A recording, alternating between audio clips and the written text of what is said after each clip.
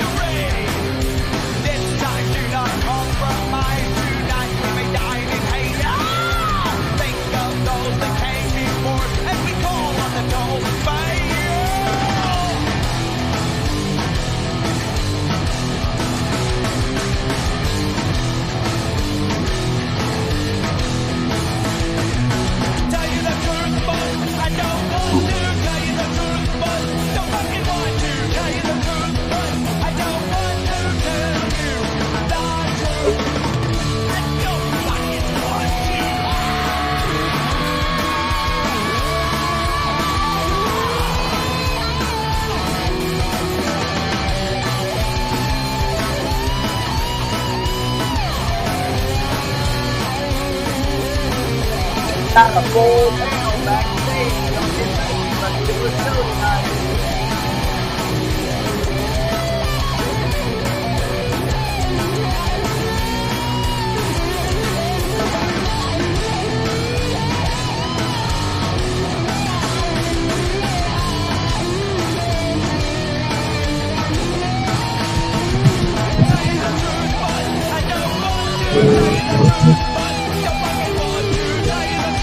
I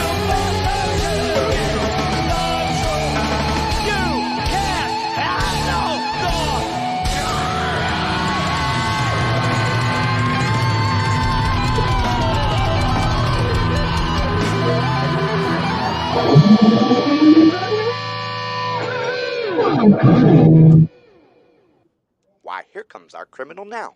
What do you have to say for yourself?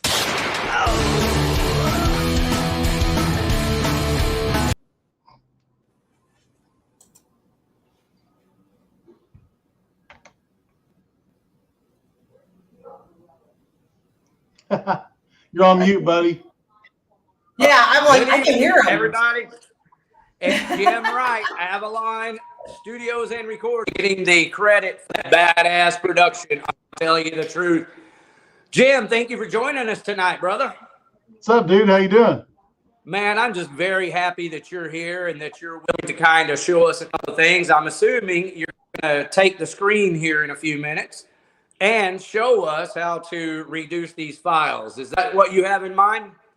Well, one of the things I suggested is that most of your clients Yes. that are on DistroKid, you know, which is most of us nowadays, most of us have our stuff on YouTube. So everything that we've got on Gibson Cemetery's DistroKid, it's on YouTube. It's usually like Topic Gibson Cemetery. Correct, So unless you change it.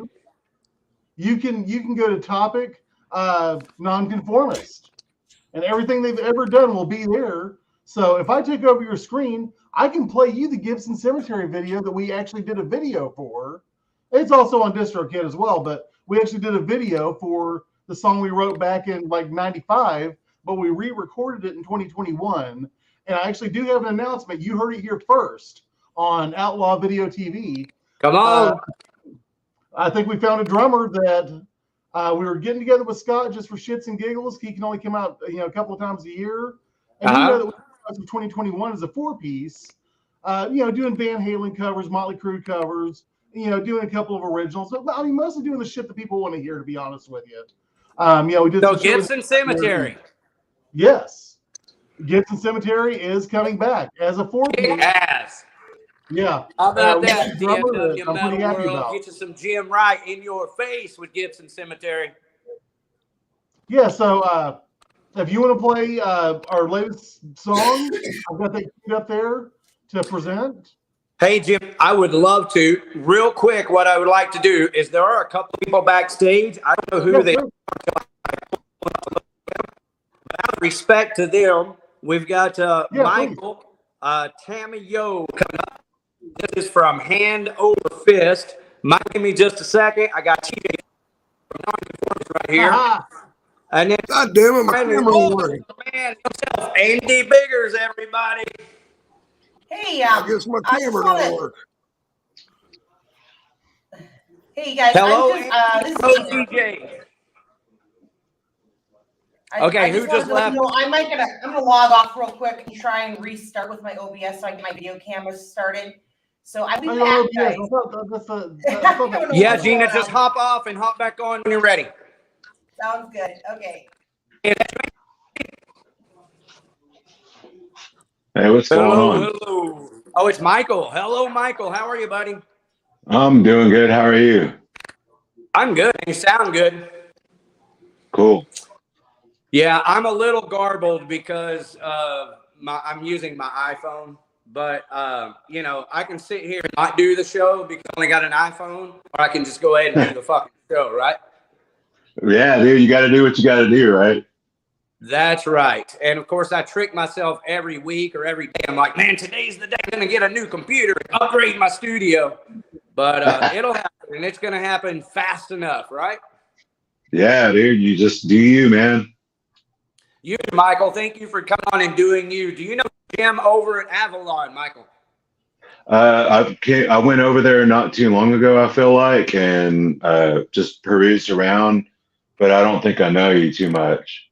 Yeah, most everybody's at least been through Avalon, that's for sure. Well, say hi. That's Jim Wright of Avalon on the panel tonight. He's going to be showing us how. Oh, they're going to show us a Gibson Cemetery video. We will talk about downsizing files at another time. Hey, Michael, do you guys have some original music recorded? We're in the process of it right now. We just got done recording. We're waiting on getting some mastering and mixing done here pretty soon, hopefully. We're just waiting on our recording guy. Very cool. Your recording guy or your wallet? Both. Well, a little bit of both, honestly. Yeah, it's always my wallet. Yeah. Yeah, Jim, look at him. He's ready to go. Yeah, he'll take your money and record tomorrow. Yep. You just had to go to his website, Avalon Rehearsals, and schedule a pay, and you're set. That dude is nuts and bolts. So, hey, here's the thing, Michael. When you guys do get your songs recorded and you're getting ready to release them, please come on Outlaw Video TV and let's premiere at least one of your songs. Absolutely. We'll do that. Sounds really good. And just so you know, right now, I think, Jim, when I upgrade to the next level of StreamYard, I should be able to upload bigger music files. But Michael, right now, I'm limited to 30 megabytes and under. So when you're talking to your engineer guy, it's not going to be just me. There will be other people that you're going to want to play your music if you're marketing, and they're going to need these smaller files also. Right on. By the way, also things now, if you put things on DistroKid, they'll do the conversion automatically to all the, because I mean everybody wants something different. iTunes wants something different, Amazon wants something different, Google Play wants something different. But so in the instance of Ricky here, he's having to get these files under 30 megabytes. So you're going to make a pretty small MP3 in the grand scheme of things. And most of us studio guys, we're going to we're going to hand you a WAV file, or if you tell me you're doing a video, we're going to hand you something at 48 kilobits per second. Because that's what you're going to pull into a video editing, or you're probably going to get a WAV that is 44.1 kilobits per second. And I was having this conversation with Thomas. TJ? No, man. God, gray hair, great guitar. Sounds like Judas Priest. Rick Perry. Rick Perry. Damn it. The I was Crunch right there, man. I Meister. could not pull that name up, but no, it's all about how you're chopping up that music file and how many samples you're taking per millisecond, basically. So a producer never wants to hand you some 30 megabyte file. No. They're going to be very upset by doing that. But so I'll show you something, Ricky. Tell you what, you can get a WAV to MP3 online. It's called Convertio, Convertio, and you can put your stuff in there because say for me as a recording studio, I can't do every recording I've ever done and put it in some other random format. No, fuck no. But as a Not band, for free. you can certainly go to Convertio, and you can convert a WAV to an MP3. Well, I tell you what, I'm going to give you screen control here in just a second. I'm ready. I just want to be respectful to Michael. Hey, Michael, Sure. You guys hand over fist. What kind of music do you guys play? We play groove metal, kind of like Pantera kind of style, a little bit heavy, a little bit just kind of mellow, groovy kind of stuff. Fucking groove metal right here with Hand Over Fist. Got new music coming out. And don't you guys have a show lined up? Yeah, we've got one this Saturday at Big Rob's in Euless. Yeah, it's going to be. That's going to be a big show at Big Rob's. It's got Siege Hammer, Lone Star Conspiracy, and Mile Zero, and of course, Hand Over Fist. Fucking A. All right, man. So anything else? No, that's about it. I mean, we just got that show coming up, and then we're gonna start doing some stuff on the side to try to make some new music for everybody else to listen to. Damn right. Appreciate your commitment, man. And for the record, Michael, the idea here is I don't want you to feel obligated to stay here any longer than you want to. If you want to stay, Jim is about to pull up some information on the video screen and school us on these files. So you're welcome to hang around for that. But I want to make sure that you understand, and anyone else listening, thinking about hopping on real quick, that they understand that, man, all I'm asking you to really do is come on here for 5 minutes, tell us about your music, tell us about your new show. And your show's coming up. All right, everybody say hi to TJ. Hey, what's up? Hey, what's up? Having issues with my camera. Gina. How about that for a full panel, motherfuckers? Hey, what's up, guys? Yeah, for some reason my Hello, camera's Andy. acting up. TJ. Hello, TJ. What's up? Okay, let's go around the horn, TJ. This is TJ, everybody. He is the bass player singer for Nonconformist. And on the panel here with you, you know Jim, but you also have Andy Biggers, and you have Michael here with us, TJ. Hell yeah. Well, I What's going appreciate on? Jim, man. He did a bad job. He did a real good job on our last album. It's appreciative. So Nonconformist has new music coming out. Oh yeah. Got more to come. We're basically, we don't conform to genres, so we pretty much play pretty much whatever we want. We do everything from death metal to heavy metal. Now, you sound Oh, more yeah. like heavy metal to me. I mean, that's, you know, I don't think of what I heard of the new music as death metal, but, you know, hey, it's a state of mind, so whatever you want to be, right? They've definitely evolved over the years. Dude, it sounds good, TJ. Your singing is good. I've always thought your singing was good. It's more than just growling. Oh yeah. I appreciate it. Yeah, man, I appreciate you for fucking working hard at it all these years. Same thing with Andy. Same thing with Michael. These guys have been going at it for years, and, you know, they're not the biggest band in Dallas-Fort Worth yet either.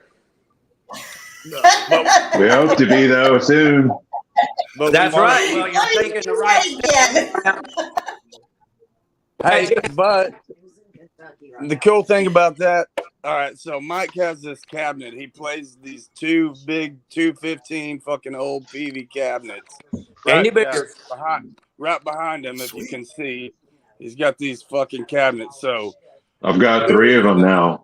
on the back of one of them, Pantera is spray painted in yellow, and it looks like it's from a long time ago. Yeah. Wondering if it's authentic, if anyone knows. All right, Mike, turn it. Yeah, check this out, dude. Rick, it's full of it. Jim. Sweet. Like, who would have done that but fucking them, like, right? That's put it a little closer. That is definitely their equipment tag. I've seen that tag all of my life. Put it a little closer. I think the problem is it's not looking on my my monitor, TV, but it appears to be what I remember as an official Pantera equipment spray marker. Yep. So that was Either way, Rex, that's right? badass, dude. Probably Rex, right? That's hardcore. That's whenever me and Mike started jamming, it was like, damn, dude, he showed me the back of his cab. I was like, what the fuck? Said, who the fuck would have done that but Pantera? Like, who the fuck would spray paint Pantera on the back of their shit if they weren't Pantera? I don't know. Pretty cool. There's a lot of fans, but either way, man, you know, embrace it, enjoy it. Fuck, you got Pantera spray painted on the back of your amp. Yeah, dude, that's kind of like one of them like good luck things. Like when we go out and play shows, it's like it's putting that good vibes out there for me, so we play a good show. That's what I'm saying, man. Whatever makes you feel good, you know. Andy didn't even spray paint it on the back. That's the best part. So someone else did a long time ago. Who knows? Yeah. So there it is. Whoever spray painted Pantera on the back of Andy and Michael's TV speaker, stand up and shout now. Let us know. They're putting it to damn good use, and they can come hear Michael play through that speaker this weekend at Big Rob's. Yeah. Right. Well, just don't show my drummer that because I've got big enough gear as it is. Now I've got to play through stacks.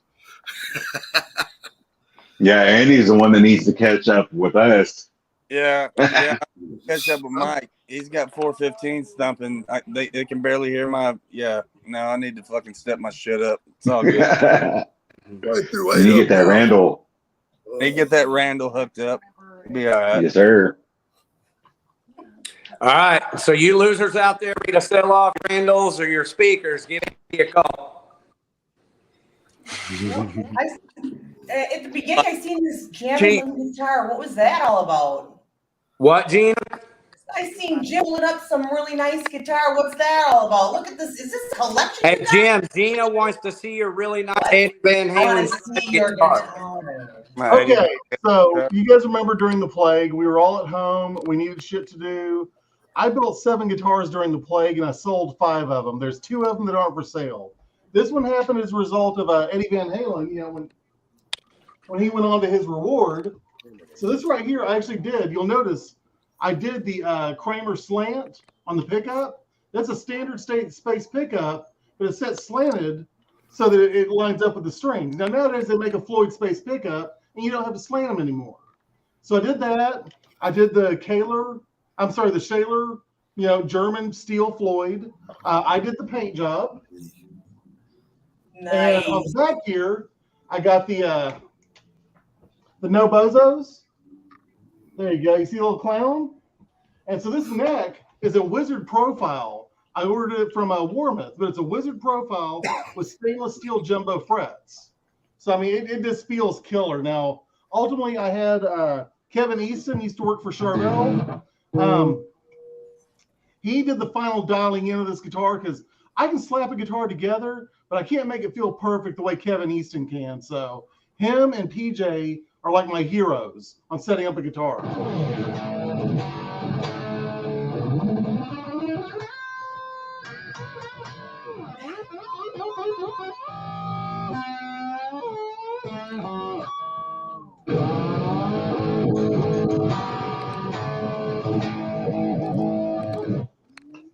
So I didn't know that shit was allowed. God damn it, Ricky! If I tried to sell it, they could sue me. But I built this for me. They can fuck off. That was perfect. I don't know. So there you go, guys. If you didn't catch all that, it is not quite as shameless of a self-promoter as I am. So I'll say it. He said he built 5 of those guitars, and he sold 4 of them, and he has 1 left. Hey, this is like a definition of infomercial. I mean, you know what? This is where you're supposed to. Oh, this is shameless self-promotion.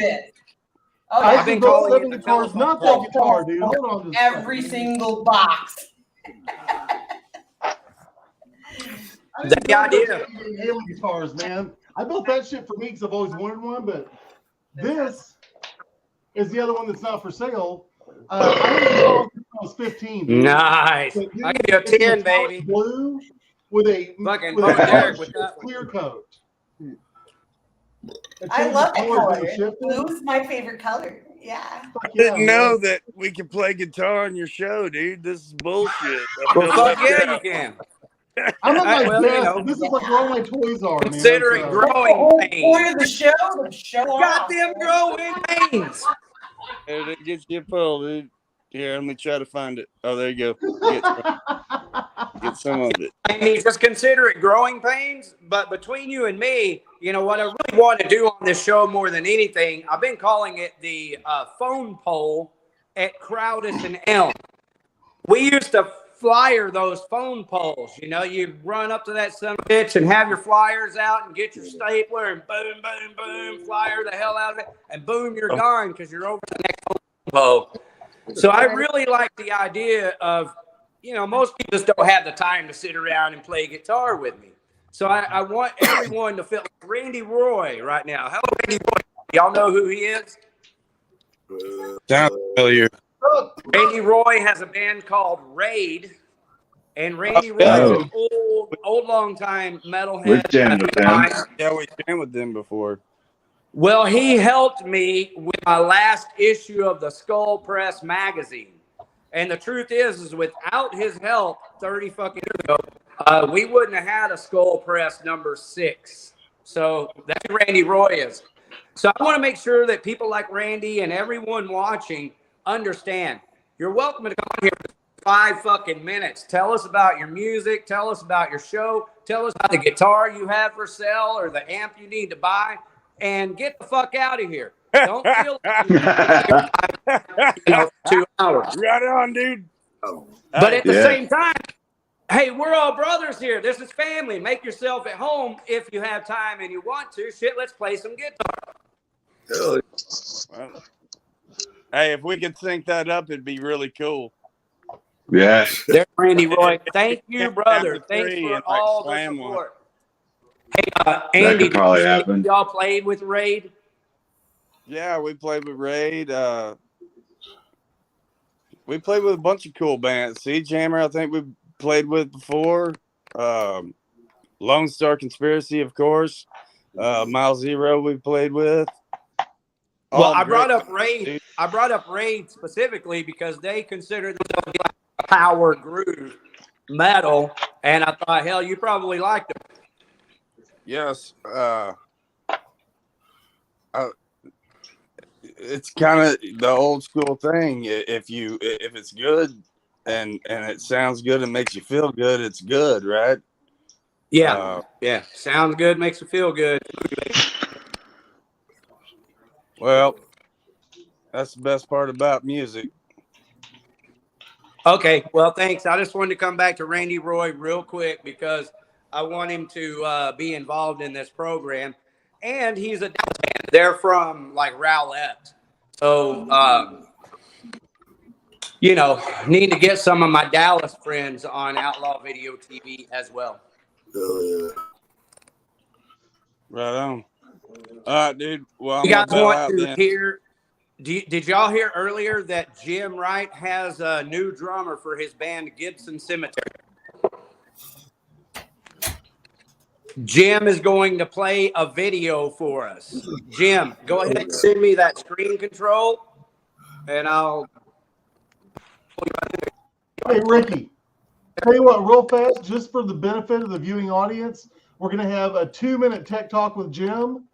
Right here, we have what's called, if you look up there, it's Convertio. Hey, good night. .co wave to MP3. Okay. So you pull up this website, you know, you got your phone recorded, you're done with it, you want to give it to Ricky. Ricky's going to have it less than 30 megabytes. y'all. Fair enough?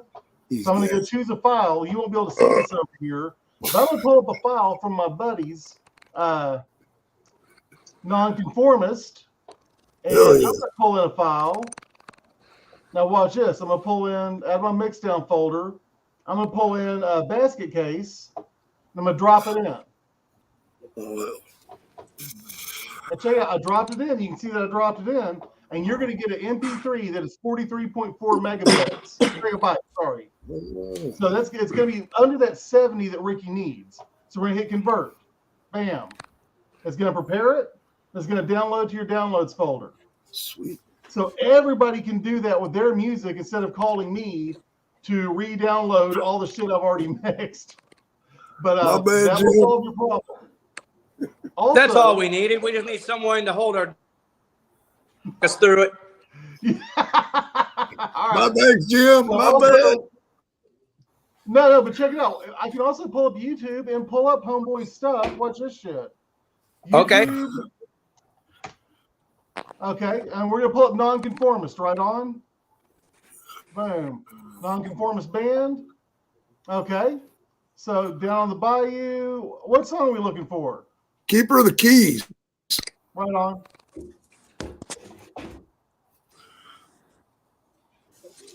So you want to go through and find Nonconformist topic.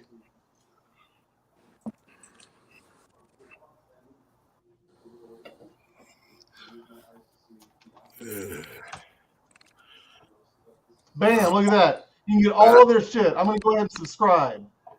I already have all See? this shit on my computer, obviously. So check, Keeper of the Keys right there. Now watch this. Oh, damn. Don't worry about her. Ignore her. Noink.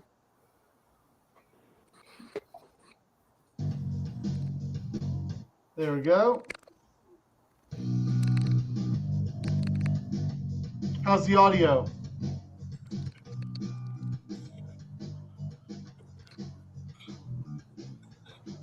I'd have to turn the audio on my monitor to play. Turn it up a little bit.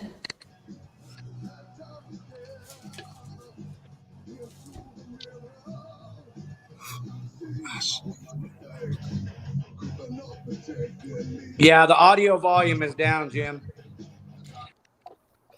Ricky, that's just one way of doing it. You can share that from your screen if you want to crank up more audio. I think you're the master of this whole Zoom meeting. I think if you go into settings and you click on your audio, you should be able to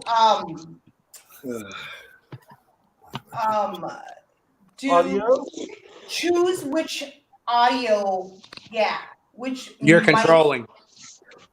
Yeah, I would try the mic first. I mean, I'm not positive on that, but that's where you would probably want to try to find if it's on your computer or if it's on. Do you have a dedicated audio for your internet?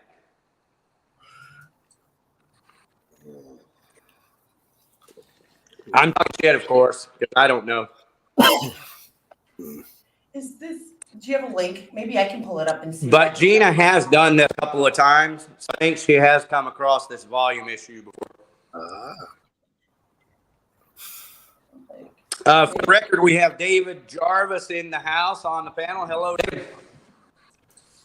Put the link in private chat if you can. You're okay. What's that?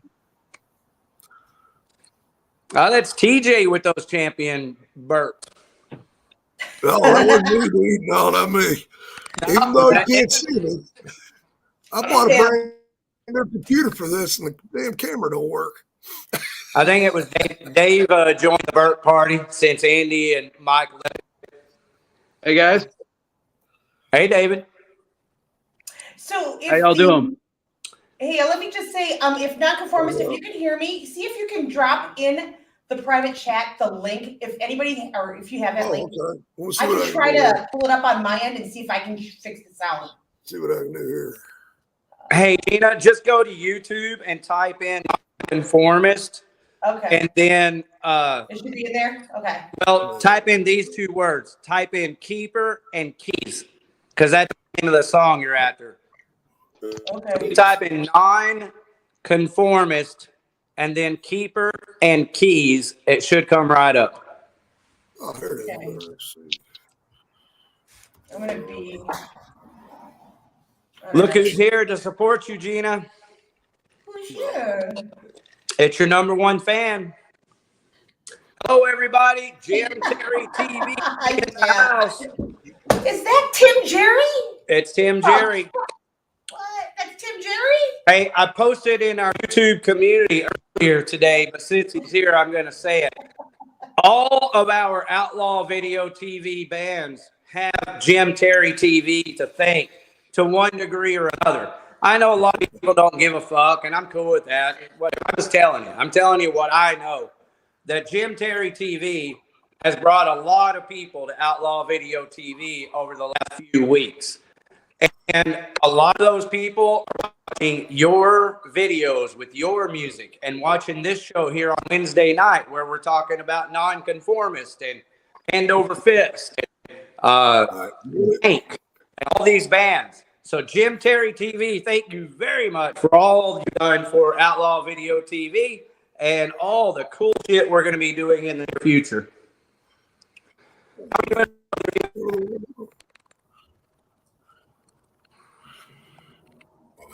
All right.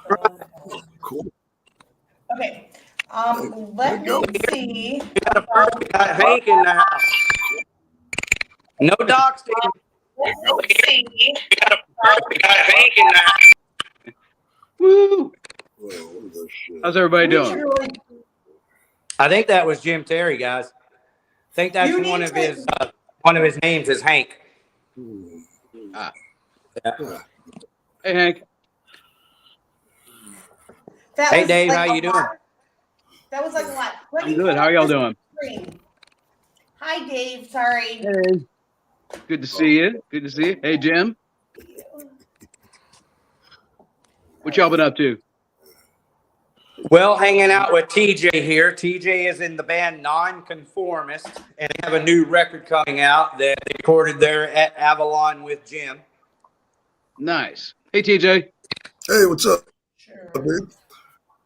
And instead of playing his song for you tonight, because I've been extremely busy today, guys, I started working this true crime case with Missy Beavers, and some major news broke over the weekend that even involves local Dallas music. And so a lot of development on this Missy Beavers case every day. So that's taking a lot of my day. Of course, I work a full-time job, etc. So anyway, hey, Gina, did you have any luck? Are you still working on it? I'm still working on it. I'm working on, you know It's what? okay. Let's Just tell me. Just holler when you're ready. Let's try to pull it up and see if it works. Well, let me finish apologizing to TJ here because he sent his files over to me and I was not able to get them. I had to make them a smaller file. So that's why Jim took a minute to show us here because he told me earlier, Jim sent me that information yesterday. So he reminded me earlier today. I was like, Jim, tell us about it tonight on the show, maybe. And he did. So I'll be ready to go, Jim. I can definitely follow simple directions like that. Thanks for making it easy on us tonight. Jim rocks. Hey, Jim, you can get a TikTok. TJ, that means I will be able to play more next week. But this week, brother, it's just going to be a couple of nice graphics that are uploaded. And then, of course, we do have some X610 chill. Check this out.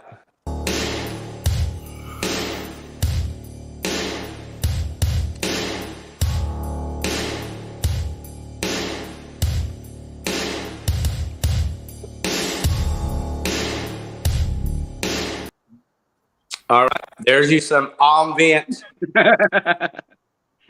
luring music. Okay. Just a little Fun taste. size clip. Okay. Yeah. I got a big everybody. That's his side project, X610 Chill.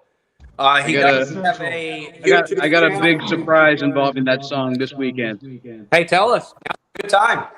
It's a big secret, but this weekend I will surprise everybody. I'm leaving it at that. Okay. Well, we're ready, man. I'm already on my seat, and I have been because I saw you post about it just a little bit. But I will say, Ricky, we got the CDs. The new Dank CDs are in. I can't show them to you right now because that's Hank's job. Okay. But they look really good and they sound great in the car. That's what matters, right? Yes, sir. We know.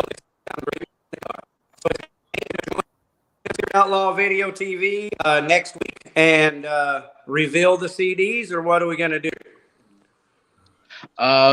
Hank is probably going to do, his social media, taking beautiful pictures and making something vulgar out of it.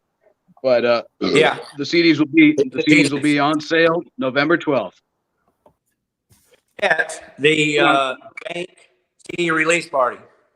Oh yeah, competition music, November 12th, my dad's birthday. And also, Did you hear that little bit in the background there, Rick? All right, pull my. I'm sorry. Okay. You okay, Gina? No, I didn't hear it. Whenever you're ready, you can pull it up and we can see if I can pull up a nonconformist keeper of the keys. Oh, perfect. Okay, let's see if we can. Let's see. Let's mute our mics. Let's see. Hello again, Jim. See, let me know if you guys can hear it.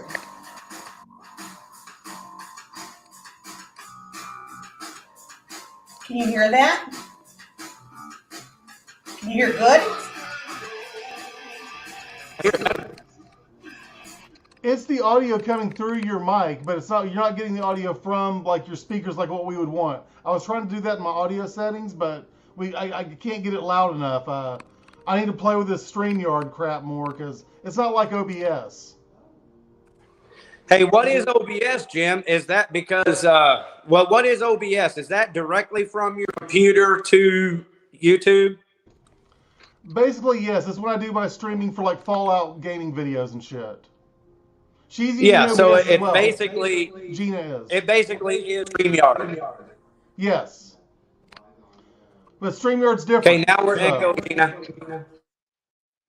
Somebody needs to turn their volume off. Mute. Thank you. All right.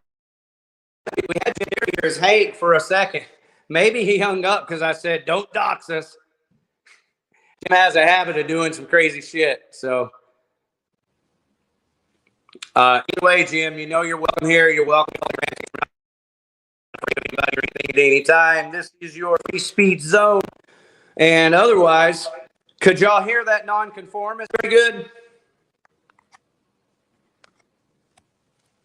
Put in the chat if you guys could hear that when I played that. I'm going to play it just a little bit. Oh, wait, wrong screen. Hello, Gina. Hey, I have a question for you, Dave. Can you guys hear that? A little bit. A little bit, not a lot? Just play it. Okay. All right, I'm going to mute my own personal mic, I think. Oh, maybe I'm not. All right. Okay, just play a couple of minutes. Let's start.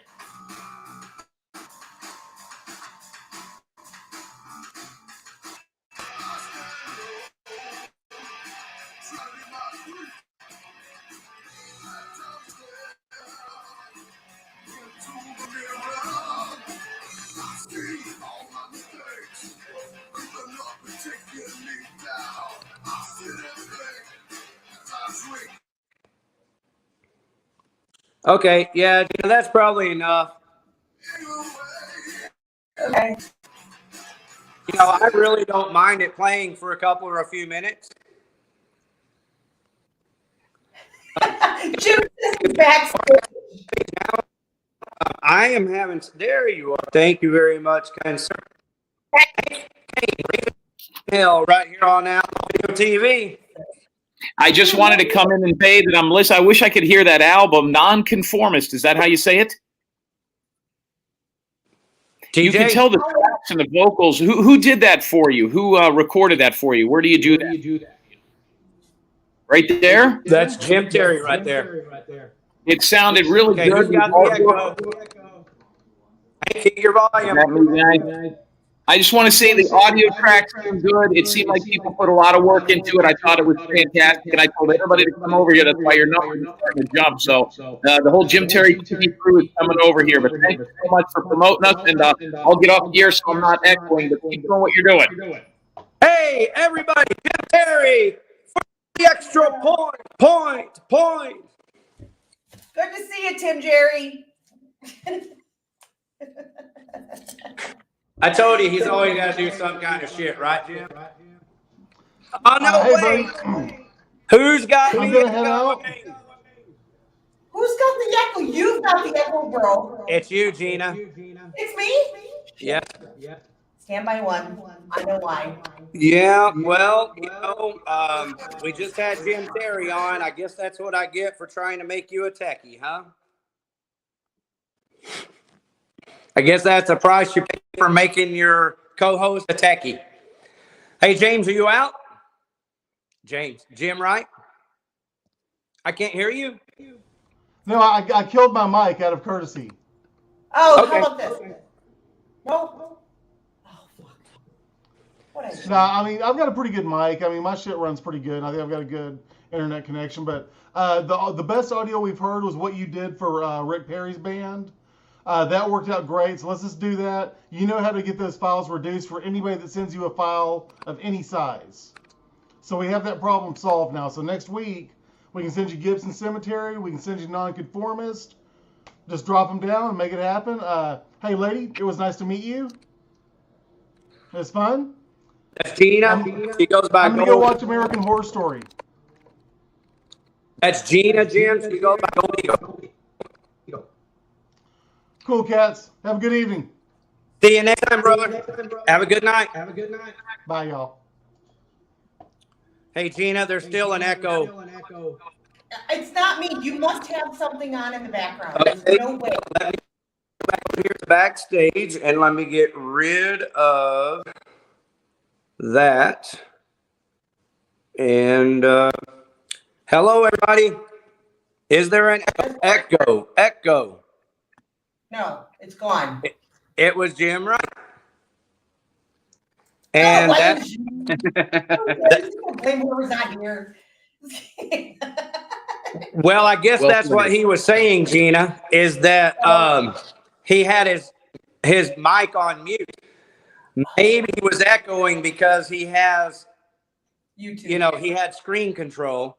And so he had two screens there. Yeah. Yeah. Well, thank you, Gina. Sorry for blaming you. You're Well, just an it's easy okay. Maybe it was scapegoat. me, but then, we'll definitely. I'm working on this because I'm working through OBS so that I can do like different screen transitions. Like, I don't know. Oh, I don't even know if I have them on. Let's see. This. I don't even know if I have it. Hey, Gina, do you see this Doug's Uncle Walt? Yeah. Yeah. Just Mike. Are People are usually usually very generous to people like you, mentally challenged. It's true. Usually I myself am. Whoa, what's this? Aging gay, also known as sleeper cell. Oh, fuck.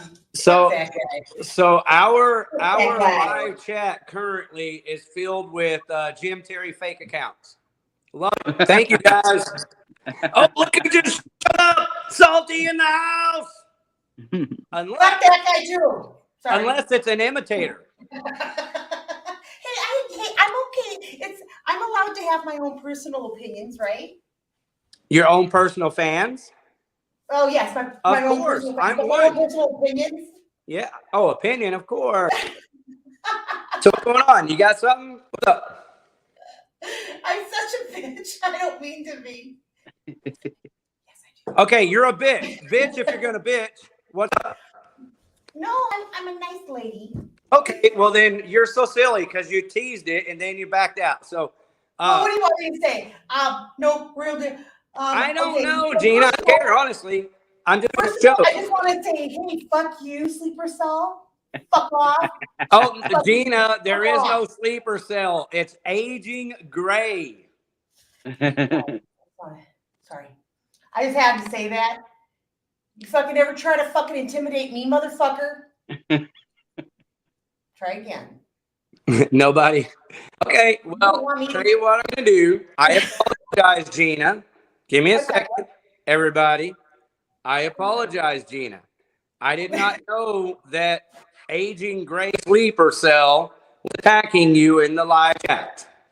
Oh, I don't know, is he? Yeah. And so let me just go ahead and Oh, me. just for the fuck of it, right? Let me show you what I can do. I can hide your message. Yes, I can. Oh, you know what? I don't know why my sex life is important to him. It's not. Again, Yeah. Gina, I think that's Jim Terry. See this comment? Doug's Here's uncle. my gangster fingers, my gangster signs. Fucker. Gina, see this other one? Doug's Uncle Walt. Yeah? Who's that? Okay, I'm telling you, these are all fake accounts. Oh, they probably are. Yes. There's Florida Bama Brian. What a tangle web we weave. I mean, I think I told you last night I thought Florida Bama Brian was suspect. That's what I mean. If you ask me, I don't care. This show is monetized, but if it helps with the algorithms and people get to hear Dave's music or get to hear my music or get to hear us shoot the shit, then I don't give a fuck. I'm cool with it. But either way, I do think it's stupid as fucking hell to make up totally fake accounts and go try to kind of like support your show and your team and things. I don't dig that shit. I understand why people. It's a money thing. They're capitalists, which it's more a money thing because they're like, how do you have time to say this kind of stupid shit? Right. I mean, that's their job. Okay. Well, let me explain what I'm telling you, baby. Okay. I have accounts. I have multiple accounts on YouTube. You know why? Because I do a bunch of fucking cool shit. So every one of my YouTube channels have videos. And so when I want to promote my shit that way, I have real accounts. Dandelion Chef is one of them. You'll see Dandelion Chef on all of my fucking videos. Eventually I make it over there and comment to other people. So I've got multiple accounts myself. And when I go on, I try to have real fucking conversations with people. You know, this whole concept of, hey, someone's got a big dick, someone doesn't have a big dick, someone needs to lick their ass. I mean, what is all that? I don't know, but I want to point out something. Okay, so Nonconformist Texas is put in good vibes. So when I was looking at that, this is so strange because I didn't know what his background in that video was. Nonconformist, his name is TJ. He is a person that I know personally, and he's cool. So I painted this fire scene. That's nice. And it's really hard to see like on the camera, I think, but it's got this little floor and blah blah blah. Anyways, there's fire there, and I just thought, wow, that's so freaking cool. How did that happen? But again, you remember I told you I'm a prophetic painter, and so I see things, and I have to paint that. And so I seen this, and I actually did this while I was online. I don't know I think it was on my channel, and I painted this. Huh. So it was really weird, and I just did this last week. Badass. Hey, Nonconformist is back on the panel. What's up, dudes? Hey, coughing, farting, and grunting. I'm drinking wild turkey, but I'm good. That's a badass painting. That's my boy. Yeah. We might need you to do some artwork. Right there. TJ slamming wild turkey. Hell yeah. Well, hey, you do artwork for bands? Might need you on the next album. Well, you just let me know what I can do. I only paint prophetic. I only paint what the Spirit of God allows. And this is something that the Lord had allowed me to paint. So it's really weird because I get visions and then I got painted. Well, what's funny is what a lot of people don't know is a lot of my music, we used to be Christian metal, but we don't want the title. But a lot of my music is very biblical. We just don't want to be labeled. I understand. You know what's so funny? Yeah, I understand that. Hey, that reminds me of Michael Fortier. I was talking to him yesterday, and he said he has a new Christian metal band. I was like, bro, you don't have to tell it. You don't have to put it that way to me. No way. Just play your fucking music, man. Yeah, I've had many people. Okay, I need to take a second. Everybody stop down for just a second. I've got Kathy Waters in here showing 333 love. Now, Kathy, did you come over from Salty Pancakes? Because right now my live chat is full of a bunch of like less than adolescent bullshit. But look at it. We've got Salty Pancakes saying hello to Gina. If indeed that is Salty Pancake. I waved. And Gina, I don't know if you're aware of this, but I am kind of playing along. And that's a little sus because he says hello to Sleeper Cell. Now, I had heard that Salty Pancakes had Sleeper Cell on his panel for a minute, but I don't know. I could have just... They're probably buddies. Well... I'm not the biggest fan of Salty himself. Hey, but his group Gina, of people... how many of Salty's shows have you watched? What's that? How many of his shows have you watched? 0. They're not actually qualified to have a thorough opinion of Salty. Your opinion is based on what he said on this show and Jim Terry's show. Yes. Okay. From what I've listened to him speak and how he presented himself, you know. Well, Salty Pancakes, I goddamn love you. Where's my hat? Where's my Pickle Rick hat? Here we go. Give me just a second. It's official. I goddamn love me some Salty Pancakes. I never let a few of my spat Oh, shit. You know, meet me behind the bleachers at 3 p.m. I never let that fucking, like, Oh, my God. Shit. so if that's all there is that Salty, in his opinion, kind of psychologically won a battle. Hey, more power to you, brother. Who gives a fuck? I even heard Jim and Mr. X yesterday trying their best to talk good about you, Salty. I heard, yeah, me too. They're trying, but there's only so much a person can do. You know, the truth is that I reached out to Salty today. You did, okay. Yeah, so I genuinely hope that that's him in our feed. And Salty, if you want to come on, you're welcome on Outlaw Video TV. Anytime it's in the free speech zone. And you know that Jim Terry is here, welcome also. And, you know, we just all kind of get along for the sake of getting along, or throw trash at each other, you know, dump the shit out here. I don't care. Just I'll have a good time anyway. And look, we got Toe Jam. It's official. Toe Jam in the house. Where is he? I might crack a beer. How about that? I'm really thirsty, and I've got time for 2 beers. I'm going to have a couple. Don't mind me. I'll be right back. Yeah, I can still hear you guys. Yeah, I only wish I had more than a couple. I have 1 beer in my fridge, and I am not going to drink it. Okay, so Salty Pancakes gives us the 333. I'm going to assume that that's Salty Pancakes. Salty, for the record, the other day, it kind of obviously was you in the feed on JT's show. And they were obviously kind of fucking with you and acting like they weren't sure that it was you. Mr. X, I said, hey, Ranger in the house. Hello, Ranger. Cut and shoot. Hello. But basically, Mr. X and Jim Terry were trying their best to be nice to Salty, but they were also standing their ground that, you know, hey, he didn't show up for the fight.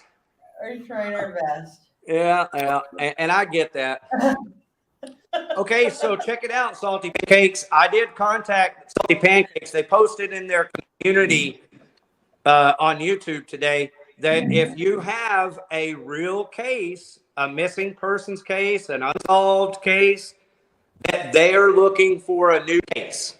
He said in the community post that they have the resources to help, that, you know, I feel like under the circumstances, Salty is at least trying. He's putting himself out there to actually do good and want to fucking help without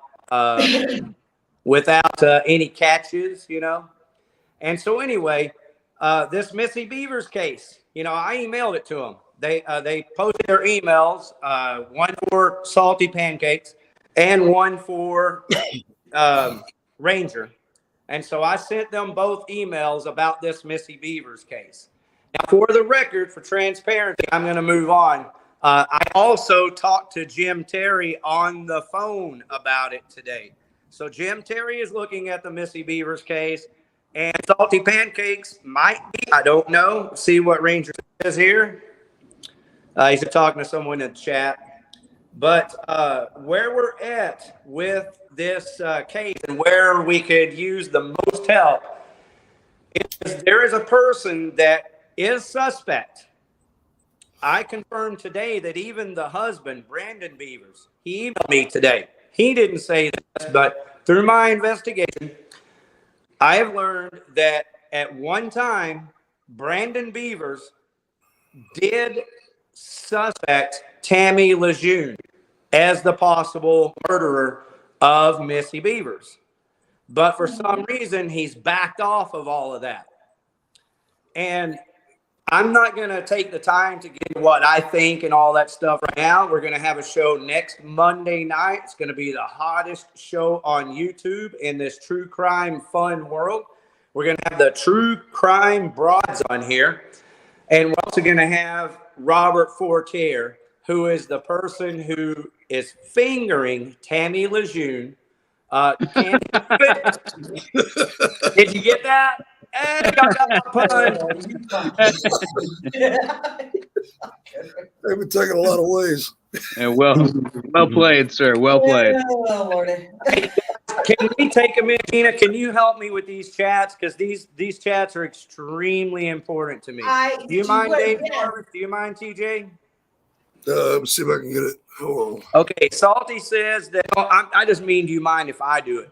Salty says at Ranger handles the missing cases. So there it is from Salty. And Salty, I did send an email to Ranger also.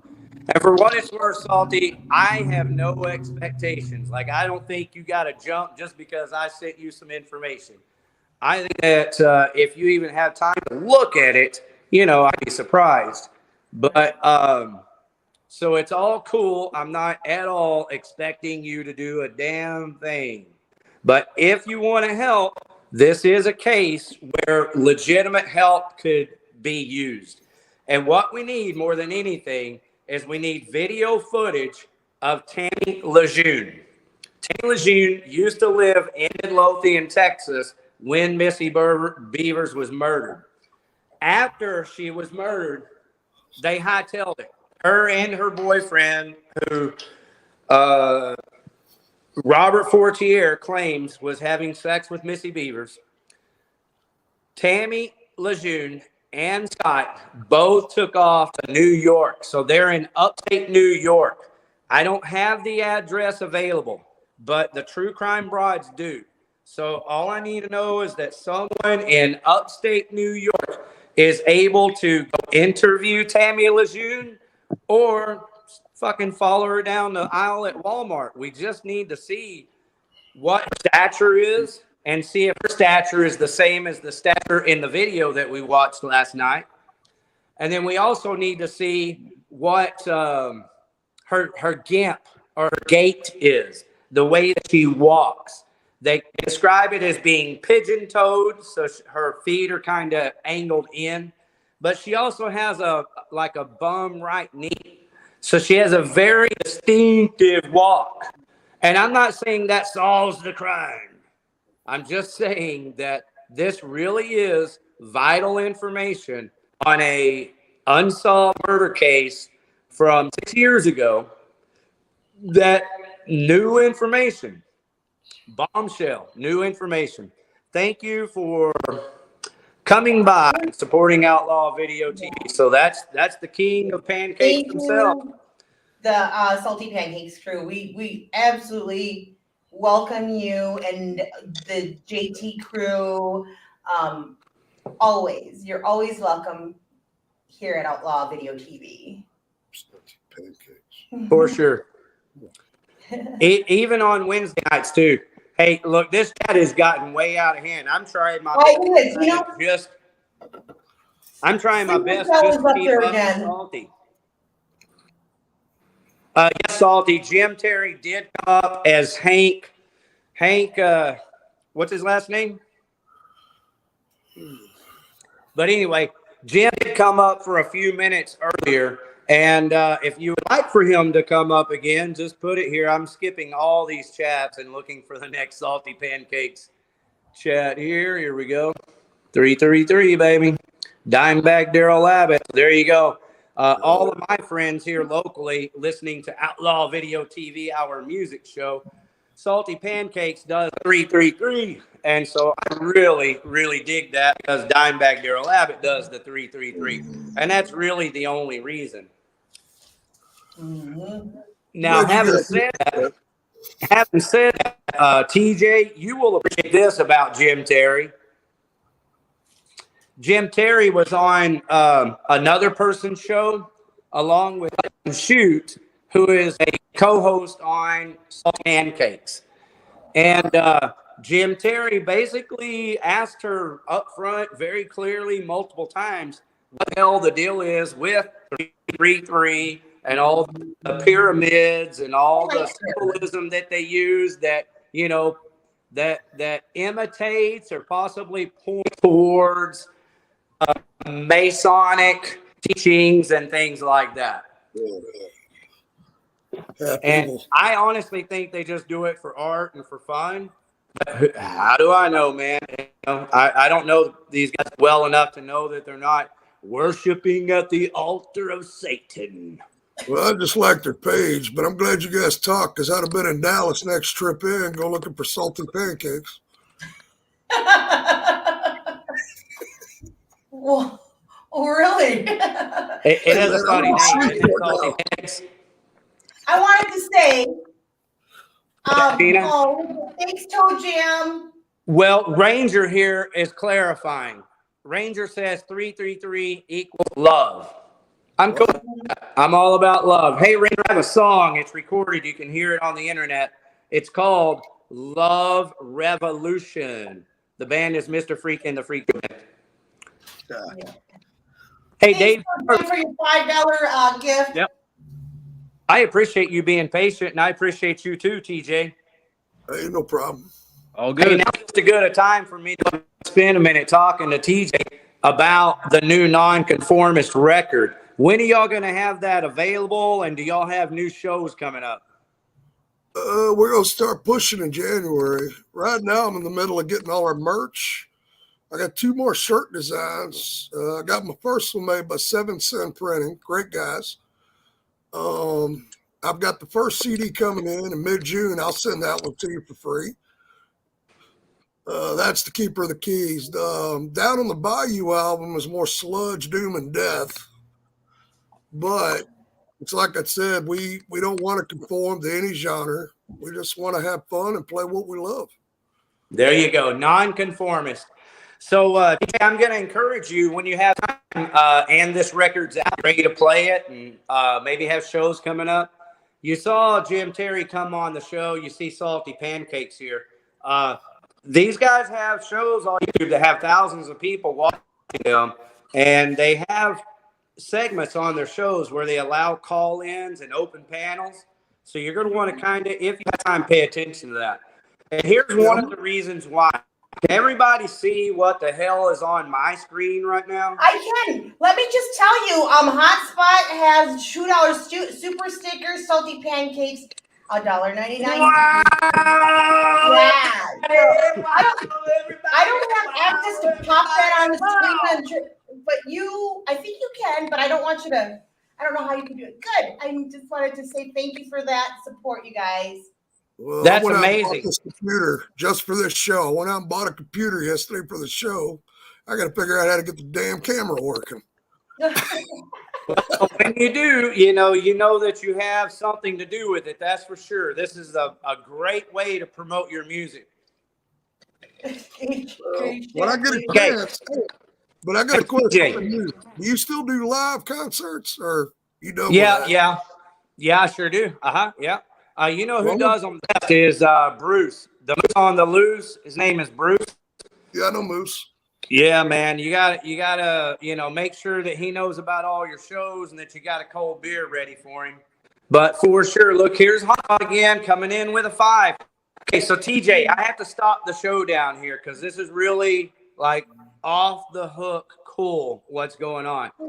Hey, no problem. Dave Jarvis, do you see what's happening, brother? Yeah. Yes. Shameless plug. These I love are it. called super stickers. People on Outlaw Video TV don't know what this stuff is. We're just a bunch of metalheads in Texas. Looks like a sweet deal, though. Bro, people are giving us money right now. Hey, Do you know? I don't know how. We need money at Nonconformist. Send money. Well, that's where this kind of goes to the next level. TJ and Dave kind of clear up. Yesterday I was being a little bit of a bitch, not to you, but just to the world. I understand. Man, I love everything that you do, David Jarvis. There isn't anything that you do that I'm not just fucking fascinated by and enjoy.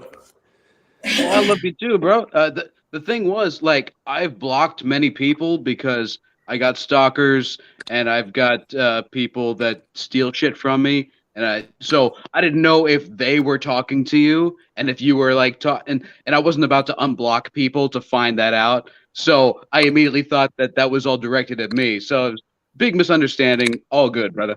Yeah, definitely not directed at you. Just so that you know in the future, you won't ever have to guess if I'm, if I've got an issue.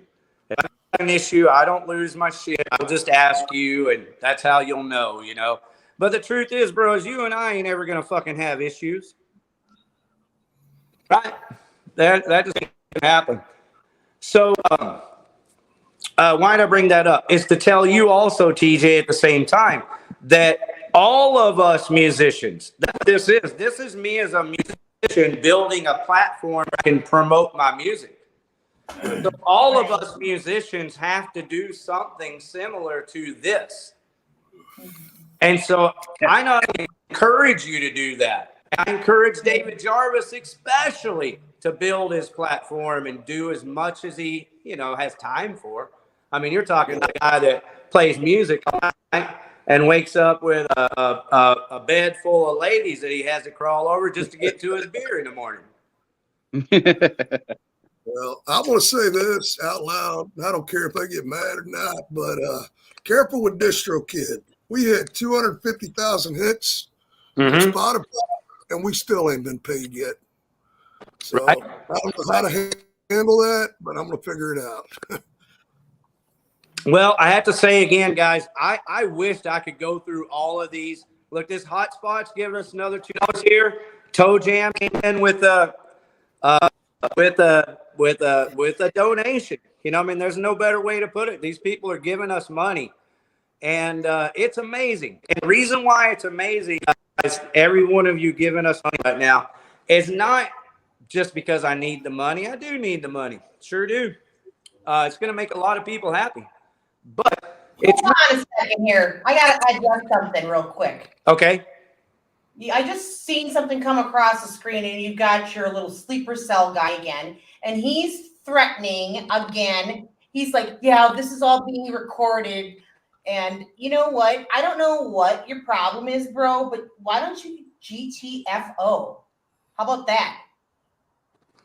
How about I put them in timeout? How about? Thank you. You're He's welcome.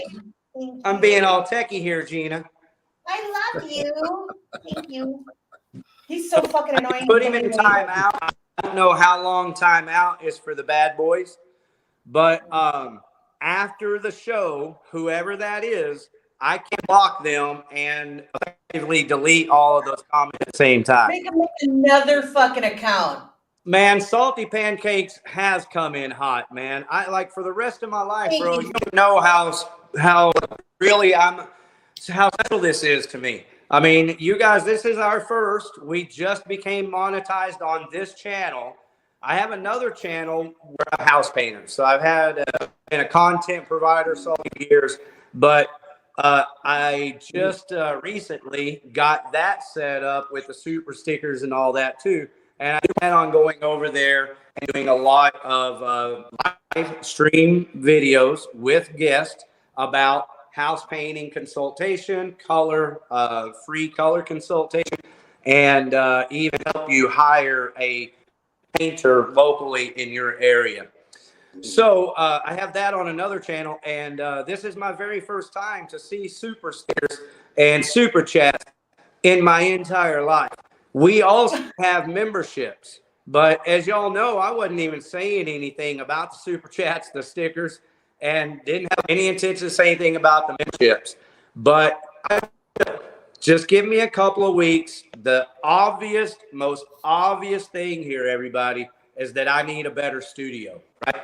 So that's the most obvious thing. And I can tell you that if I have enough money, whenever that is, through super chats, through my own, I'm obviously upgrading the studio as soon as possible. I'm actually putting off a lot of things until I get, there's a lot of people that I can interview, a lot of people I can contact. So just thank you from the bottom of my heart, Ranger, Salty, Toe Jam, who is that Hotspot? Who is that, Gina? Jude. Yeah, every one of them from the bottom of my heart, man. I could just say this all night, I could. So thank you to every one of you. Isn't that fucking crazy, guys? Yeah, there's S-Lot with $4.99 and let's see. It's like I think we should reward them with some music. What do you think? I love it. Hey, Dave Jarvis, you're up. How about we do the Dank tune? Dave Jarvis, do you want to play your Dank song? Okay. Dave Jarvis is not with us at the moment. He must be draining a lizard. We're going to play a band called The Trespassers, Gina. This song is called Killdozer, and it's brand new. No one has ever heard this song before, and we were at the studio with Chuck at Boatneck Studios. So again, this is The Trespassers. The song is Killdozer. Thanks, Kathy Waters, for the $10.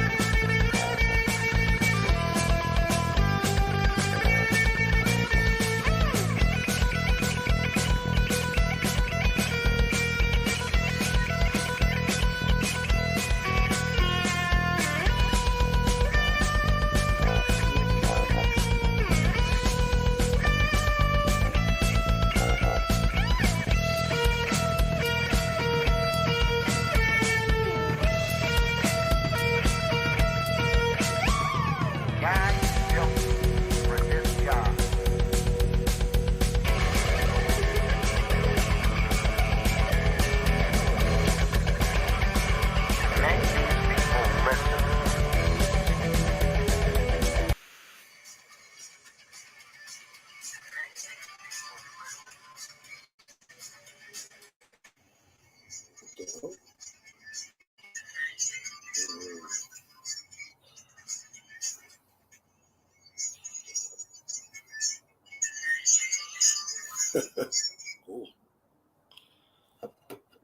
Oh, shit.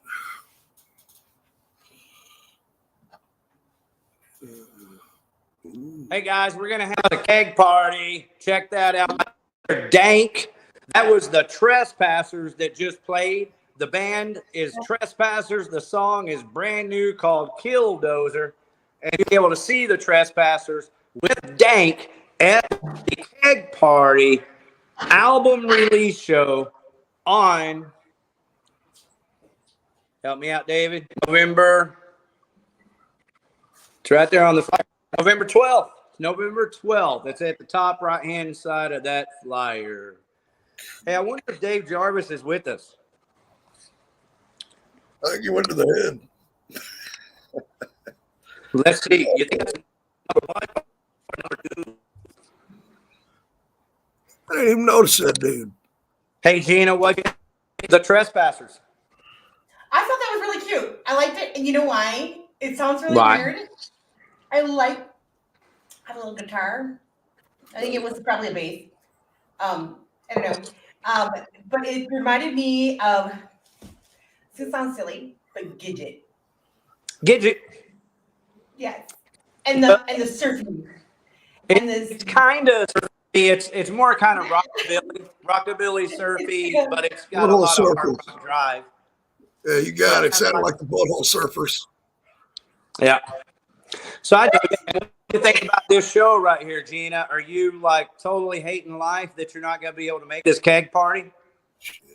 Well, I'm not going to be able to because it happens to be in Fort Worth, Texas, and I just happen to be up in Minnesota, in the Twin Cities. So, well, I'm just outside of the Twin Cities, actually. Hence the reason you are Golden Eagle. Okay, well, let me say now, because we're going to kind of format the show. I'm going to be respectful to David and TJ. They're going to sit here and shoot the shit. Hey, we'll shoot the shit and read comments as long as people are commenting, and especially if they're giving us money. But look here, Sleeper Cell is back. So apparently that timeout doesn't last very long. And for the record, that's a new account because the other account is blocked. Here it is, block user. So good. Oops. I had to put them in timeout first, apparently, Gina. And when they were over there crying in the corner, I had to whoop their ass, beat it on down. And in my personal opinion, he's an abuser. He's an abusive man, if you ask me. And let me tell you why. Yeah, he's an abusive man. Hey, look, Jim Terry said yesterday on their show that they've had some real legitimate threats. Okay? Yeah. So for anyone not paying attention, one of the side effects to doing crime stuff or just showing your face, really, it's like TJ, David usually shows his face, but he's sitting on the throne at the moment. When you're able to show your face, to me, that makes the show more interesting. What do you think, TJ? Yeah, well, I didn't know. I went out and bought the computer, and it's got a camera, but I can't figure the thing out. Did you guys go through Facebook or YouTube? You're going through StreamYard right now. You're going through your browser. Yeah, but I signed up for YouTube. Did you buy Mac or HP? Okay, so then you're going through your Explorer browser? Yeah. What do you use for browser? Safari? Well, you're going through whatever your browser is, that's what you're going through, and you're going to a website called StreamYard. Yeah. Yeah, that's what's happening, TJ, is you're going through a website called StreamYard, and everything that you're doing and seeing is happening on a website called StreamYard. Yeah, all the bodily function sounds, they're coming off right there, yeah. Oh, it said log in or sign up free. Let me try that. Let me see what happens. Let me try. Oh, yeah. Hey, check this out. If I lose you, you go away, just click on the link again. I'll bring you back on. It's no big deal. All right, let me see if I can get this thing working. Hold on. I'm going to log figure in. it out, man. You're all good. Yeah, you can do it under your settings. Okay, so Doug Gay Lover is with us now, Gina. Okay, who's Doug? Well, anything Doug's anything is probably Mr. X. It's Mr. X. Loves me. So that's probably your lover, Gina. Me and musics.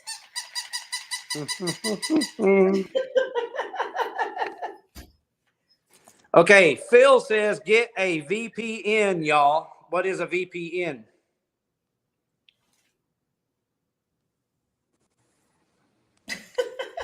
Nobody can love you like me. Ooh. Hello, Nick. How are you, baby? Oh, look, I'm glad I made it back. I'm looking at my monitor for this, guys. Let's see. Salty 3 and Ranger. Cut and Shoot 333. Hey, Outlaw. That's a $5 from Sun Bows. So I'm just kind of got to go out on a limb here. I'm going to assume that Sunbows is a Salty Pancakes fake account. I don't know, but that's part of the problem. Or it's not a problem. To me, problem is a pretty hard word. Problem is problem. All people are welcome here. Just be into music, man. Just be here for the music and be here for the content and love us for us, and just, you can be yourself, but don't be a dick, okay? That's all. Don't be a dick. Yeah. So we still have Salty in the house. He's still at 333. Let's see. New comment. I'm going all the way down. All right. So no, she is all good. So someone was asking if she was fake, and then Cut and Shoot in the house. Hello, Cut and Shoot. Yeah. I commend you. She donated. I commend you, Cut and Shoot. I do. You took it from Jim Terry. Now I commend Jim Terry too, because I think all that Mason stuff is a little, I'm from a Masonic family. Cut and Shoot. So I just want to point out that I turned down my invitation into the Masons as a child. Can I just, you know what? I almost want to screenshot this and show you guys what I'm seeing. Aging Gray, aka Thank you, Salty. He's in the private chat and he's writing, Gina is a cunt. Gina is a cunt. Gina is a. That's what he keeps writing. Well, what I recommend that you do right now, under the circumstances, is ignore the private chat. Yes. Yeah, because I can't go over there. Point out that that's the kind of man he is. He's trying to be, and I just look at ladies. Listen, I just need to point this out. If a man is going to talk to a woman like that and treat a woman like that, that's the kind of man that needs to get the fuck out of here. Sorry, but I don't like people like that. If you're going to talk about or talk to women like that, get the fuck out. That's rude. Sorry. Okay, check this out, Gina. I have coming up. This is Dave Jarvis, but there is a person that when you click on their name, it says their name is Daniel Plainview, authenticated with YouTube. Daniel Plainview. Okay, write that down, because when you look at the clicking on it, the name is Aging Gray Supercell. So Aging Gray is backstage right now. Yeah, blowing it up. I'm going to let's see. Hey, just for the record, Daniel Plainview was the main character in There Will Be Blood. So that's a movie character. Yeah, and it's another psychological fucking thing. Fuck off, sleeper cell. Fuck off. Sorry. Okay, so I'm just at the point where I'm like, two buttons that you have to click to kick someone off of the feed. So Sleeper Cell or Aging Gray Sleeper Cell was in our backstage, and I kicked Sleeper Cell. So Sleeper Cell could come back into the backstage. I did not block Sleeper Cell from the backstage. I only blocked Sleeper Cell from the chats. Now, Gina, I have two challenges here. One is that this is our music show. This isn't the night that we battle with Sleeper Cell and mean people in the comments. Sorry. It's okay. I don't mind doing that later. I don't mind doing that later, but I need to do my concert music first. I'm sorry. It's okay. Sometimes. Look, Gina, I've already told you that I fully understand this shit's threatening. And my advice to you is really to think twice about even being on here and showing your face, especially if these people bother you. They don't bother me. Those people bother me. Like, do you understand that? Like, they don't bother me at all. Like, I would ignore them, in real life, and I would never say a fucking thing about them. But don't try to take over my chat. Don't try to take over. Don't try to distract. You know what? Baby, that's the thing. Is people are always going to try to take over your shit. Well, now, wait a second. I haven't had a real chance to really address this guy. And you know what? It's our music show. You have That's had an right. address. That's right. You know what? Pick another day, bro. That's right. That's that. If you don't mind, Gina, that's what I'm asking you, please. Fine. Yeah, because I've got a concert calendar to do, and I want to play some music. Play it. After that, if you want to, and I want to, hell, I'll bring the guy on the screen and tell him in person. Or we don't. So, but right now, let me get back to the music show. And should I do a challenge? What? Should I do a challenge? What? Tell him to meet me online sometime. Gina, Go. what are you doing? Play your music. Throwing down. Gina's throwing down. Gina, can we wait to do that? Okay, fuck it. Sorry. Okay, it was Hey, funny. Dave, is this new Dank song? This song, is it new? It's not, is it? I've heard this before. All my drinking friends are in jail. Yeah, it's the first single on the new album. Hasn't been released yet. Everybody, say that again, David. You got the exclusive. Debut. I love That's it. right. Exclusive here, Outlaw Video TV. All my drinking buddies are in jail. And I'm too drunk to drown to go pay their bail. But you know, if I really gotta go, I ain't got near enough dough. And so now all my drinking buddies are still in jail. Well, I was going good, drinking at the bar when my buddy ran into the back of a cop car. I found it kind of funny, man, I thought it was a joke, but he never came back. Here comes the tab and I'm broken up. All my drinking buddies are in jail. And I'm too drunk to drive to go pay their bail. But you know, if I really gotta go, I ain't got near enough dough. And so now all my drinking buddies are still in jail. Well, Ryan was having troubles with his chick. She turned around and kicked him in the... Then cops came to see. After a while, they told him he would beat their asses in the frozen pizza aisle. Now all my drinking buddies are in jail. And I'm too drunk to drive to go pay their bail. But you know, if I really gotta go, I ain't got near enough dough. And so now all my drinking buddies are still in jail.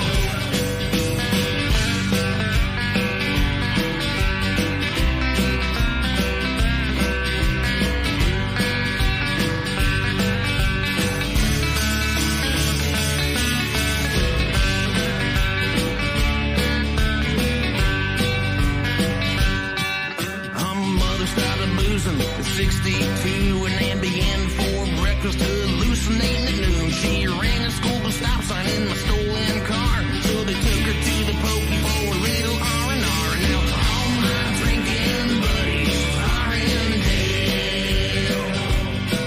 And I'm too drunk to drive to go pay their bail. But you know, if I really gotta go, I ain't got near enough dough. And so now all my drinking buddies are still in jail. Yeah, all my drinking buddies are rotting in jail.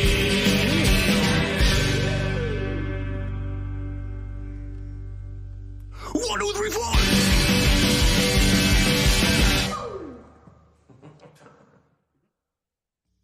Yep, that's us in a nutshell. That's us.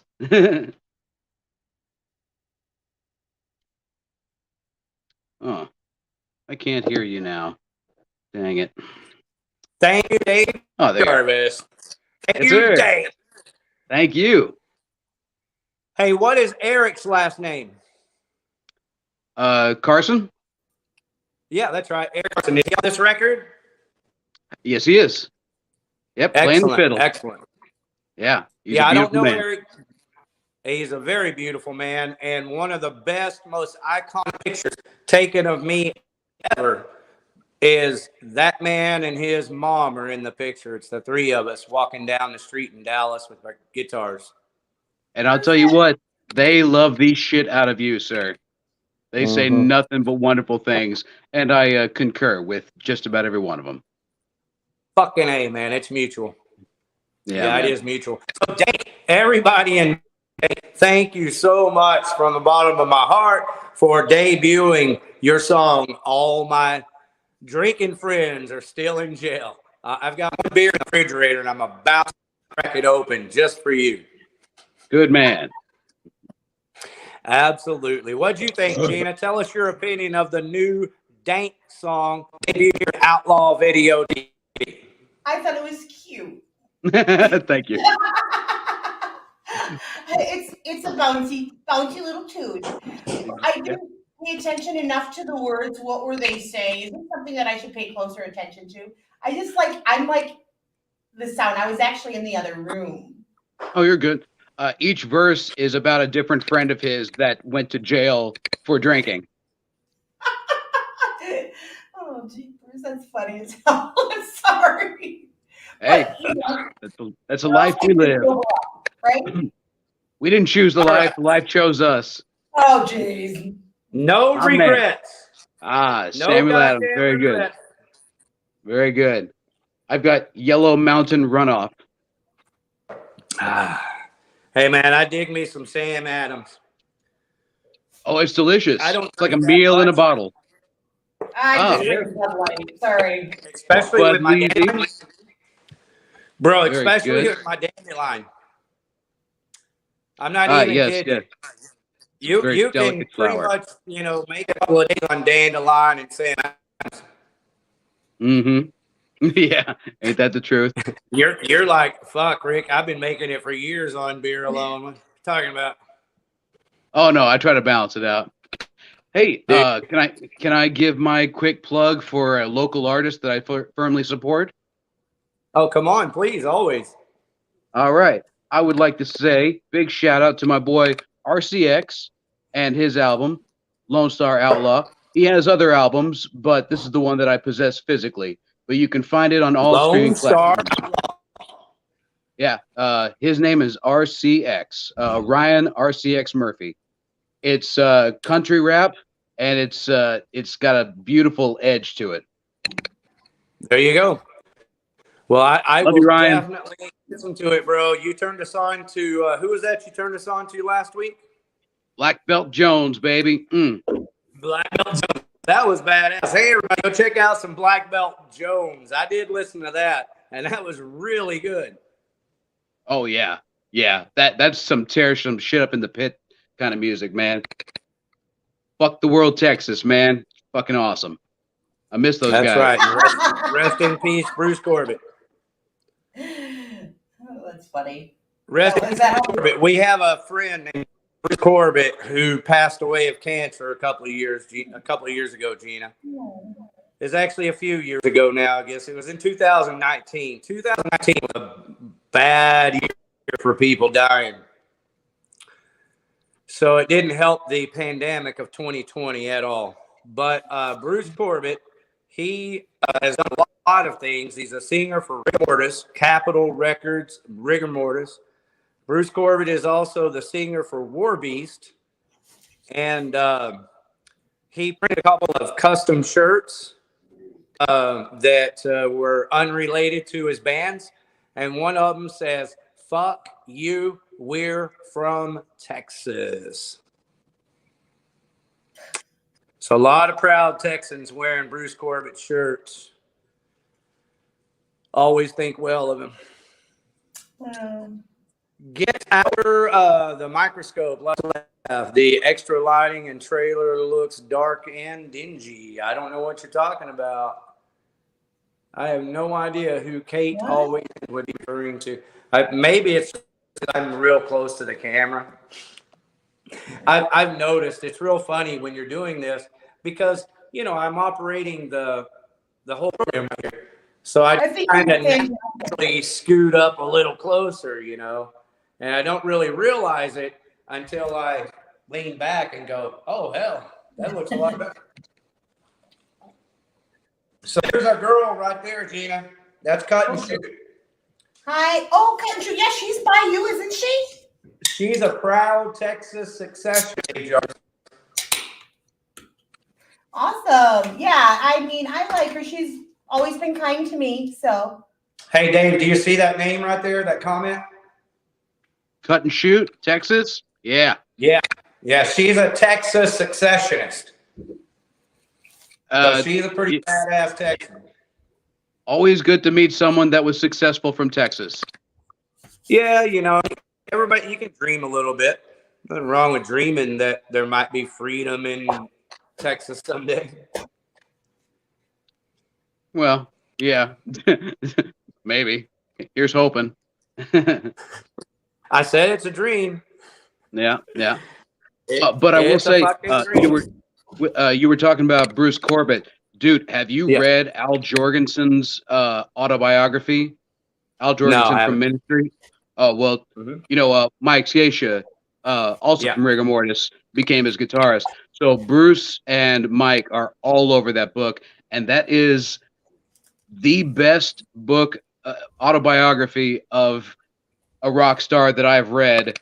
Now, I haven't read Nikki Sixx's book or Anthony Kiedis' book. Al's book is going to be better than that. I can already tell you. Oh, dude, the stories about him and the mentors. Oh, dude, that is the rock star life to the nth degree. He's like punking out White Zombie and almost killing Johnny Depp. It's a fantastic read. If you get a chance, Al Jorgensen, the autobiography. Oh yeah, he's real. You know that much about Al Jorgensen. He's real.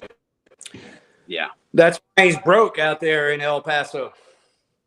But you know, Mike Sciascia, he played on that Psalm 69 record. That is I think it's a platinum record. I think it's Ministry's only platinum selling record. What a great album that was! I swear. Yep. That's such a great album. Everybody. If you're a fan of the Heavy, there it is. Go check out Al Jorgensen's Ministry with Mike Sciascia on guitar, and also go check out everything Rigor Mortis related to hear the speed guitar king himself, Mike Sciascia. So rest in peace to both Mike Sciascia and Corbett. And while we're there, hello Casey Orr and hello, hey, we unconformed in the chat. I think I'll go back to the chats here in just a second, but I got to remember, what's the drummer for Rigor Mortis' name? I feel horrible. I know as well as I know Casey.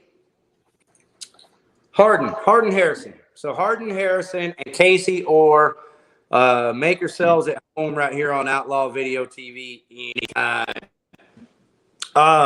I need to go through the chats real fast, and I see that Gina's not with us. So I'm here. I'm actually here, but in the chat, I guess they wanted me to put a close up of the painting.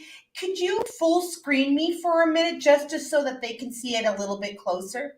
I don't know how to do that, Gina. You're talking about an ugly. I mean, ugly too, but yeah. The only way I know to do that is to take us off. So let's see. Let's see. Yes. You don't have to. I need a beer. I'll be right back. Yeah, Gina, I don't know how to do that. Sorry, everybody. Can someone tell me how to do it? Gold Eagle, Gina, remove, solo layout. Boom! About that, Gold Eagle. You did it perfectly. Man, that's Dio. Hang on, that's Dio in there. That's Ronnie James Dio. What's he called his character? He's got a funny name. Starts with a G. But that's Dio in there. You painted fucking a heavenly version of Dio. Oh, Did I tell you That's that's beautiful. my first rock concert or my first concert I ever went to? Hey, Dave, do you see it? Do you see that little goofy character? It looks like the Last in Line record. Oh, that's beautiful. Gina, you are very talented. Oh, I painted this live. Gosh, I wish I don't remember. I'll see if I can find little clips of it. Maybe play for you guys sometime. But yeah. Cool. All right, now let's see if I can exit out of this. Yeah. Remove from stream. Exit layout. It wasn't too difficult. Just takes a minute, right? Woo! Okay, so we're going to get right back to the concert calendar and play a couple of songs. And like I said, after that, Gina, you and I can shoot the shit. Dave is welcome to shoot the shit with us. We'll waffle. Cool. But I forget who it is, someone in the chat here, and it's really difficult for me to even scroll through these chats because every time I touch chats, a box comes up that says hide comment. Another one comes up that says new comment.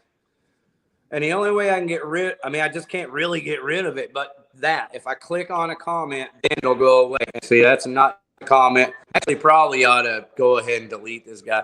Just Mike, Numbskull, she directed. Hey, Just Mike, you know you're my favorite friend here at Outlaw Video TV. Dude, if you want me to block that dude, Doug's Uncle Walt, Mike, just tell me and I'll delete him. Otherwise, I see y'all having a good time. Y'all keep it up. I suspect that Doug's Uncle Walt is a Jim Terry or Mr. X fake account. But one of the people in here that I believe she actually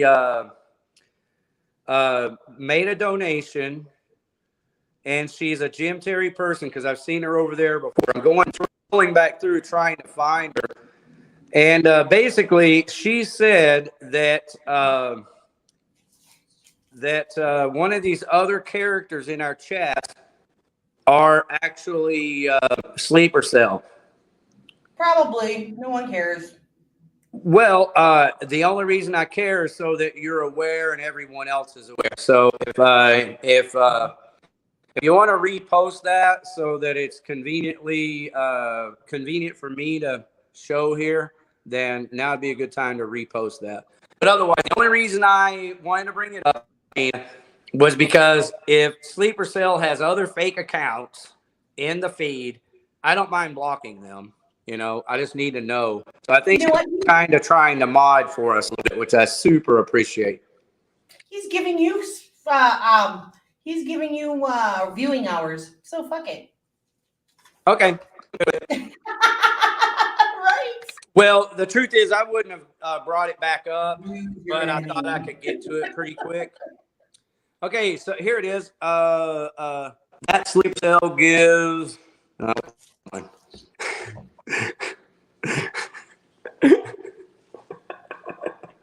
can't believe I did this. Okay, hey guys, how about we go to the concert calendar? What do you say? Woo! Dave, you gonna help me with this? I know I can count on you for some concert calendar. Sure. What you got? I don't know this picture. I wanted to show this picture first. Actually, I did not want to show that picture. I need to delete that picture. I was about to say, I don't know that concert. Yeah, no, that's a person that I actually know. And the reason I loaded that picture was because I thought it was the picture of the chick from Electric Vengeance. Electric Vengeance posted a picture today of a chick who bought a T-shirt at their show at Growl Records. And so I thought it'd be cool to, show a little bit of extra stuff. Oh, all yeah. Right, without everybody. The fans, we're nothing. All right, everybody. Thank you very much for tuning in to Outlaw Video TV. We're officially entering into our concert calendar section or segment of the show. This is probably going to last about 15 minutes. So we encourage everybody to hang around and find out about this awesome Dallas-Fort Worth music scene. But first, I want to tell you, everybody watching, if you're looking for some of the best, like heavy metal music, not thrash, just good heavy metal music, Walter Sound is a band that I've been listening to for about 6 months now, and I fucking get off on it still every time. Okay, so we're going right into these flyers that I have saved, Dave and Gina. And I can't see them because they're so small in my program. I can't see them. I'm going to have to click on them and let them show up on my monitor, and then we'll talk about them. So this is a Halloween show with Thunder Horse and Mug Dog. And let's see, where is that? Oh, that's in Austin. So everybody down in Austin, that's where that show's at. Oh, DRI, cool. But it's a cool flyer. Yeah, so while we're at it, DRI back in action. How about that, everybody?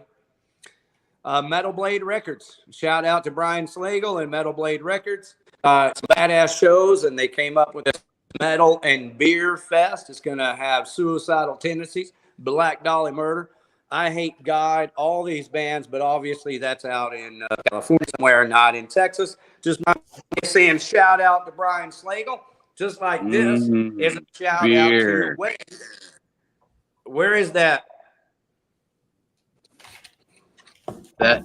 Where's that beer? In my belly. In your belly. Is that Division that Brewery? Beer is from Division Brewery. You got okay. Brewery. They not only make some of the best beer in our area, fresh crafted beer, but they also have some of the best fucking punk rock shows there at Growl and Division Brewery also. So check their website, and a couple of these flyers coming up will be for Growl.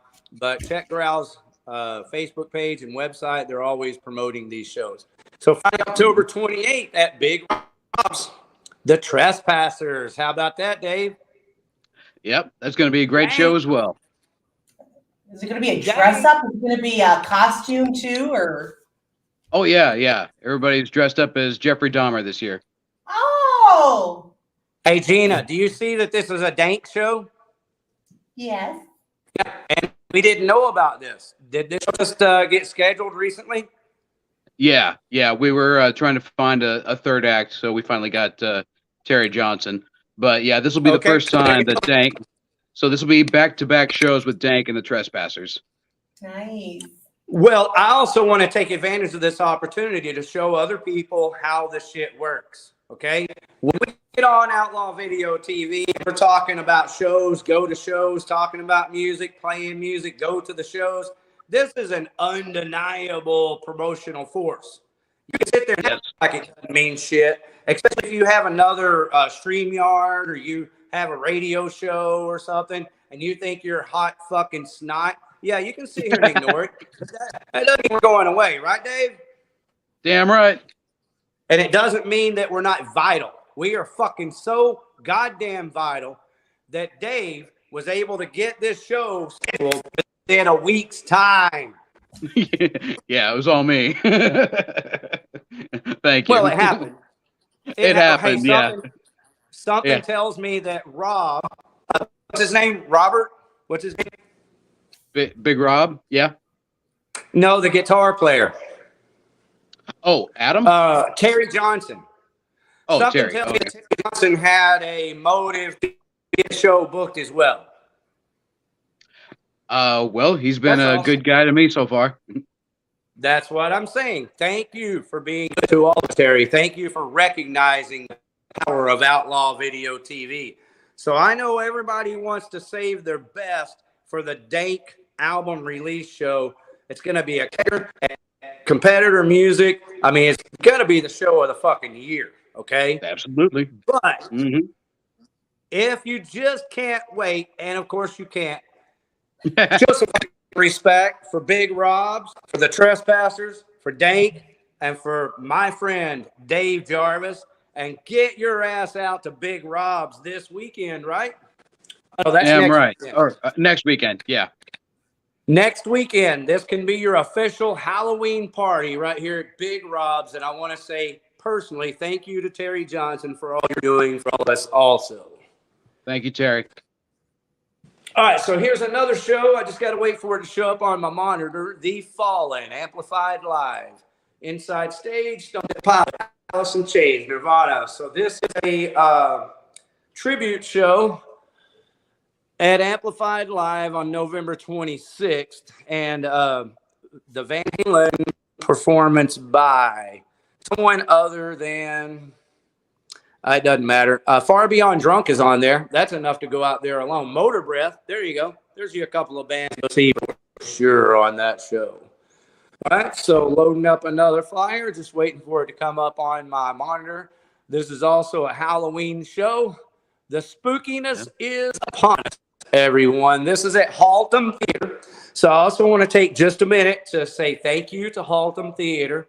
I spoke to them on the phone this week. They are 100% appreciative for what we're doing here at Outlaw Video TV, and will in the future, if you know anything about Haltom, they stay fucking busy. Those people are running ragged over there. But they will make time for you and us at Outlaw Video TV, and you will be hearing from Haltom Theater here. And so here you go, October the 28th. Is that the same day as your Big Rob show?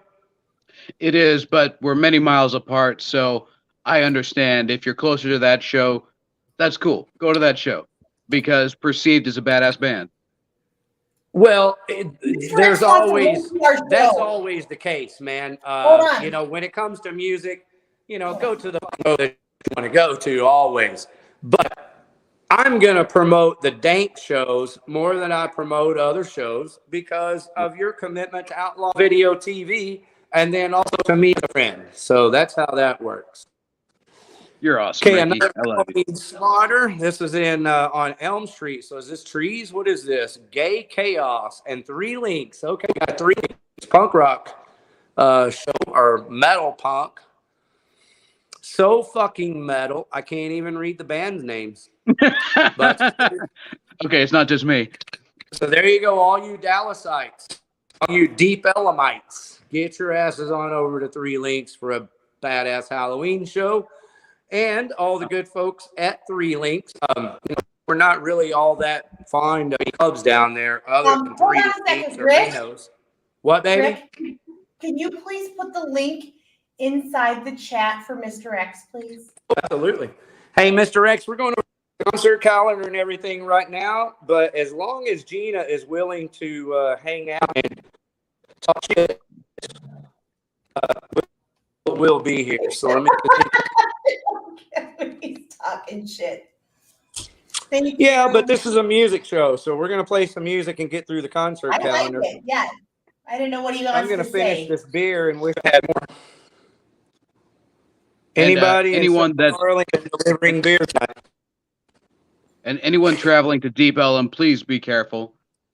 Just be What? careful in Deep Ellum at all costs. What do you mean? Thank you. Hey man, that's a disclaimer. What do you mean? Yeah. Deep Ellum is not the safest fucking place. Look at this. Got a band, Chronic. I mean, I love this shit. That's why I saved the flyer. I was like, hell yeah. But Deep Ellum is not the safest place in town. And for that matter, Dave, neither is 7th Street Fort Worth either. Oh yeah, yeah. Definitely Yeah, not. I'm sorry to have to say that. It's my pleasure to say that. But You speak the truth. I understand. I have been down there. My cousin, he goes to those kind of places all the time.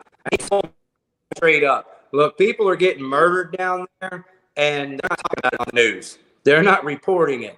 Okay, so they're covering that shit up so it doesn't ruin the. So I'm telling you, whether you're going to Fort Worth, Entertainment, Dallas, Deep Ellum, or any area with a lot of crowds of people, it's a rough time in 2022. Watch your fucking ass, right? Damn right. Yeah. Hey, I'm going to bring Lou Skunk right on the screen here, who's also affectionately known as Mr. X. Hello, Mr. X. Yeah, I'm in the house right now. Just want to say hello to everybody. I love that poster, that Chronic Hate poster. You know, Isn't that badass? you know that, yeah, it is. The photo there with the guy with a gun, Michael Douglas from the film Falling Down. That's a very underrated film that you don't hear people talking about Great today. movie. Agreed. Boy, did that film hit the would, nail on the Mr. head X. for stuff that would come. So, My boy, Mr. X. Hey, Yeah, we're back Dave, here. Mr. X is a George Romero fan. big George Romero fan. Oh, he is too? Absolutely. All right. Yep. I've been Now, to the I go a Monroeville little Mall. further up the chain. I'm more an Evil Dead, Robert Rodriguez, Tarantino type. Well, Evil Dead is Sam Raimi. I mean, you got some good stuff there. I like Evil Dead 2 and Army of Darkness. I mean, you're talking my language now. But we're talking about George Romero. I met him before he passed. I met him in 2007, 8-ish in Vegas, actually at the Palms. I had a table right next to him. As probably a lot of people know that Ken Foray has worked with me. You know, he's a really nice guy from the original Dawn of the Dead, and he's been in a ton of other things. But there's a lot of good people out there. That was shot in Monroeville, Pennsylvania, the 78 version. Actually got the movie poster behind me here in my place. I love that movie. The 2004 movie's really good, too, the Zack Snyder one. Oh yeah, absolutely. But I got to admit, So see, Romero, here, Dave, Mr. X brings the good. That's what you do right here at Outlaw Video TV. You deliver the fucking goods. That's right. Fucking A. And then, you know, you So got thank you, Mr. Mr. Romero. X. Another thing with Mr. X, Dave, you already know this. For everyone else watching, you know, he is Jim Terry TV. He is the co-host and cohort numero uno of Jim Terry TV. So he, along with everyone else, you know, we've got a great crowd tonight. Thank you very much, Mr. X, for helping us on our music show here at Outlaw Video TV. Yeah, I don't want to get too, I know you guys are doing music, so I don't want to get too far deep in the woods on movies, but I just want to say hi, and I appreciate you guys too. I still got to get with Gina at some point about that the Mr. X painting. You know, there's a lot of haters out there, but nobody has paintings of themselves. You know, Tyler Feller does Christ, Gina does Mr. X. So I'm not that good, but at least I got a painting of me, and I'm real happy about it. Thank you. I'll get you.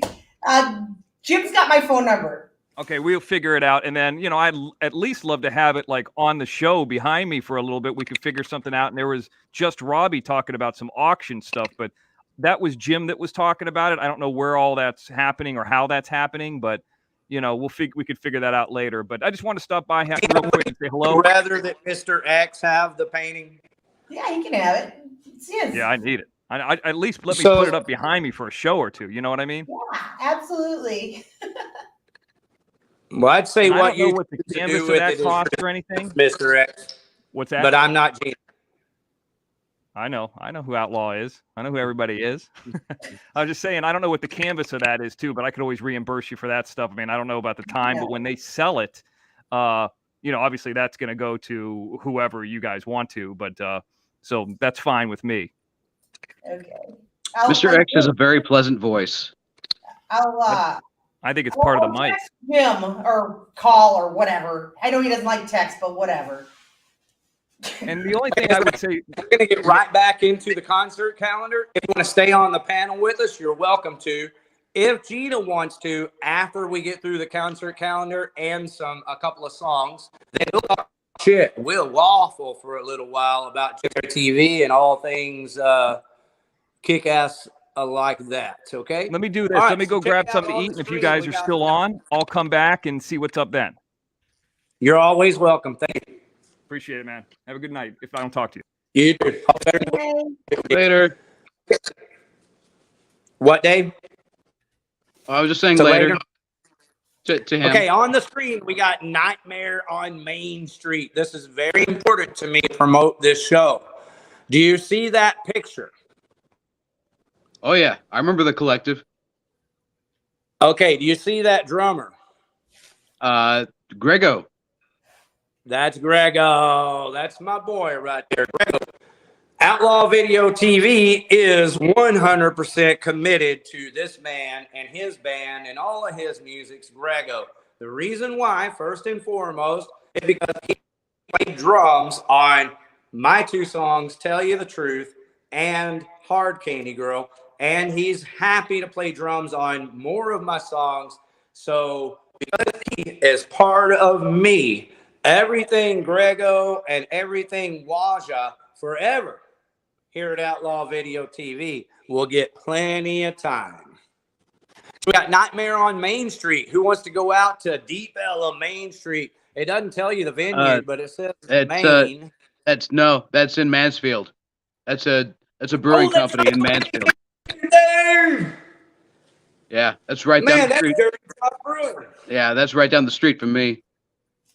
That's the only other. Oh, well, now we're learning a couple of things. We're down the street from each other. That's the only other local brewery that I visit semi-regularly, okay? I'm a Mansfield guy and an Arlington guy. And so Division Brewery, nothing personal. It's not as good as, Division. It's not as good as Division Brewery, but they have some very good beers down there. The one that I like the most is Gata Davida. It's good. It's Agave Davida is what it is. So it's an agave based wheat beer. Genius. Yep. Man, I'm so happy because I think this is the third one of these festivals that Dirty Job Brewing has done there. And I think it's a great show for Waja. And I might actually be able to make this show. So I'm really excited about that show. Can't wait to see you, Grego, and Laura on bass over there. Okay, so we got a couple of Reno's here. Reno's has a Halloween pop-up photo shoot at Reno's. They do a lot of creative shit at Reno's. They really do. And, hey guys, I'm gonna head out. I love you all. I'm sorry, I don't mean to leave you, but I enjoyed hanging out with you guys tonight. And thanks so much for bringing the music. It was awesome, and I hope everybody gets a chance to see your guys' flyers and is able to get out to your guys' show. I'll talk to you guys later. hey, Later, Gina. Your guys' flyers and good. Have a good night. What is all that? Oh shit! That's you, TJ. You are back on this, brother. I forgot Sucker. about the Xbox. We got the camera working. Oh yeah. Yeah, you look good, Got his TJ. camera working. Okay, hey Gina, can you tell She's us gone. about the swinger life you partake in?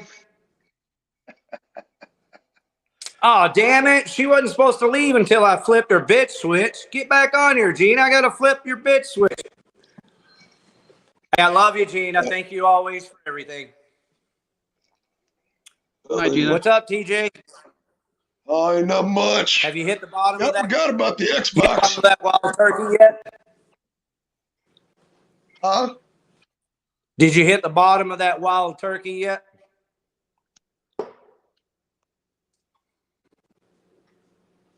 Where's that bottle of wild turkey? No, I'm working on it.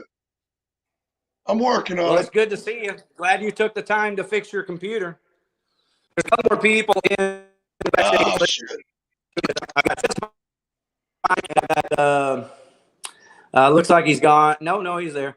I don't know who this other person is. Though. If I click on the other person, just Oh hell! observing. Who knows just observing? I remember talking to you just observing in my chat. So, like on video after we recorded. So, just observing. Can you give us a quick comment as to how you're doing and what you have to say so that I know before I bring you on? And just mine, I'm going to go ahead and bring you up. Okay. So, this is the way that this shit works. Just observing. How you doing? Thank you for joining us. What the? Well, it's just observing here, and I didn't intend to bring them up. My intention was to bring just Mike up, but he fucking move around on you back here and shit. So, Hello. hey, just observing. How are you? Hello. Hello, just observing. How are you? Hello, can you hear me? I hear you loud and clear. Oh, you sound like you've got a major echo. It's not echo. It's that my voice breaks up because my phone sucks, baby. Mine does too. It's Yeah. okay. I'm low tech savvy. Well, here's How the are good you? news is that a lot of people donated to the program tonight. Mm-hmm. And I'm going to take that and put together a little bit of other funds that I have. And I'm going to get it, just like TJ there, I am going to get a new computer and resolve this audio. All right. Well, I recognize I sound too much like Crack Lady over here. Well, that didn't come to mind, but okay. Hey, just observing. Tell us who you are. Well, I'd rather not give my real name. I've got a stalker. I think you saw my channel. You saw those videos and my evidence. And I'm also Thank heavily. you, Just Observer. Yes, yes. Thank you for taking the time. That's what I needed. Yep, I'm heavily involved in taking down sex traffickers. I have been a victim of it myself. It's really unfortunate. I've got a lot of family that are involved in sex trafficking and using children and child labor. And we're in the middle of really, really trying to take down some people. We've got some reports going. We got an emergency investigation going on, and probably going to use an investigator, private investigator, to hunt down my sister as she's on the run with the 12-year-old child that she is sex trafficking as we speak. It's really disgusting. There we go. But that's not why I Yeah, called yeah. Well, in. thank you very much for coming over here and joining us at Video TV and sharing. Now, do you know, have you figured it out yet that we basically do two different types of shows here? No, I saw your comments on my channel earlier and noticed that you had invited me over to come on, did. and I thought, all right, why not? You know, talk about something other than what I've been dealing with recently. Gina, we're still here because you two need to talk to each other for sure. But here's the thing, is that tonight I'm doing a music show, and we're right in the middle of doing the show where we're talking about the concert calendar and playing some music. Now, you're welcome to hang out with us, but I don't expect that. Well, I did trade in my heavy metal music days for some Christian music.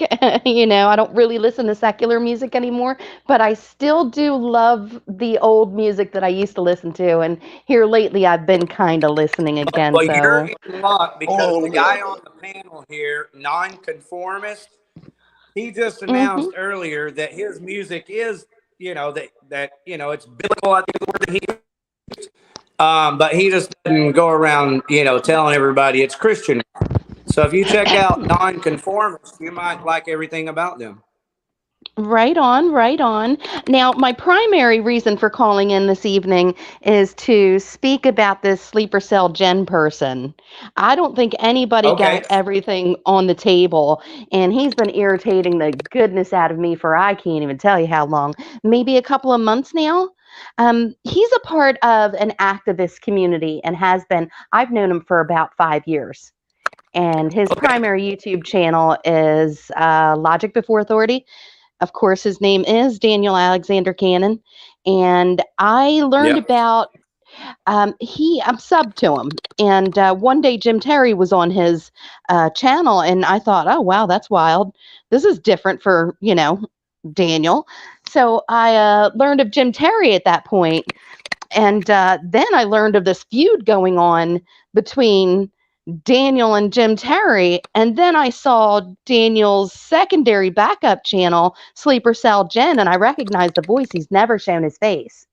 So I recognized his voice, and I mean, it's distinct. You'll know his voice just about anywhere. And I've also known Daniel Alexander Cannon to be a man of God. And of course, I'm a hardcore Christian after all the crazy stuff I've seen and what I've been saved from. I know God exists, and I'm a hardcore believer. You know, I don't care what anybody else thinks. So I was under the That's how pretense I feel that too about my personal life. So I think that's all good. right. So I'm under the pretense that Daniel is like a hardcore Christian also because of the past 5 years, knowing, what he's been up to as an activist. And, we also expose corrupt government and sex trafficking. We Now, go after hang on. hardcore Let me people. clarify. Oops. I'm not going to hang on you here at all. I just want to clarify. Are Mhm. you saying that you work together with Sleeper Cell? Is that what you're saying? Absolutely not. No, sir. We were Okay, that's just, why I clarify. no, I was just sub to his channel, and we're all a part of an activist community. We don't work together, but we shared a lot of information with a lot of other YouTube So, channels. I but you didn't know. still, you do support Sleeper Cell. Is that what you're saying? No, not since he no longer follows the Lord. I mean, I can't support somebody who behaves like that. When I heard the way he spoke of Jim Terry, Salty, whoever else he's insulted with Okay, that's vulgarity. enough. I really just needed to find out where you are with Sleeper Cell. Do you have about 30 minutes or an hour? Can you come back on this show in about 20 or 30 minutes? I sure can. If you don't mind, my promise to you, I can't see the time, but I need to finish this concert calendar and play a couple songs. And after that, I'll sit here for a few minutes and see if anyone else hops on. Mr. X said that he would come back on tonight, but Gina's gone, so he definitely wanted to talk to Gina. But nevertheless, I'm going to ask you kindly. You can stay here if you want, but we're going to go through the concert calendar and play a couple of songs. And after that, please be here. I'll bring you back up and we'll talk about it. Okay, I'm gonna probably step back out and view the chat. I've got just Mike asking me why I'm supporting Sleeper Cell. I need to make it clear that I don't support Sleeper Cell. No Christian woman would. No Christian in their right mind would. So for just Mike, I don't support that man. I know a lot of people can't stand each other out there, and it's none of my business. I'm not a part of, anybody's hate wagon. I just wanted to clear up things about Sleeper Cell. And that's why I want you to come back on, because right now I'm in the middle of music show. I do my true crime stuff on Mondays, but I have plenty of time to talk about it tonight. I just need to finish this concert calendar. Okay, I'm going to step out for a little while, and I'll come back in.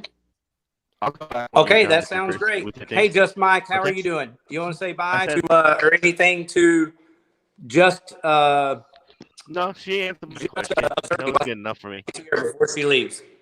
She answered my question. That's good enough for me. Okay, good. And she's going to be back on in about 30 minutes, 20 or 30. I'm she'll be back.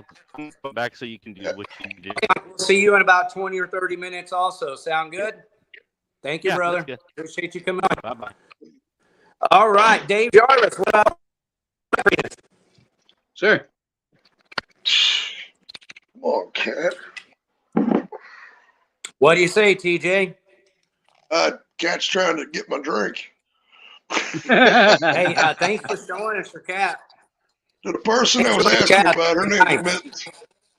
Mittens. Crazy cat. Hello, Mittens. Hello, Mittens.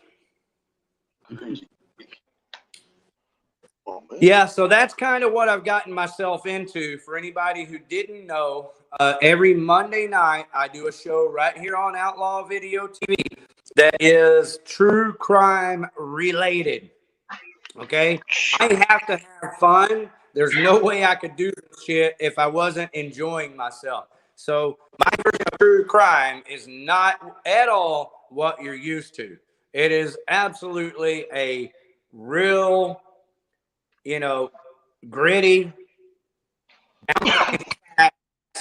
but have a good time doing it.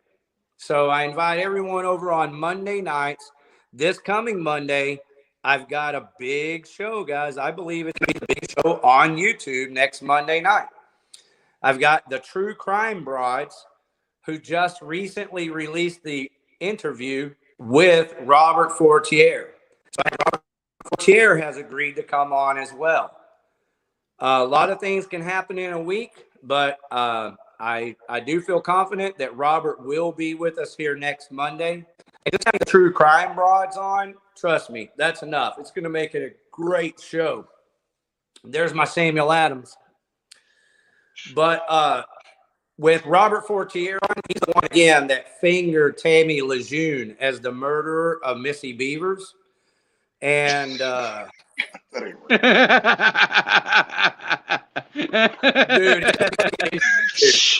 Fingered beaver, man. I mean, stay right. Y'all heard me earlier. I'm right there with you, That's what I'm TJ. talking about. I am right there with you.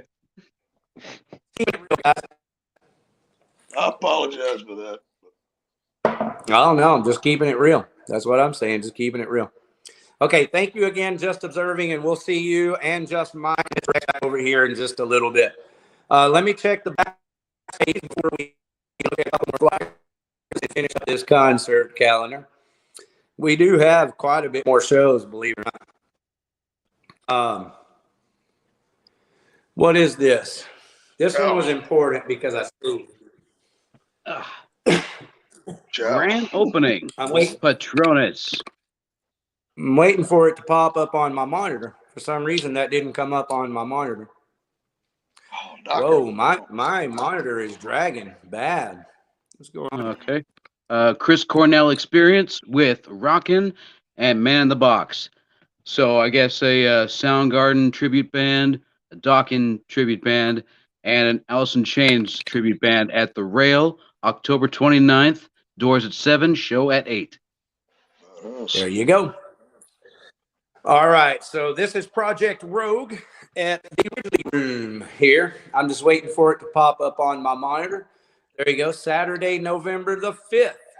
So yeah, a show the week before the show of the year, which is the Keg Party Dank album release on November the 12th. November 11th. November 12th. November 11th. November 12th. Well, so this show here is a pretty kick-ass show. You got Cortez on there. Love Cortez. It is. If I were going to guess, I'd say that would be an Elmo Jones production, but I don't see Elmo Jones on there anywhere. It's Thunder Rogue Music Group. Oh, it sure is. It's right up there. Okay. Well, Elmo Jones Productions, wherever you're at, whatever you're doing, send us some flyers so we can talk about it. Hey, here's our favorite shit to talk about again. How about some Rocky Horror Picture Show? Yeah.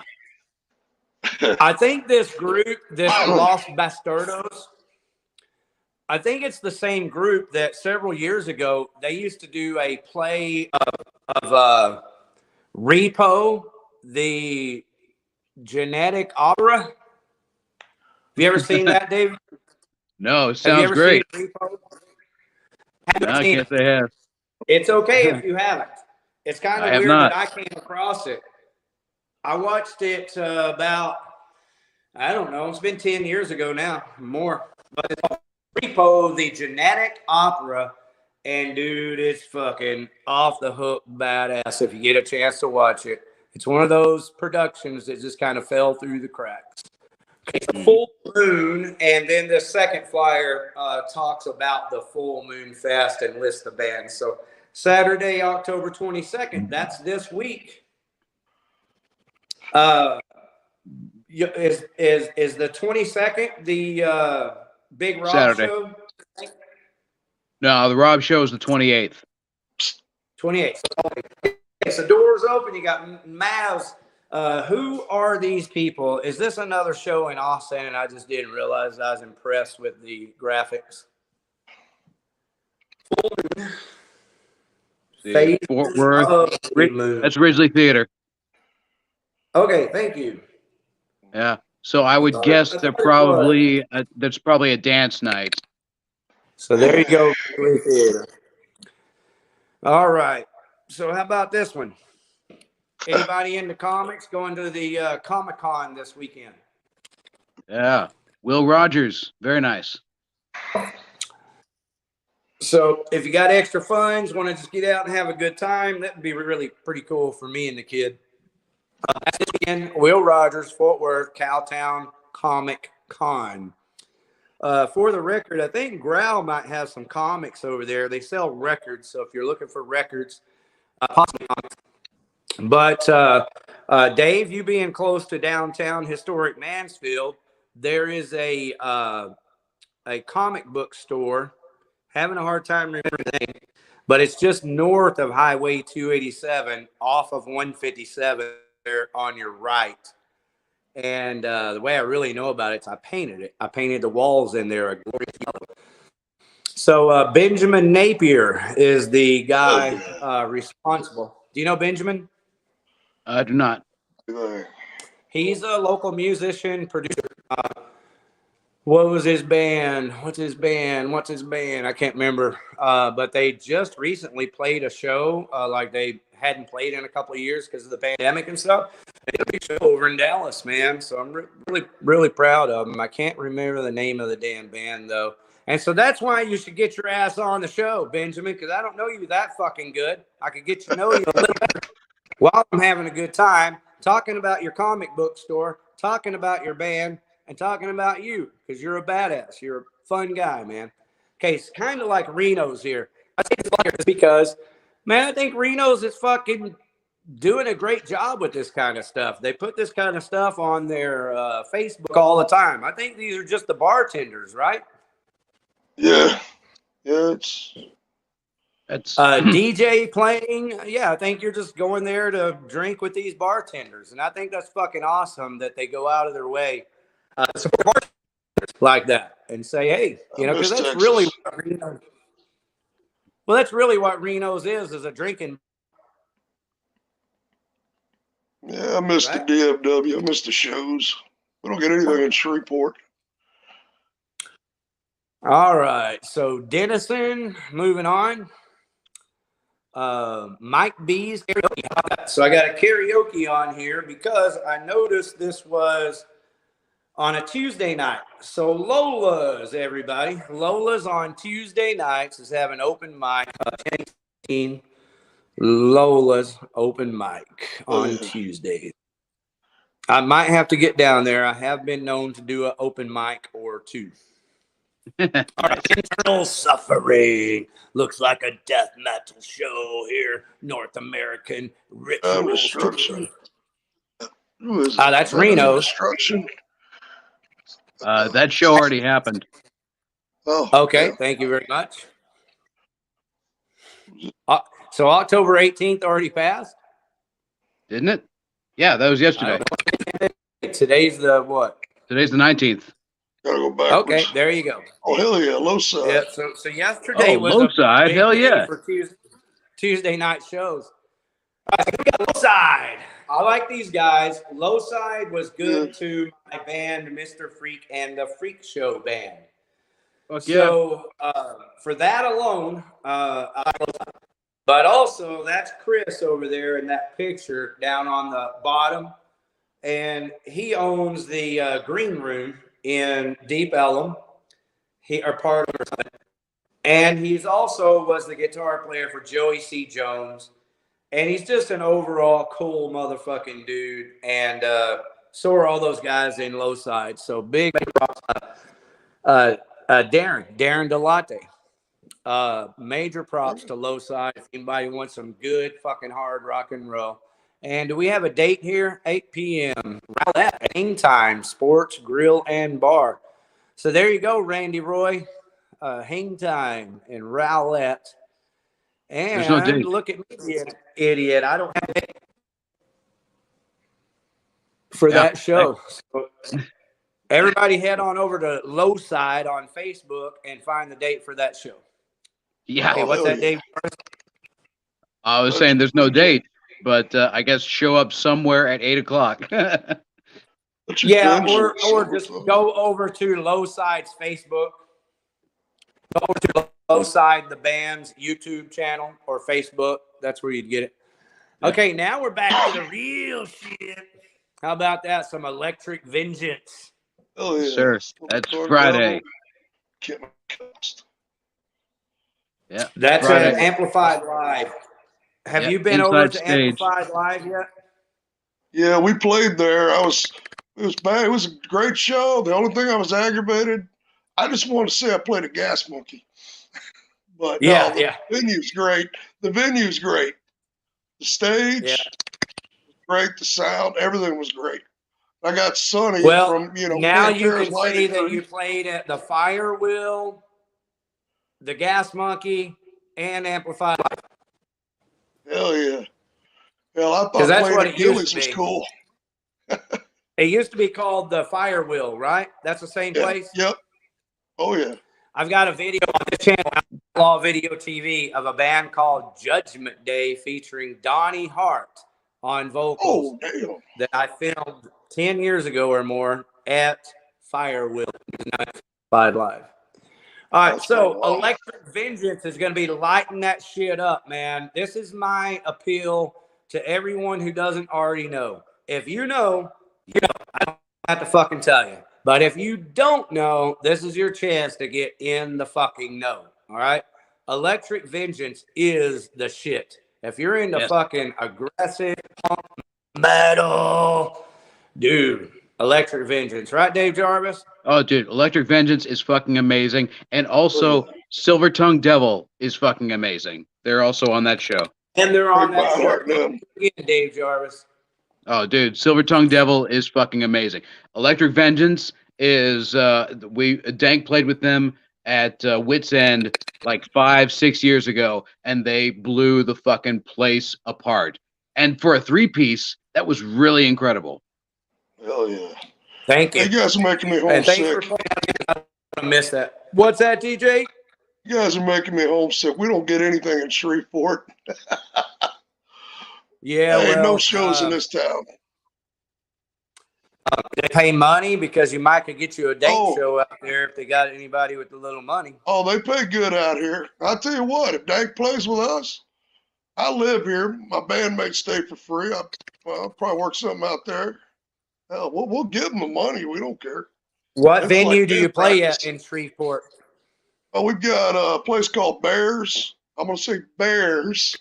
The last time I told somebody about it, they thought I was talking about Love Bears. I said, no, Bears. It's not a strip joint. Not the strip joint. No. I got a guy named Brandon Pueblo. He books a lot of shows out here at this new place they have downtown.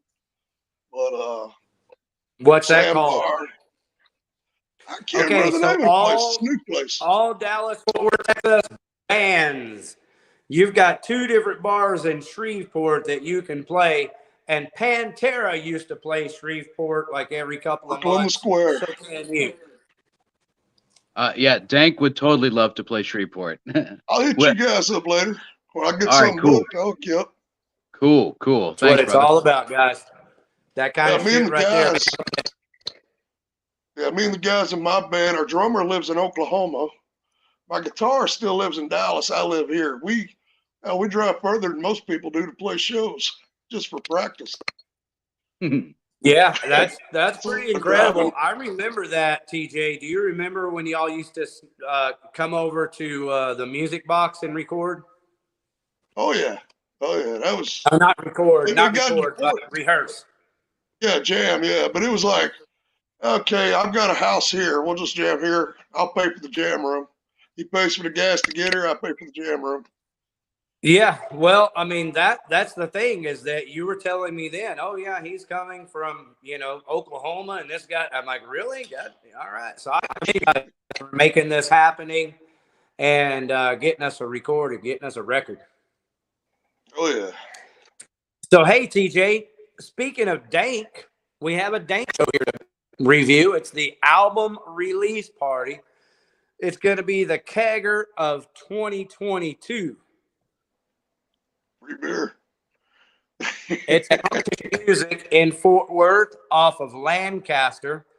That's right next to Barry. Is that next to Barry? Right next to I think they run adjacent. Oh man. Yeah, I know Lancaster Road. That's not a real good area. Well, do you know where competition music is? I think so. How far is it from the jam room over there? Far enough. I believe it's on the other side. It's on the other side of 820, I believe. Oh, okay. Yeah. Oh, that's not too bad. It would be Avalon, which is on the east side of 820, and competition music is on the west side of East There's like 820. a Griff's Hamburgers over by that area. Yeah, I know where Grips is. Okay, it's How about before that? Beach. That's before Beach. Been there Okay, for that ain't 50 bad. fucking years too. Yep. Damn, How long has Griff's been there? ever. Shit, I thought Grips was a Louisiana chain. That ain't.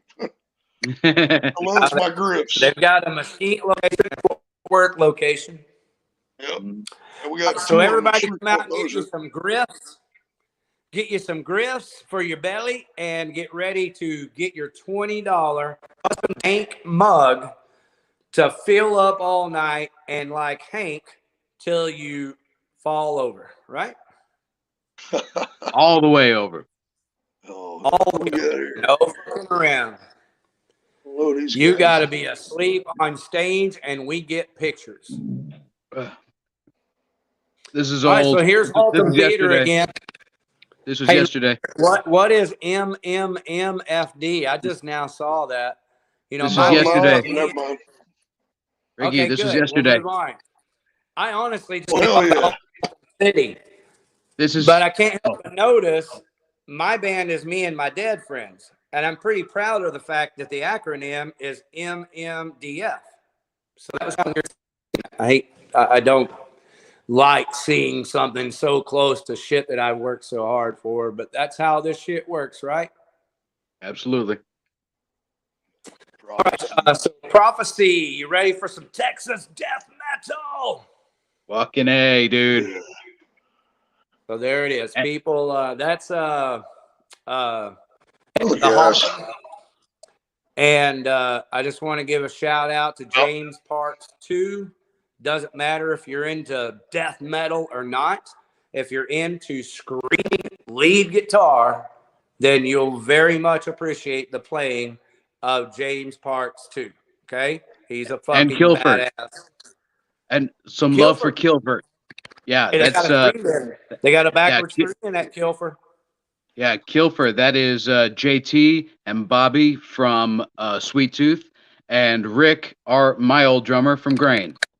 I can't make out the other two bands. Kilford, if you come on the show, you can say hi to Salty Pancakes too, and maybe Salty Pancakes will have you on his show since you have the magical number 3 so closely attached. All right, so there it is. Everybody get out and support Prophecy. So that's the concert calendar. That's all I've got. Do you two guys know of any other shows coming up that I may have missed?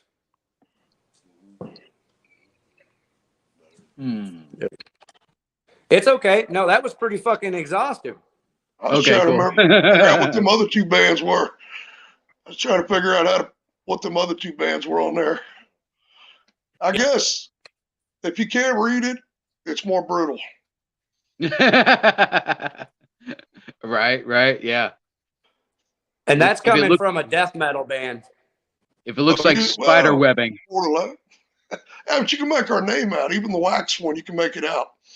Even the wax Dude, logo they're can be proud made of that out. shit, you know. They're really proud of that shit. I mean, the more you make it like to where the band name is there, but you can't see it, the happier them motherfuckers are.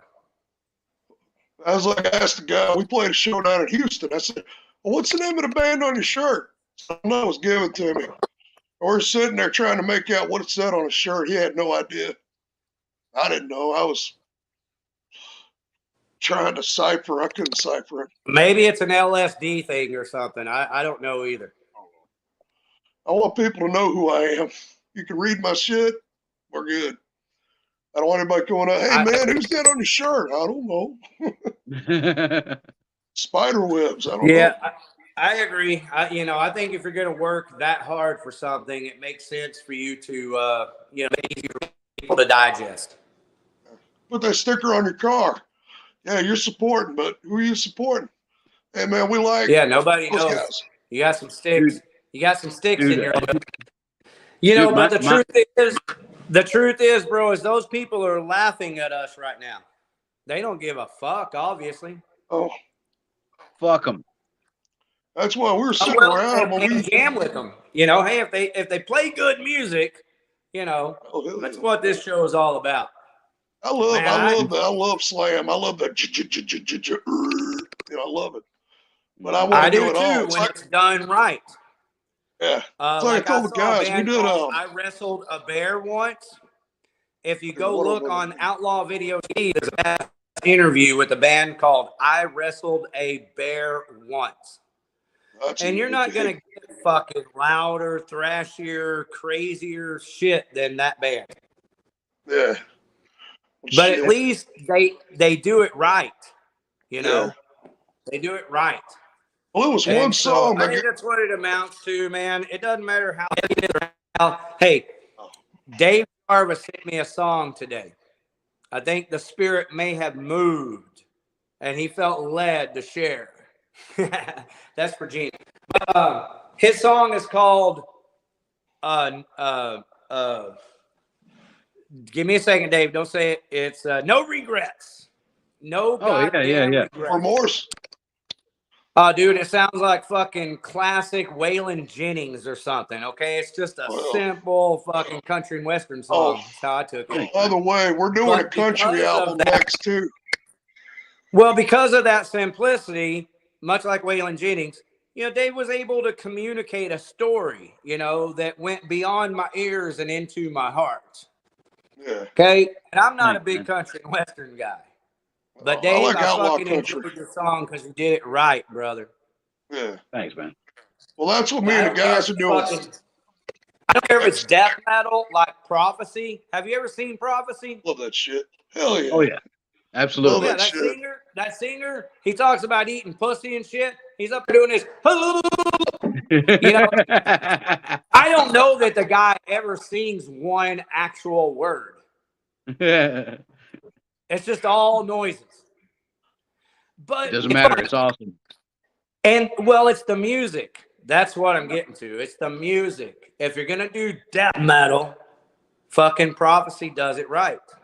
That's good. So, Primordius, Bloodstained Carpet, I'm Destruction, Demon Seed, love that stuff. Chase, man, my favorite singers in that area. Chasing Them, Wes, Bud Mashburn, man, they're just the sound. Hell, I was influenced by those guys, and I grew up in the 80s and early 90s at DSI, Morbid Angel, and then I hear these guys, and I'm like, this is different. Wes, and you can say most of what he said. Chase, same thing. Bill's good.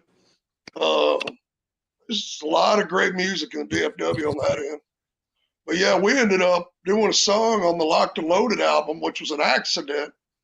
And we all looked at each other. We ended up doing this doomy song where I'm singing, and we're like, hey, you think anybody's gonna think we're selling out? I said, did you enjoy playing it? He said, yeah. Then we ain't selling out. If I was to do metalcore, record, bro. I'll do metalcore, then I'm selling out. Of your new record. But I like it. I mean, oh yeah, I appreciate it. We're gonna be doing a lot more of I that too. appreciate it. Hey, what about Rabid Flesh Eaters? Love it. I knew Love you those did. That's why I brought guys. it up. Hey, let me ask the you. only band you left out. Dude, back in Love the RIP. back in the mid 2000s, when I was in Grain, we played with a band called Maggot Filled Asshole. They were out of Oklahoma. Are y'all familiar? Because they were. That sounds funny. They were brutal as fuck. They were definitely more grindcore than anything, but they were fucking badass. Were they a touring band? No, they were from Oklahoma. We went up to OKC and played with them back in like 2004, I think. But they were brutal as shit. Cool. When we played a bar up in OKC, drums stuck up the bar. Messed up. Backline was in our vehicles. But it was a good time. We had a great time. Though. Oh yeah. Yeah, that backline was a trip. Hey, but it tell was us fun, a little man. I bit like about, traveling gigs. Hey, TJ, tell us a little bit about recording the record, when it's going to come out, and all that good shit. while Oh I yeah. post the link for any bands on before we shut the show down? Oh, okay. Well, Keeper of the Keys and Down in the Bayou, you can find them on Spotify, YouTube. We got them on both sites, along with our first two albums. The hard copies are coming out. Keeper of the Keys will be here in November. And then Down on the Bayou will be here right after that. We've also got 3 new shirts coming out. We got the one right now, Gas Prices Are Bullshit tour, which is what we're calling the tour next I year. love it. What a great tour. Hey, well, it's between that or actual travel, and I figured, well, gas prices are bullshit. Well, with it, Now, can we order any of this merch online? I'm working on that right now. Other than that, it's send me money, I send you a shirt. I'm Okay. working on it. The new Good deal. shirts are $20 a pop. To mail them, I don't know what that cost. I haven't done that in a while. But, Cool. But if I'm in DFW, I'll hit you up when I come out. What's the website that they can order this off of? I'm gonna try to get them put up on Spotify. There's a DistroKid at Spotify's got a section. I'm gonna see what I can do to set it up. Let's see about sending them out. We had 7 Sins Printing do it. They did a great job. And we'll be going back to them for everything else. They did a real good job. Oh yeah. Say me again. 7 Sin. I think it's 7 That's Sins. what I thought. I'm so glad to hear that, dude. They are a excellent merchandise company. And they don't do cheapos. Hold on, I'll show you one. Hold Oh, dude, I just saw one of their shirts yesterday that had like an orange graphic on it. And it's like a yellow background before they did the orange. Dude, it looks so fucking good. Look at that. That's backwards. Now, how many times has that gone through the wash? Oh, yeah, but the way they do them, the printing is into the fabric. It's not one of the cheap jobs where it's like, okay, it's going to ruin after about a year. You know, I got tired of buying shirts, and I figured I don't want fans or people to buy merch from me that's going to fade out in less than a month or a year. You remember the old school shirts? They cracked up as soon as you got them. Yep. I want people to have something that's going to last. So if we have to pay a little makes more, sense. we'll pay a little Dude, the public appreciates that more than you ever know. Oh, I know. Oh, you guys, we've all bought the cheapos. Oh yeah. Never again. Dude, I used to buy the Trader's Village replicas and stuff way back in the day. Mm-hmm. Talk about cheap shit. Yeah, we should be doing a video pretty soon. It looks good. You know, people pay money these days to make their or they buy it already worn looking, you know. Yeah. Oh, So I kind of like my shit a little worn looking. Well, I do too, but after a while. It's like me, I'm still wearing a Cannibal Corpse shirt from way back. I've still got Iron Maiden shirt, Slayer. I've got a Slayer shirt that I've owned since the South to Heaven tour. Nice. God, that is old, isn't it? World Sacrifice. That was a great tour. It's just not here. It's just somewhere else. I don't know exactly where it's at, but I've got that shirt too. Oh, yeah. Missing a lot of them, but I love that shirt. Quality merchandise also, brother, is that the longer your t-shirt is wearable, the longer they're going to wear it. You know, so you'll have someone 10 years and 15 years from now still wearing your fucking nonconformist shirt, just like you are. Yeah, their grandkids might be wearing it by then. I mean, yeah, hear that. And their sticker might still be on their car, even though it's crushed at the pound. Oh yeah. If it wasn't for a psycho ex-girlfriend, I'd still have my AC/DC blow up your video shirt. And my Metallica and Justice for All shirt. Hey, Ricky, Fucking TJ. ex-girlfriends. Ricky, TJ, it's been a pleasure, but I got to be up in about 5 hours. So I got to say good night, but it's been a pleasure talking with y'all. Hell yeah. Dave I'll let Jarvis, you know about which one of Shreveport. these songs should we play? Both of them or just one? Dealer, Boutique lined up here. And I dealer's also choice, have my brother. What? Dealer's choice, my brother. We had some If fun that's at the your case, gigs I'll down play at both. Jim's. Hey, TJ, you want to hear Dave's side project called X610 Chill? Oh, yeah. Yeah, that'd be cool. I was like, oh. All right, later, Dave. Cool, dude. Love you, bro. I love you too, brother. Thank you.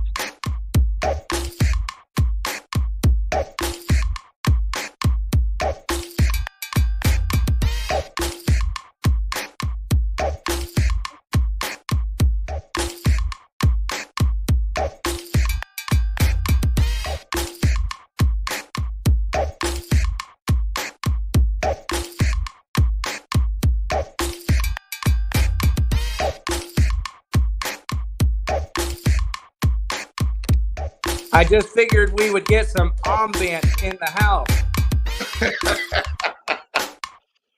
That's different. I haven't seen Dank in him in a while. Years. I've seen those guys.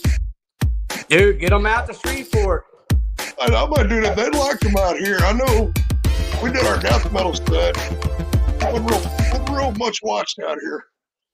But that's why we're doing everything. I don't know what it is about StreamYard. I can't really turn the music down.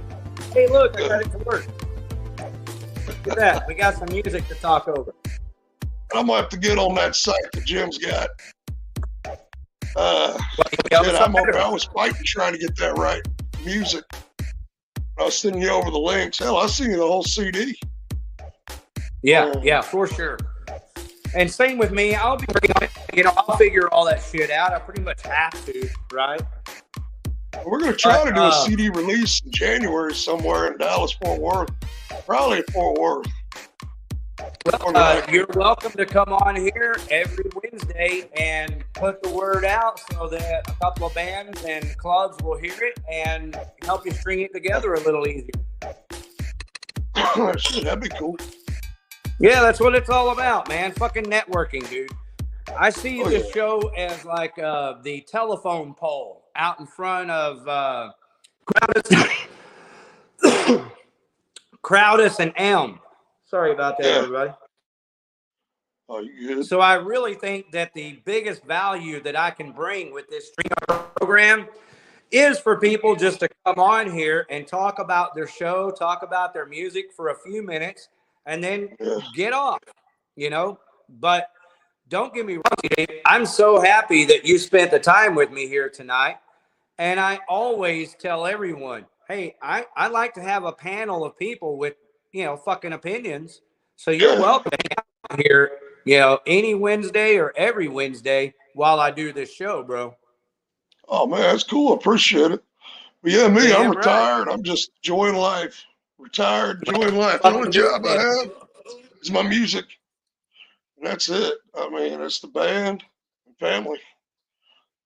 Dude, look at the music bringing us back together, brother. I love to play. I live for the stage. Like I said in the poem, whether one person shows up or 1,000, I'm going to have a great time. I'm going to play that show like I'm sitting at Reunion Arena, whether one person's in front of me or more. I'm going to have a blast. Well, right now you're talking to 30 people as you speak. There are 30 people watching us right now. There are people out there that are playing in bands. They got to hit these algorithms on Spotify to get those hits up. But be careful who you do your music to publishing with and all that. Because like I said, I mean, no offense to DistroKid, they put our music out. But when you're looking at 250,000 streams, where's the money at? And it's like, okay, what's going on here? Bro, I'll be the first to tell you that. It's not about the money, but when I got that many streams, I'm missing some money. It's okay that it's about the money. Let's get that straight right up front. Oh, with that many streams. But I haven't figured it out, but that's a lot of streams. Well, that's the biggest concern that everyone has with social media and streaming MP3s and everything. You're 100% at the vulnerability of the corporations that you choose to go through. And I remember back in the early 90s, we used to drive to Dallas, hang up flyers, drive back to Louisiana, come back the next weekend. Yep. Come back the next weekend, they're all gone. They're all gone. Smoking Dave's. Man, every time we put up a flyer, somebody else would have theirs over the top of ours. I mean, we were joking. I was watching a video and I was playing it to my band. So back in the day, to hang a microphone to the PA to record a tape. I prayed to God that it was good enough to hear. I know you remember those days, because recording was expensive. I wish I could find one of those really, old tapes. TJ, I can't tell you how cool it is to see you, man. Like, it's good to see you, bro. Hey, you too, dude. Hopefully we can gig with you one day if you're still out. Yeah. It's been like 4 years since I've seen you. Damn, been that long since I've been out there. Yeah, dude, sure has. Yeah, since we've been out there. Yeah, I still come out, but not as much as I used to. I miss the scene. I mean, I don't miss No, I the was city. talking about the music box. I was talking about seeing you at the music box. I saw you there like 4 or 5 different times while I was working there. Yeah, I mean, that was 2018. Damn, I've been there that long. 4 fucking 5 years 19. ago. Yeah. 4 or 5 years ago. That's what I'm talking about, dude. It's really good to see you, and I hope you have enjoyed yourself, man. And I hope that you will, make it your part of Outlaw Video TV. And, together, let us help you. And you're obviously helping us by hanging out. So let us help you, man. That's what this shit's all about. Shit, I love chillaxing and hanging out. About a booze, though. All right, Check out the skull. On that note, believe it or not, bro, as important as music is, and you know how much I love music. I know how much you love music. We fucking cut us open. We bleed music before anything else, Jim Terry TV. Do you know about Jim Terry, TJ? Did you kind of catch any of that earlier? Yeah, I was listening to some of it. I was trying to figure him out. Well, let me kind of catch you up real quick, because I'm going to play a song, and then I'm going to put my invite in the chats. And this video show is about to fucking blow up and go crazy. Oh, okay. Badass. Oh yeah, you're gonna have Mr. X over here again. You're gonna have who's the girl? Doggone it. I feel bad. Not just observing. I just reached out to her today. I'm very thankful that she came on the show, and I'm very excited for her to come back. So we'll probably have Mike on. Jim Terry might come back on. I mean, shit's about to blow up right here at Outlaw Video TV. Oh, yeah. And part of that, DJ, it doesn't really have a whole lot to do with music. Yeah. It's just a bunch of crazy fuckers on YouTube having a good time. But I want to tell you that I'm very thankful to Jim Terry TV, Mr. X, Salty Pancakes, like I said earlier. We got Cut and Shoot. She's in the chat right now. I'm sure Jim Terry's in there too, Mr. X. Everybody's in our chats, right? So they're just pretty much all waiting for us to bring Just Observing on, because this whole thing with Sleeper Cell Gin is what the person goes by. Yeah. That person has threatened a lot of people. He's threatened Gina, and I'm not cool with any of that. It affected me so much, bro, that I pretty much shut down that whole side of Outlaw. Like, I was like, fuck this. I'm not doing it, because I think it's dangerous. I think it's dangerous to be playing with these fucking people in public. That's what I think. But here I am doing it. TJ. And the reason why is because all these people are hearing our music. Yeah. So it's that simple. I don't know if the guy making the threats knows, but feds watch this. You know. Yeah, he Big knows. Brother's Not only watching. does he know this cut and shoot, just observing. She's here. She's ready.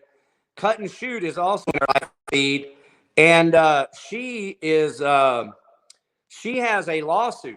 So cut and shoot. Please click the link when I post it in a minute. More than anybody else here, actually, I'd like to have cut and shoot on with just observing. What do y'all think in the chat? Let me know who you want talking to just observing. I think cut and shoot, you're up. So thank you, cut and shoot, for all of your support. Thank you, Salty Pancakes, for all of your support. And of course, I'm not at all saying, just Mike, Jim, Terry, all of y'all are welcome. I just think that because of the circumstances, cut and shoot said, she announced the other day that she has a federal lawsuit charged against this sleeper cell Jen. Because sleeper cell Jen's been going around YouTube and literally threatening. I'd rather her tell you about it, but I can tell you that he threatened Gina, and I don't like it. I don't think that shit's cool at all. And so that's why you always carry some inside information on sleeper cell Jen that we're about to get into. Well, I don't know where she lives at, but I know here we carry everywhere we go. Hell, I carry when I'm sitting up at night. Yeah, Gina does. Believe it or not, Gina, that chick that was on here earlier, she's my co-host for my Monday night show, and she's actually a former cop. Oh, that's cool. Now, I'm ex-military, but I'm always... known me long enough, TJ, you've known me long enough to hear me say this at least once. What's the only kind of cop that I like? Myself. A former cop. A former cop. One that ain't a cop no more. That's my favorite kind of cop. Some teachers too. It's my favorite kind of teacher. My favorite kind of teacher is the one that tried to go through the system and teach in public school and tried and realized this is fucked up. I can't teach this shit, this fucking brainwashing shit to these children. I didn't become a teacher to brainwash kids and then they get a new career. I have no respect for those people who choose the wrong profession and then make a decision to correct it. Yeah. How's that? And so Gina, I ain't no sleeper. Online. I never asked her about it or asked her to say anything. She, of her own volition, said online that there was a lot of corruption that she experienced on the police force and she couldn't deal with it, and that's why she left. So that guy asked me to go to sleep, or am I a sleeper? Same voice. So Gina, I don't know, that ain't me. All because I sound like a New Yorker does not make me a sleeper dude. You guys don't fuck with TJ. He's carrying.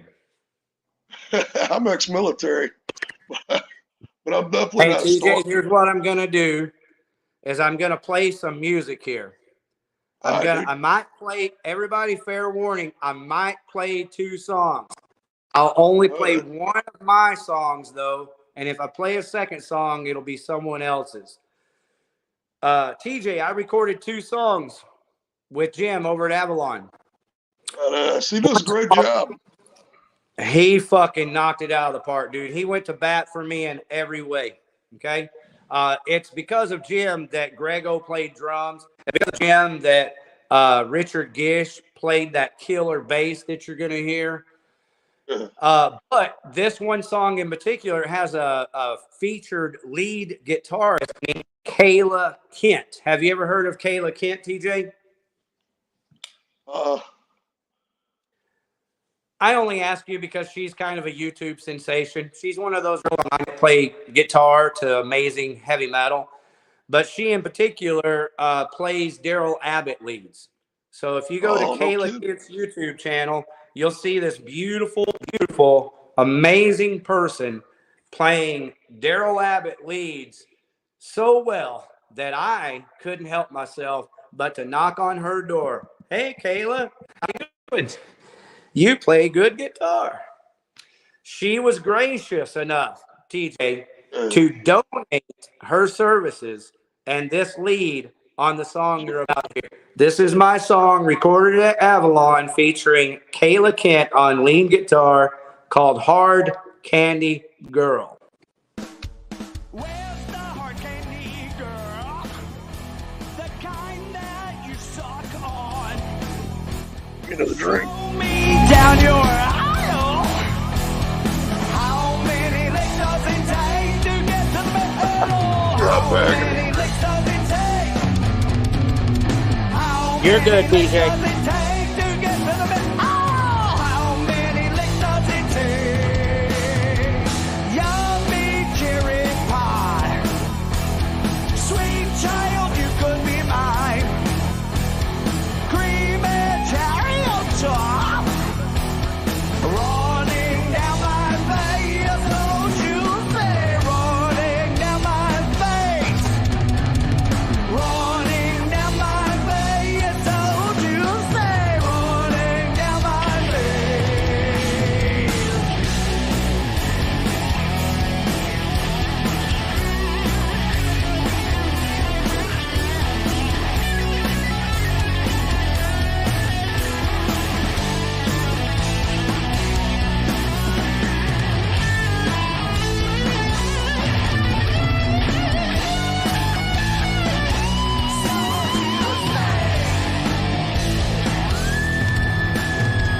Get your hard candy, pour it in your mouth.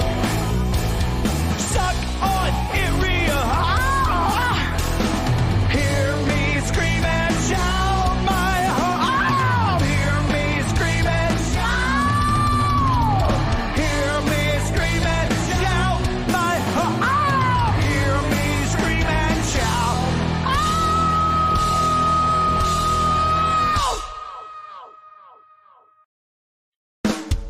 Where's the hard candy girl? The kind that you suck on. Hear me scream and shout Cool too. my heart out. Hear me scream and shout. What'd you think of that lead guitar? Ooh, damn good. Don't ever put 3 fingers in a cup that small. A little strong. Pass it over. Pass it over. I've already emptied my 1 beer for the evening. That's all I have. Oh, yeah. That was for Dake. Okay, so TJ, for the record, you don't have to stay around for this, okay? But you are Dude, I ain't got nothing. No, I don't have nothing to do tomorrow, but go to the jam room, look up my new EQ. Got me one of them EQ setups. Hey, Gotta go hook it up. how y'all doing? Hey, TJ, say hi to Cut and Shoot. Hi, you doing? TJ. How are you? I'm doing good. Good. Cut and Shoot. Thank you. Sincerely, you, thank Outlaw. you. Yeah. No Well, I problem. kind of need you. I kind of need What do you need me for? I'm willing What do to you need? admit it. I kind of need your help here. What's up? I don't know who Just Observing is. Just came across her on the Salty Pancakes channel today in the comments. So I went over to her YouTube channel, and unlike most people commenting, she actually has videos on her channel. That's one of the frustrating things with me, Shoot, is when I see people commenting and I go look to see, who they are on their channel, and there's no videos, there's no nothing. To me, that seems like that's a fake account. I know they're not always, but when they have stupid names and no videos, they're fake accounts.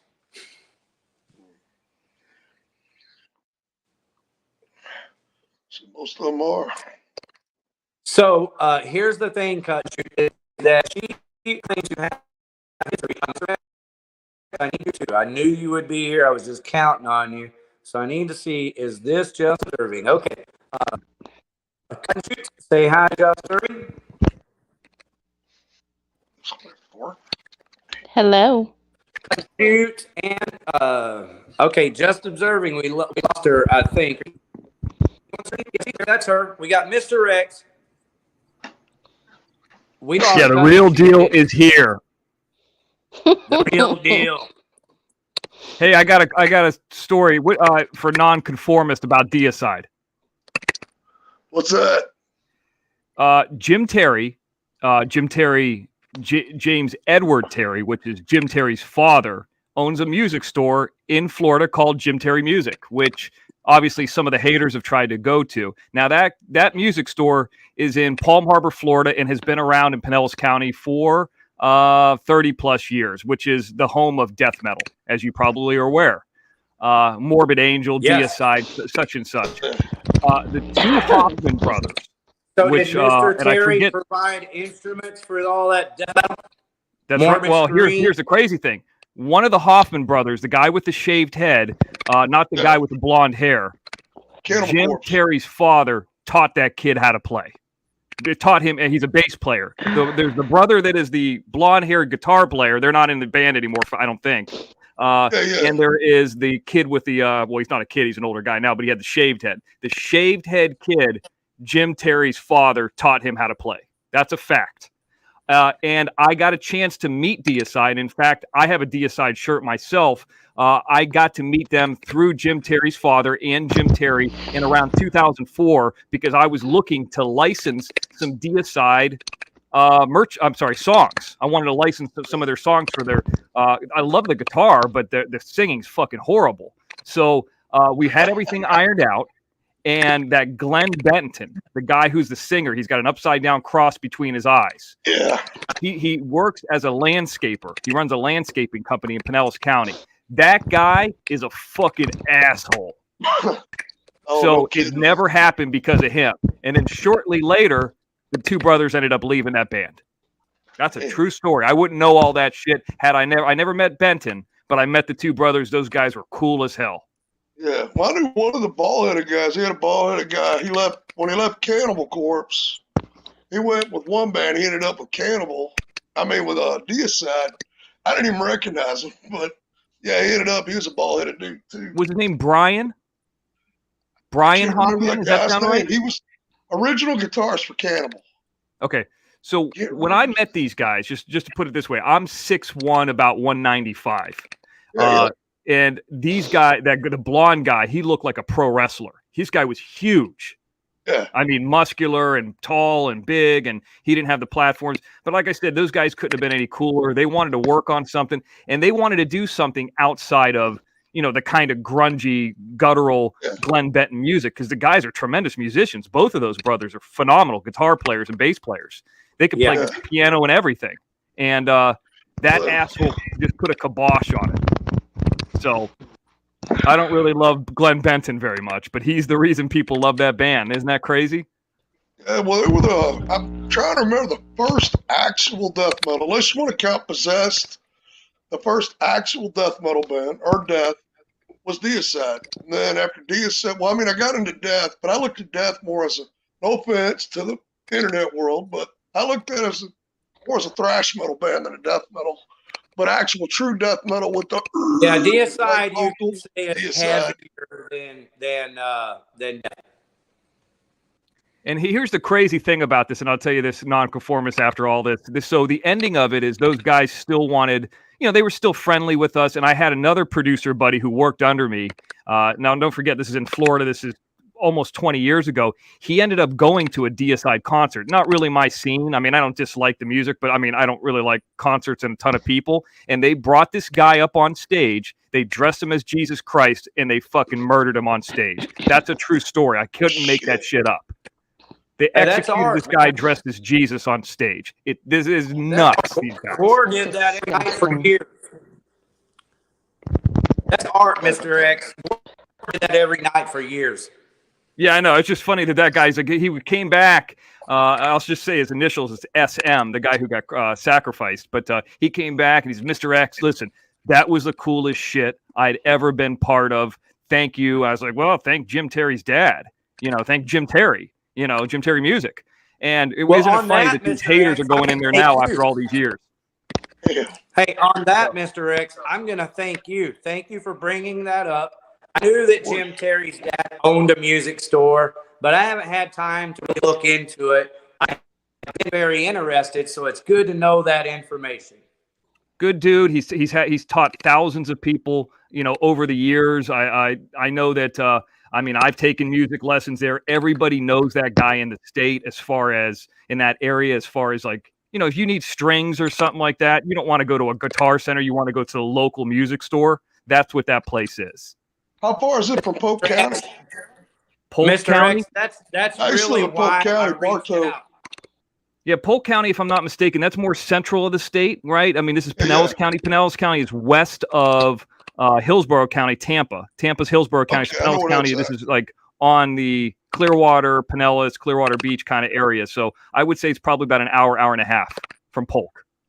I But lived that's there all for a that few area. I years. mean, all that death metal is all kind of encompasses. I mean, they go everywhere in Florida. They're based out of Morbid Angel, all those people, I don't have to tell you guys, but it's just an interesting story because I see the shirt and here Jim Terry's dad taught the guy who was one of the leaders of those bands, not Glenn Benton, but one of the original guys. And those two guys were cool as hell. And it plays into what we're doing. This is Outlaw Video TV. Primarily has always been a music channel, which is one of the reasons I did reach out to Terry, because I did hear him speak of his father in the music store. So I knew right away that meant he grew up around music. Yes, definitely did. And I mean, here's the thing. I mean, Jim Terry's father still plays out to these days. He still gigs around Florida. But I know that Jim got more into sports because, don't forget, Jim, I'm talking about the Jim Terry you guys know, would have grown up in the era where sports were bigger, at least to people in our area, basketball, football, than necessarily music. I mean, we weren't going to be into Deicide around that era because we didn't know what that was. It was a little bit older of a generation. Don't forget, I grew up in that area too. So we were always, Michael Jordan was big. So that's kind of the thing that was going on in the 80s, really 90s. Yeah. Hey, Nirvana was around there. So, I mean, that was...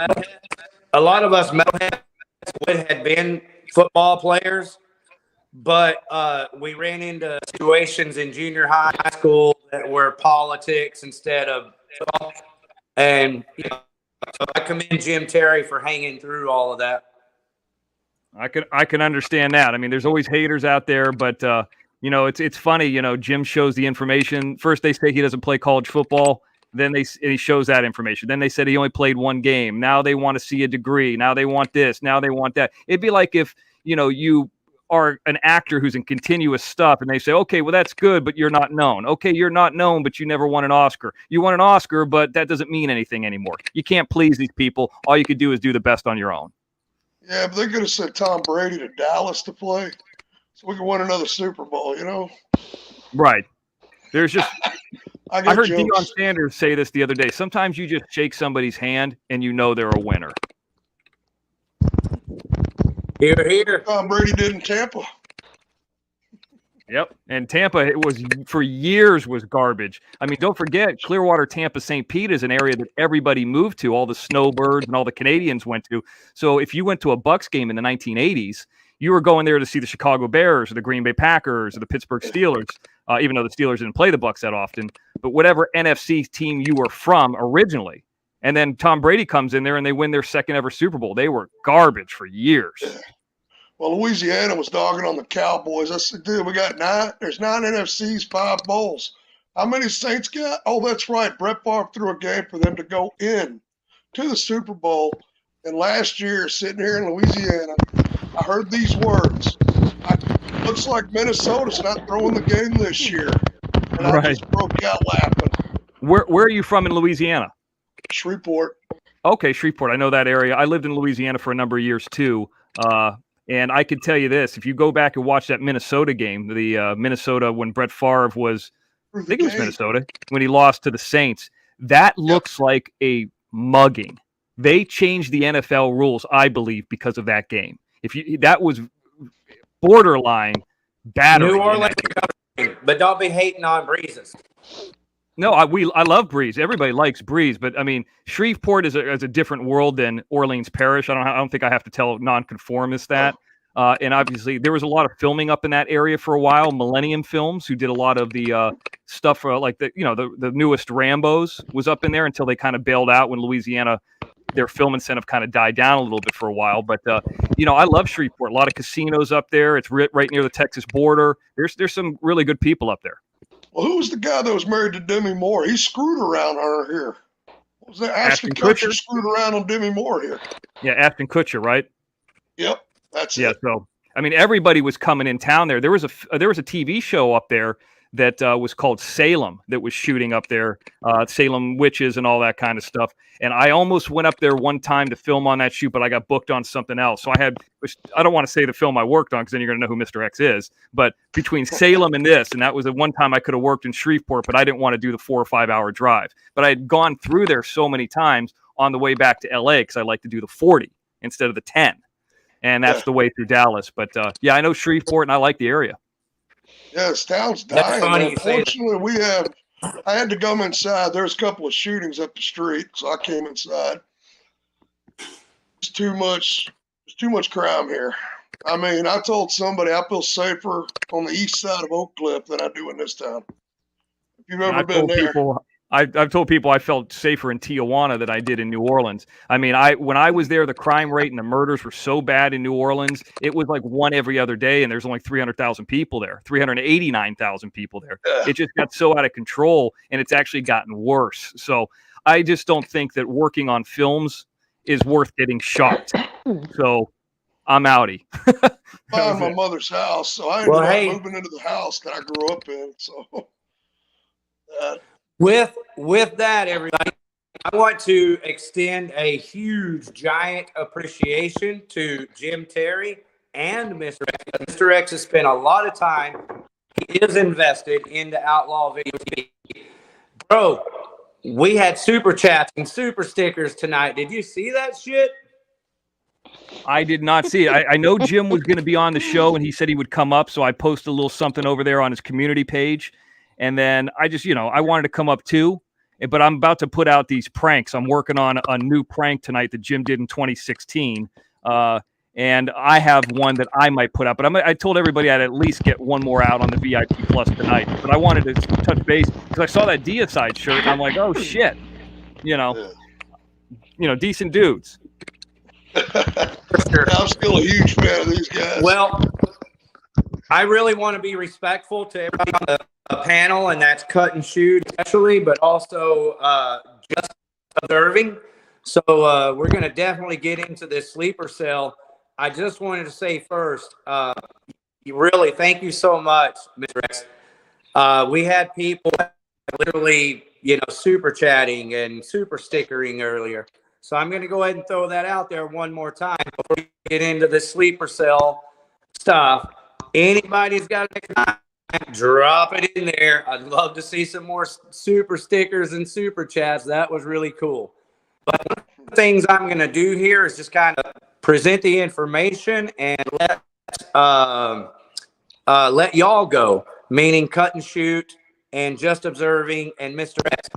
I'm going to sit back and do a little more listening so that the audio stays better. So that's it. I can tell you this, Outlaw, real quick. And I mean, this might be something for Just Observing or Cut and Shoot. I mean, Cut and Shoot, I really like her a lot. I like Ranger a lot too. And I understand that they want a voice and they want to talk about this subject, and that's cool. But guys, that guy's not worth your time. He's a degenerate. He's a lowlife. The stuff that I've seen him do on Twitter that has been debunked is just low. It's like, I'd rather hear your guys' music. I'd rather hear you guys talk about anything, but I guess it's something to talk about, but that's exactly what that degenerate wants. But if you guys are going to go on that, I'm going to take off. I would love to respond. Go ahead, I would love please. to respond to that. I've tried to put the sleeper cell guy off over and over and over and over and over. I've tried to put the guy off. I don't personally have a desire to talk about it too much personally. I just observing, brought it up, said she's known for 5 years. That she's the first person I've heard say that. I asked her clearly, specifically. Knows him? She said no. So I think if there ever was a time, I hate to do it without Gina, but this is just as good a time as any. And my desire is to get it behind me because I'm not big on talking about people and shit, right? Now, let me ask you this. I missed this real quick. Who did you say knew him? Is it Gina knew him or Just Observing? Say hi to Just Observing, Mr. X. Okay. Just Observing, are you there? I am here. Hello, Mr. X. How are you? Hey, how you doing? I'm all right. How are you? Good. I don't think you and I have ever met. Have you been on Jim Terry TV? No, I observed a couple of his shows, but no, I don't really get in the chat and Maybe not get your cup of involved tea. all Yeah, I'd that. love to hear what you got going on. I mean, I don't have to be part of it, but I can certainly listen. What do you know? I know a lot about this man, and I've given some information to some folks, and I'll send Jim a text about that, or he can send you. He knows what I know. Okay. Yeah, Well, I he mean, I doesn't know wouldn't text him. He exactly. doesn't read those, but go ahead. Well, Mr. X, as long as you can, I think it would be good for you. But cut and shoot. You talk to Just Observing about your federal lawsuit. No, I haven't talked to her about. It's not a lawsuit; it's federal charges. Oh my! He Hello. threatened me. He threatened me here on your panel or on your channel in your chat, and I turned it over to local law enforcement. And the state of Texas is pursuing charges against him, and federal because they were over state lines. Thank you, cut. Thank you for Gina. Thank you for Gina. Rico. And I'm Now, sorry have that you- happened here, but I appreciate you, doing what you need to do. Yeah, I wasn't originally going to do it, but then after I saw the nasty, disgusting stuff he was doing to other people, I was like, well, at this point, I'm the only one that can actually pursue him with legal charges right now, or at that time. I don't know what's gone on with him since then and how he's threatened and who he's threatened since then, but in the state of Texas, any threat that makes me feel unsafe is considered against the law. That's how state of Texas looks at it. And then when they got to checking into him, I've turned all his information over to the cyber crimes unit, and it turned into federal charges because he lives out of the state of Texas. So he has to answer to the state of Texas because that's the state that I live in. Now, let me ask you this. You don't have to say much here, but do you know what state he's in? I do not, but I do know that the cyber crimes unit. Just Observing. Do you know what state cell is in? I know where his relatives live, and I know where he's been. Yeah, me too. That's what I'm talking about, Mr. X. I know that Jim Terry has an invested interest into this as much as it sucks for all of us. I mean, the stuff with cut and shoot is a lot more serious. He's just kind of been a nuisance to us. So it's not like, cut and shoot has certainly the right to do what she's doing. And I mean, I saw what happened to her. It's disgusting. And I think it was a family member too. But the stuff with us is just more of an annoyance. So we blocked it all. Mr. X, Jim Terry's FBI contact called him on the show and took a call privately, but we saw that happen. Was that call in regards to Sleeper Cell Jen and Cut and Shoot? Not that I'm aware of. In fact, when he was getting that call, I was on the show and I just thought he lost signal. So I'm not aware of what that call is. Jim would be. I'm not really Jim's secretary. I'm not trying to sound like a dick either, but I don't know everything he does, and I really don't get involved in any of his, the stuff where he helps people with private investigating and all that stuff. I'm not involved in that. I'm more of a kind of a producer on his show, so I do familiarize myself with the cases and the different players. But if Jim gets a call, you've never heard me talk about an FBI call because I don't get involved in that shit. Okay, well, Cut and Shoot. Were you aware of that? Was I aware of what? I'm sorry.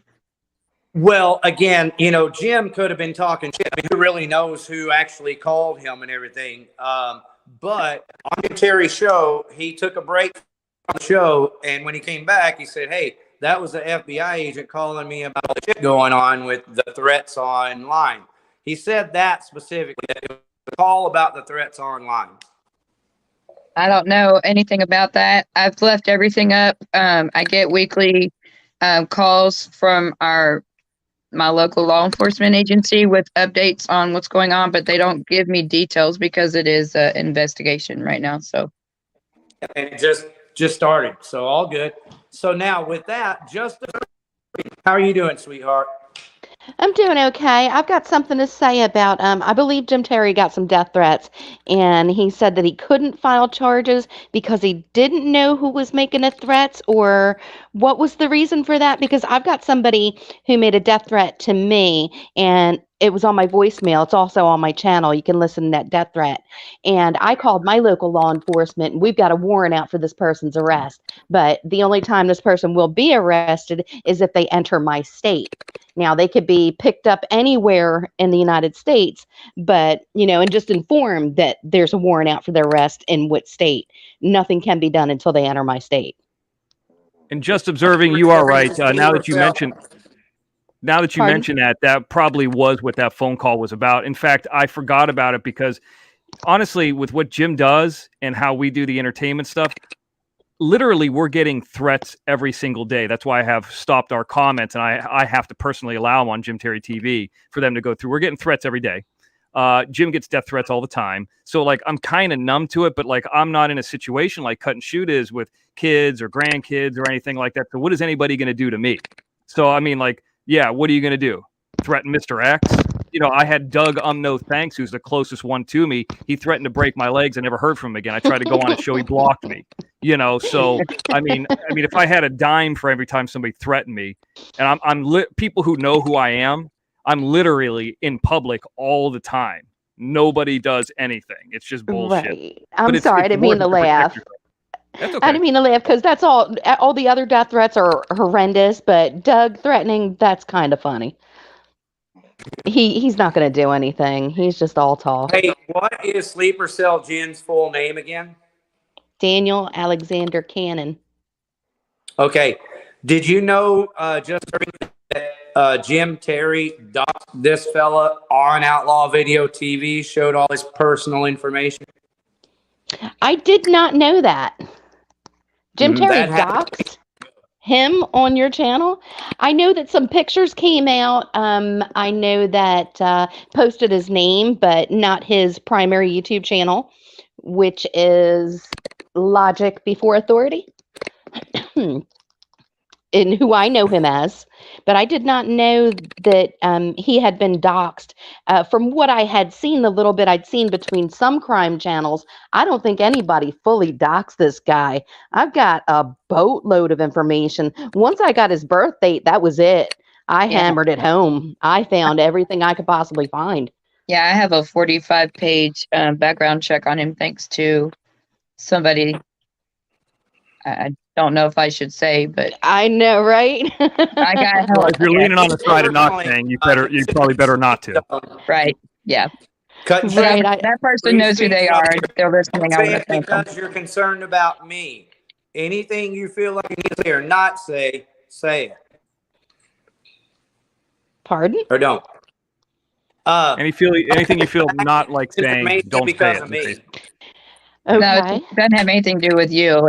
I don't know if that person particularly wants me to say anything. Got it. And I can tell you this, Outlaw and everybody else, obviously Jim has family members who do intellectual property and create content just like we do over on Jim Terry TV. And this Sleeper Cell guy has gone out and taken intellectual property trademark things and created Twitter accounts with gay porn on it, hardcore gay porn. He has taken information from a person that I know who passed away 4 years ago and was involved in the stunt industry and tried to attribute it to family members like they work in the porn industry. But all that stuff has been blocked and null and void. So all they can kind of do is gather on another site, because here's what happened. They first tried to gather on Salty. And when that man, a different man, threatened to kill Jim Terry, that ended all of that. And then they tried to gather on a different site and they try to, get underneath our skin. That has failed. So, I mean, it's just like been a bunch of bullshit that's been going on, but Cut and Shoot has been in a real, I guess, eye of danger here. And I have helped Salty to take down some of this stuff, at least with some information, which I hope that helped. But we want the drama to be done, but we want this stuff to be taken care of too. Absolutely. And now that's my go ahead. I'm sorry. That's okay. the only reason why I got involved. is because I know a different side of this man. And when I saw and heard and all the disgusting things, especially about Salty's wife, that one disturbed me. And then the children got involved, and I didn't know what he did to cut and shoot, but just the hideous things. I'm talking vulgar. It was worth vomiting over. And that's the only reason why I got involved, is because I know a different side of this man, and I thought he'd unflipped his wig. I'm like, who the hell are you? You've got a difference. I've known you as a godly man. I feel fooled, and that is just, I feel stupid. And I can tell you this, just observing that, Candace Howard is one of Jim Terry's #1 haters. She was on Doug's Salty show. I never watched the show except for the part because I've been watching that Jeffrey Dahmer show, and Jeffrey Dahmer's father's watching all this stuff, and obviously Jeffrey Dahmer did it. Jim did not do any of these things, but you can get caught up in a lot of this hater stuff, and it can ruin your night. So I didn't even watch the show except for the death threats. But Candace Howard is a fan of Sleeper Cell. Candace Howard likes these people who are involved that are threatening Jim Terry's life on shows. It's documented. We got the recording of it. So, I mean, it's like this shows the ilk of these kind of people, and it just ruins their narrative. They said Jim Terry was going to be arrested Tuesday night. I talked to him about an hour ago. He's not in any jail cell that I know of. It's all bullshit. I talked to Jim Tuesday night, and he was not in jail. I talked to Jim Terry today. Hey, Fast Eddie. I did. I talked to Jim Terry on the phone today. That's how fucking cool he is. I did too. I had him for 30 seconds. He was on his way to take care of something. So as of this afternoon. Right? It's okay. I ended up going to sleep. I had a long night and it was really stressful. So, I ended up going to sleep, and we'll probably talk tomorrow or something. And Cut and Shoot, I wish I could help you a little bit more with your situation, but I don't have anything that's a direct death threat. I just have, in the situation dealing with us, is just a lot of internet fodder. And it's just, I just hope you could do anything, but do anything you can with this guy. But they're working on it. Texas just passed a whole barrage of new cyber laws. And last year, as a matter of fact, in last September, and September, of 2021, they passed a whole slew of new cyber laws. So there's several different charges pending for him right now that they're investigating.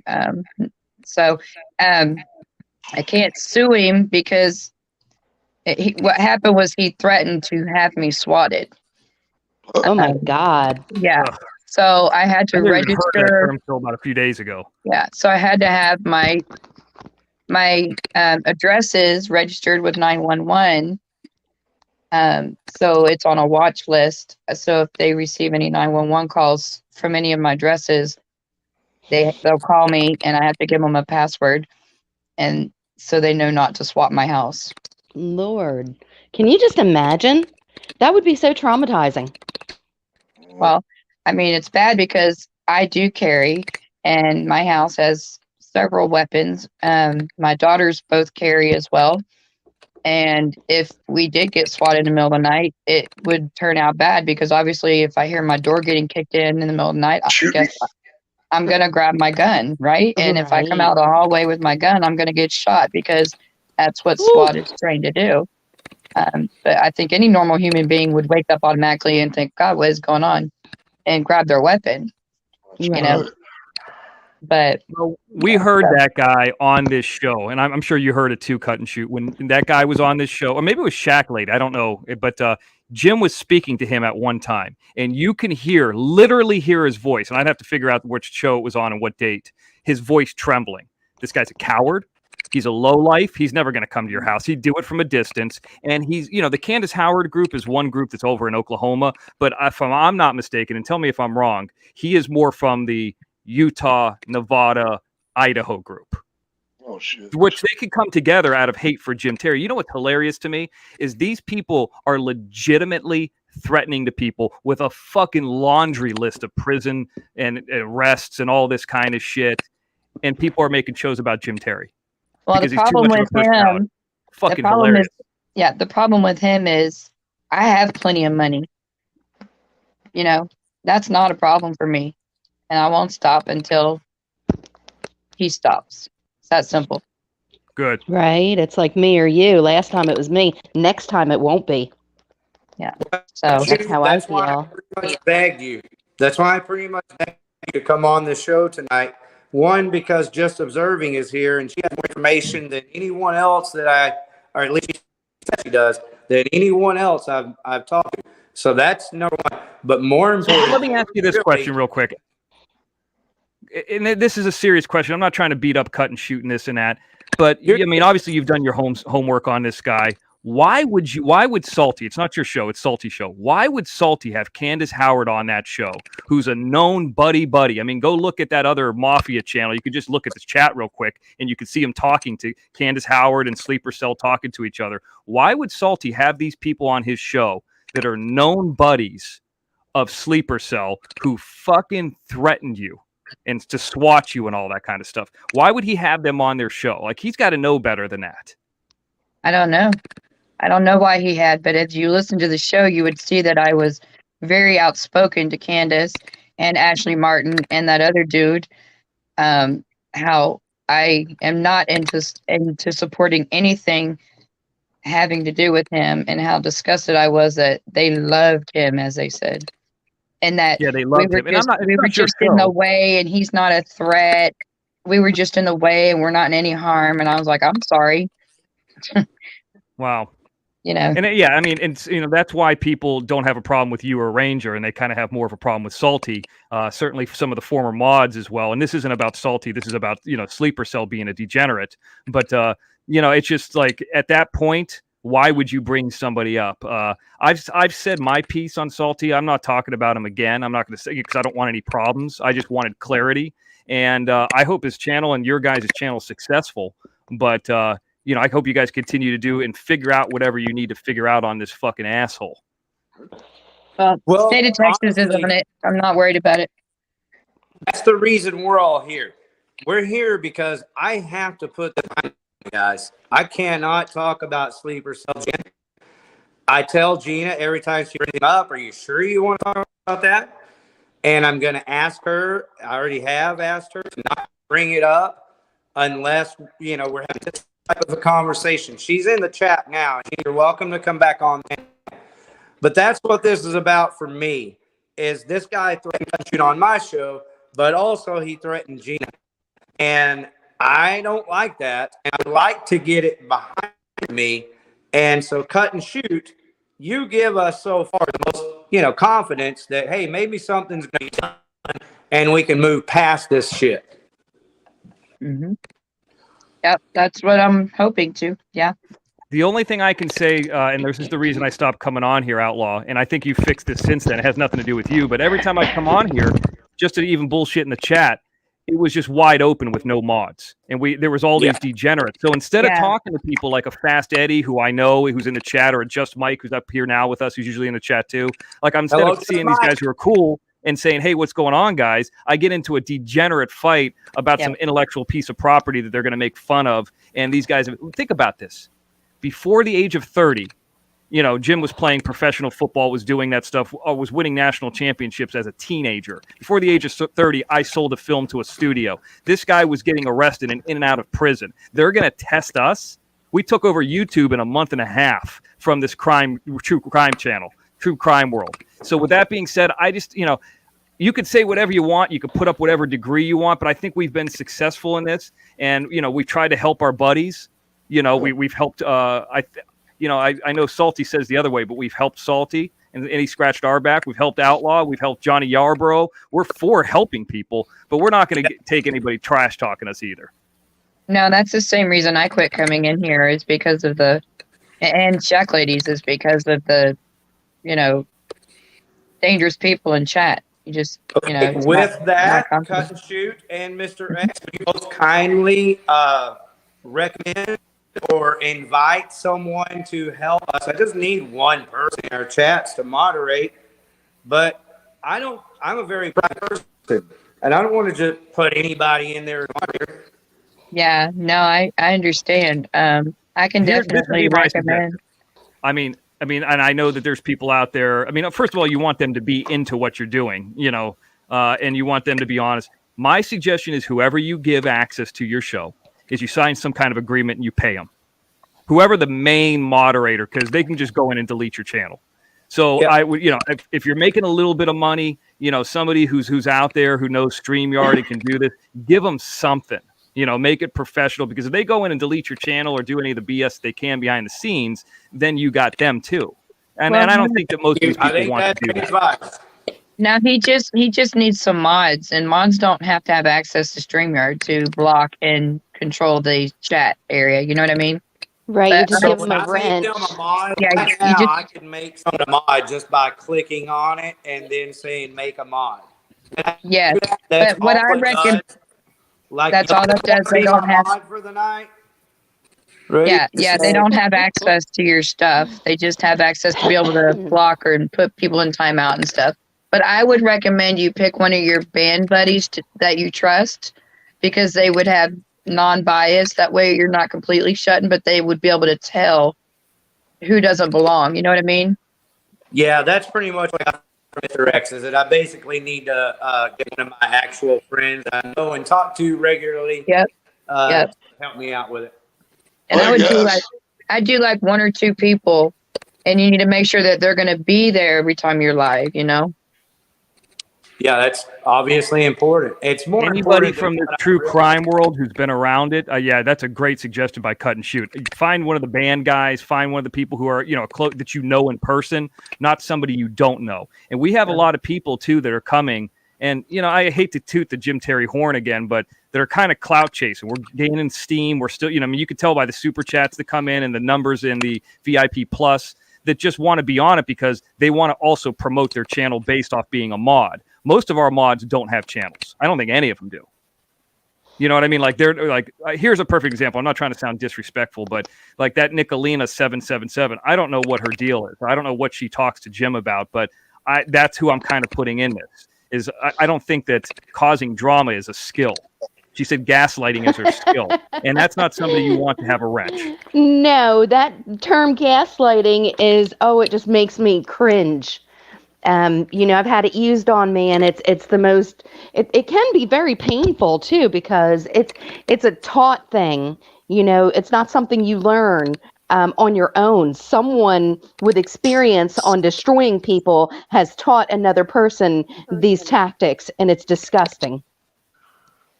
The easiest thing to do is just to be honest and clear, to post an honest opinion and to post an honest information and have people, they know when you're being honest and sincere. They know about that. So if, let's just say, for example, you know, like Cut and Shoot might not agree with me posting that VIP Plus membership video where Salty and Ty got into it. But I had and this isn't an anti-Salty thing. We had so many people that say, I don't understand, and then blaming us over it. So I said, the only thing, Jim, we could do is just to post it and then let it go away. Maybe we'll take it down. And then they can't say that ever again. That's really the fairest thing to do, is to be honest and clear, not making up things. That Jim was hanging out with transvestites and shit like that.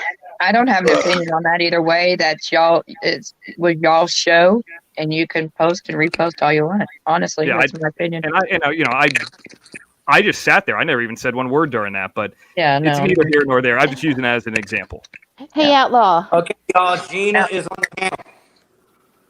I can be a mod for you here and there, Outlaw, if you want. No, she's real good. I can get 10 people on this panel. Truth is, I don't want anyone else on this panel. Gina's the only other person that I want on this panel right now. Aww. Fair enough. Gina's been very good to me. I'll say it again as often as I get the opportunity. Outlaw Video TV, True Crime Fun, it probably would not have existed without Gina helping me out that first night. And then Heart Transplant Lady came on, and then Jim Terry came on with a full house. And, it hasn't been the same since. But my number one reason for this panel tonight, me personally, is Gina.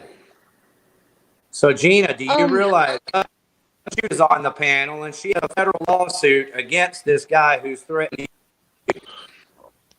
Really? Well, it's not a lawsuit, it's charges. Good for you. He's an abusive and terroristic type of a man. And you know what? I'm not even going to say I dare that fucker. Sorry. But you know what? I fucking dare that fucker. I'm freaking talking through my teeth right about now. I am not in the fucking mood for that guy. That's all I got to say about that. I'm sorry that I missed most of this after show. I had I had a bunch of phone calls to make, and I'm actually I got to get ready for work. So, but I'm sorry that he's just a terrorist, is what that fucker is. Sorry. He's vile. Yeah, and he preys on people who are susceptible, or who he thinks are going to be susceptible to his psychological threats. That's what they are. He's trying to go at that angle, and he's like the other day, or was it like a week ago? He's like, "Nice weather we're having, isn't it?" Like he's down the fucker. I'm like, no, it's fucking cold, bro. It's snowing. What the fuck? No, he was in the chat earlier, and he was like, I called him out as soon as he, I saw that. commented on my. I did. I called him straight out. Was he trailer trash watching what? Yeah, he was. Yeah, YouTube trailer trash manager or something. You're like, I know. Gina? I don't tell like that. If he's gonna threaten me like that, he can check weather.com, motherfucker. He was like, you can feel my presence. I was like, ugh. Oh no. Yeah. I was like, no, I can smell evil. Yeah, Alba, I want to thank you. I want to thank you for doing your best to protect all of us from people like that. Well, that's part of it. The next question, Cut. We're all here, and Gina wants you to say hi to Just Observing. Hi, Just Observing. Hi, Gina. How are you? Good. Well, ladies, over here, I think the most important question is, what did we fucking do about it? What do we do? We don't. You know what? He. I'm not paying him no attention. I ain't got time for that. Like, I got time for that motherfucker. I do not. You just need to get a couple of mods and just keep deleting, because he's going to keep making new names up and coming in and coming in and coming in. And you just have to trust your mods to be able to handle it for you. So you can carry on your show. Yeah, I wish I had access, because every time I see him, I just want to delete him. And I can't. I got no, and that is frustrating. But it's when you get yourself set up in a different way, I think, Outlaw, that you're going to be able to handle that. Because that's exactly what Polly and Viper do for me when I'm streaming. Like, they catch things and they'll let me know, or they actually have access to delete the stuff, because I trust these guys. And they're actually helping me with my channel. Yeah, they just need to be a mod, and they can delete him off that show for the night, and give them. They can write the names down for you, and then you can go in after your show and block them for the next show. You know what I mean? Yeah. Mm-hmm. But the most important thing, Outlaw, is to read your chat during your show as much as possible, because you'll see your chat and you'll notice people squirming and making comments about so and so's making me uncomfortable. If you see people going, or anybody saying, this dude's making me feel uncomfortable, don't even question it, just block them, period. Unless you know that person personally, because that's what keeps us good women and us good people out of chats like this and Shack Ladies, is because it just gets overrun by these creeper people, and it's really uncomfortable and uneasy feeling. Yeah, and it ruins the community. Well, that's what Gina's been saying. So, I agree. She's like, right now, he's in your chat right now. Who's that? Sleeper Cell under YouTube Trailer Park Manager. Yeah, who's he saying? That's Sleeper Cell. That's Sleeper Cell. Yeah, that's Sleeper Well, Cell. invite him to come up on the panel. He's a real tough guy. Yeah. He's this and that. We could talk to him up here, but he hides. I can't be on the same panel as him. I'll be on the same panel with him, sir. If you'd like to come up, I'd talk to you. I would. But who actually, sir, has the real things out there about him? Now Cut and Shoot's got something on you. What do you got on Jim Terry? All your buddies talk about arresting him on Tuesday night. What happened with that? It's not even worth it for me to answer to you. And your little site, by the way, that's on Twitter, sir, that is going to go away very soon. So I think that's been addressed. I think you know what I'm talking about. And you're nothing but a punk, man. I mean, have your fun with your little narcissistic videos that you make in front of 6 people. And I'm gonna applaud you. Congratulations on finding a mark, on finding a person who will, you know, go out there and do a little videos for you. You know, and that'll last 2 or 3 weeks, and we'll still be back to kicking ass on Jim Terry TV, and you won't be able to stop us. See ya. You're blocked. Now, I personally think he's got too much time on his hands and too many irons in the fire, and he's completely consumed by destroying people, and it's eventually going to wear out or wear him down. I mean, this guy is like pure evil, and I'm so pissed because I saw him as a man of God, and then I got to see his other side, and that, you know, I'm like, damn, one got by me. I don't fight freaks because if I fight one, I got to fight them all. And I consider myself a professional demon slayer, and I will invest all my energy in slaying a demon rather than just your average freak. I'm not going to waste my time on bullshit. I will slay a damn demon, and this demon's got to go. Yeah, well, I know he was in Myrtle Beach during the last hurricane that hit Florida and Myrtle Beach and all that. He was in Myrtle Beach.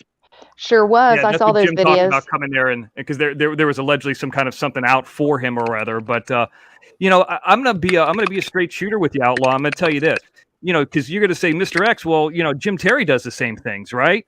But here's the difference: Jim Terry was involved in these cases, and then what he would do, and I'm gonna be honest with you, let's not bullshit here. He would go on some of these shows, like Mr. X does, and talk shit. And as we talked shit, and sometimes, I mean, that's kind of how Jim really is too.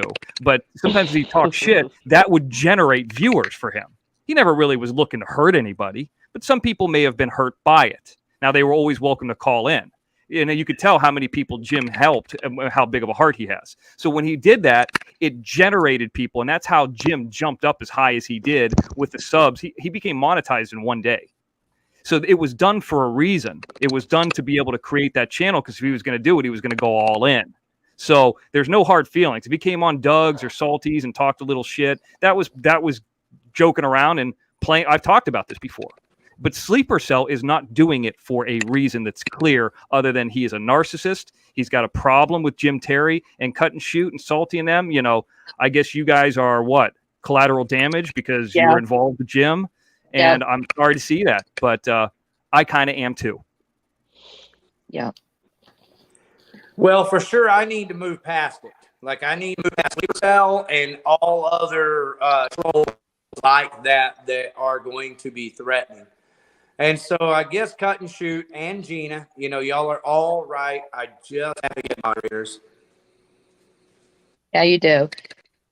Especially as you grow, and now that he knows your channels now. I mean, he's known about it a while because, like I said, it was like a month ago, I guess he threatened to swap me in your chat when it was like the first or second time I'd been in here. I think because I came up on your panel, remember, and I said, you and Mr. X were on there, and I said, I'm being threatened in your chat. I do remember, and I remember saying, sorry, there's nothing I can do about it. Yeah. And so that's when I quit coming in, because I thought, well, I've already, I just turned over what evidence I had, went to the, sheriff's department, and they were like, no, ma'am, that's not acceptable. And I agree.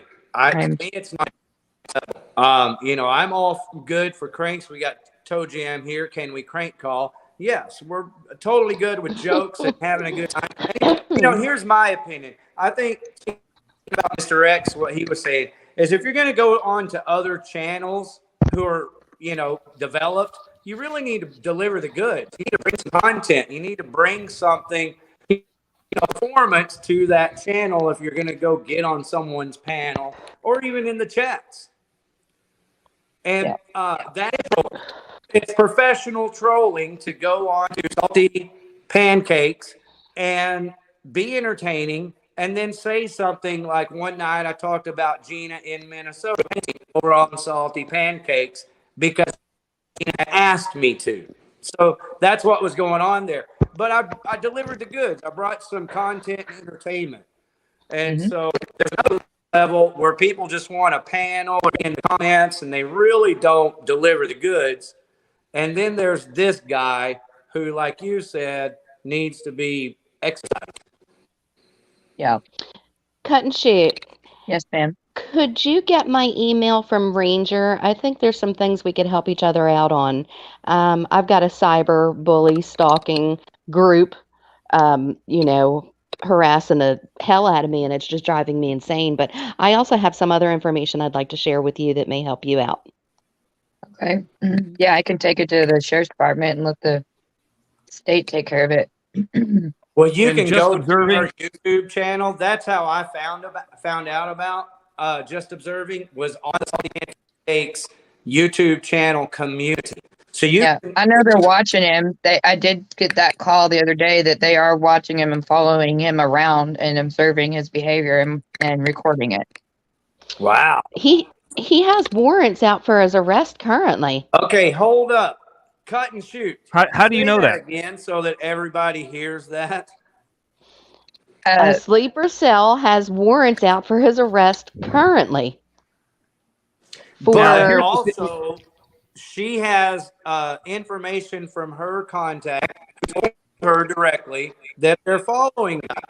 They're following him and watching him on the internet, and they're recording his behavior and his different names that he uses. That's why I always make it a point to call him out every time I see him, so that they can see that. And Fast Eddie, from what I understand, the answer to that is yes. I mean, I'm not deeply into this, but these guys are like Freddy Krueger outlaw. The more you talk about them, the more they're in your life. But and this is what I would say to Just Observing. I'm sorry, because people say all the time, and I'm just playing devil's advocate. I'm certainly no sleeper cell fan. They say all the time that there's warrants out for Jim Terry's arrest, and this is going to happen to Jim Terry, and this and that. And we're like, okay, we'll prove it. Then Jim calls these people, and they're either no longer in the police force, or this or that, or they don't know who he is. So when you mentioned that Sleeper Cell has these warrants out, can you back that up with documentation? Like what states, where, how do you know that? I can provide some information. I laughed earlier when you said Jim doesn't like texting. There are times when I can only text, so I know it drives him insane. He's like, call, and I'm like, I can't. I'm not in a position to call. So that was kind of funny. However, I have sent so much information to Jim. Tell him to scroll up. He has links. He has videos. He has other people that Sleeper Cell Jen has pissed off. Scroll up on what, a text, a Facebook? On his where text. Yes, okay. on his text. On his personal phone. Trust me, Toe Jim, when people are charged federally with cyber crimes, they do not get tablets in jail, not in the state of Texas. I can guarantee you that. Pardon? I didn't hear that. Toe Jam was saying he'll have a tablet in jail too, and I said no, not when you're charged with cyber crimes.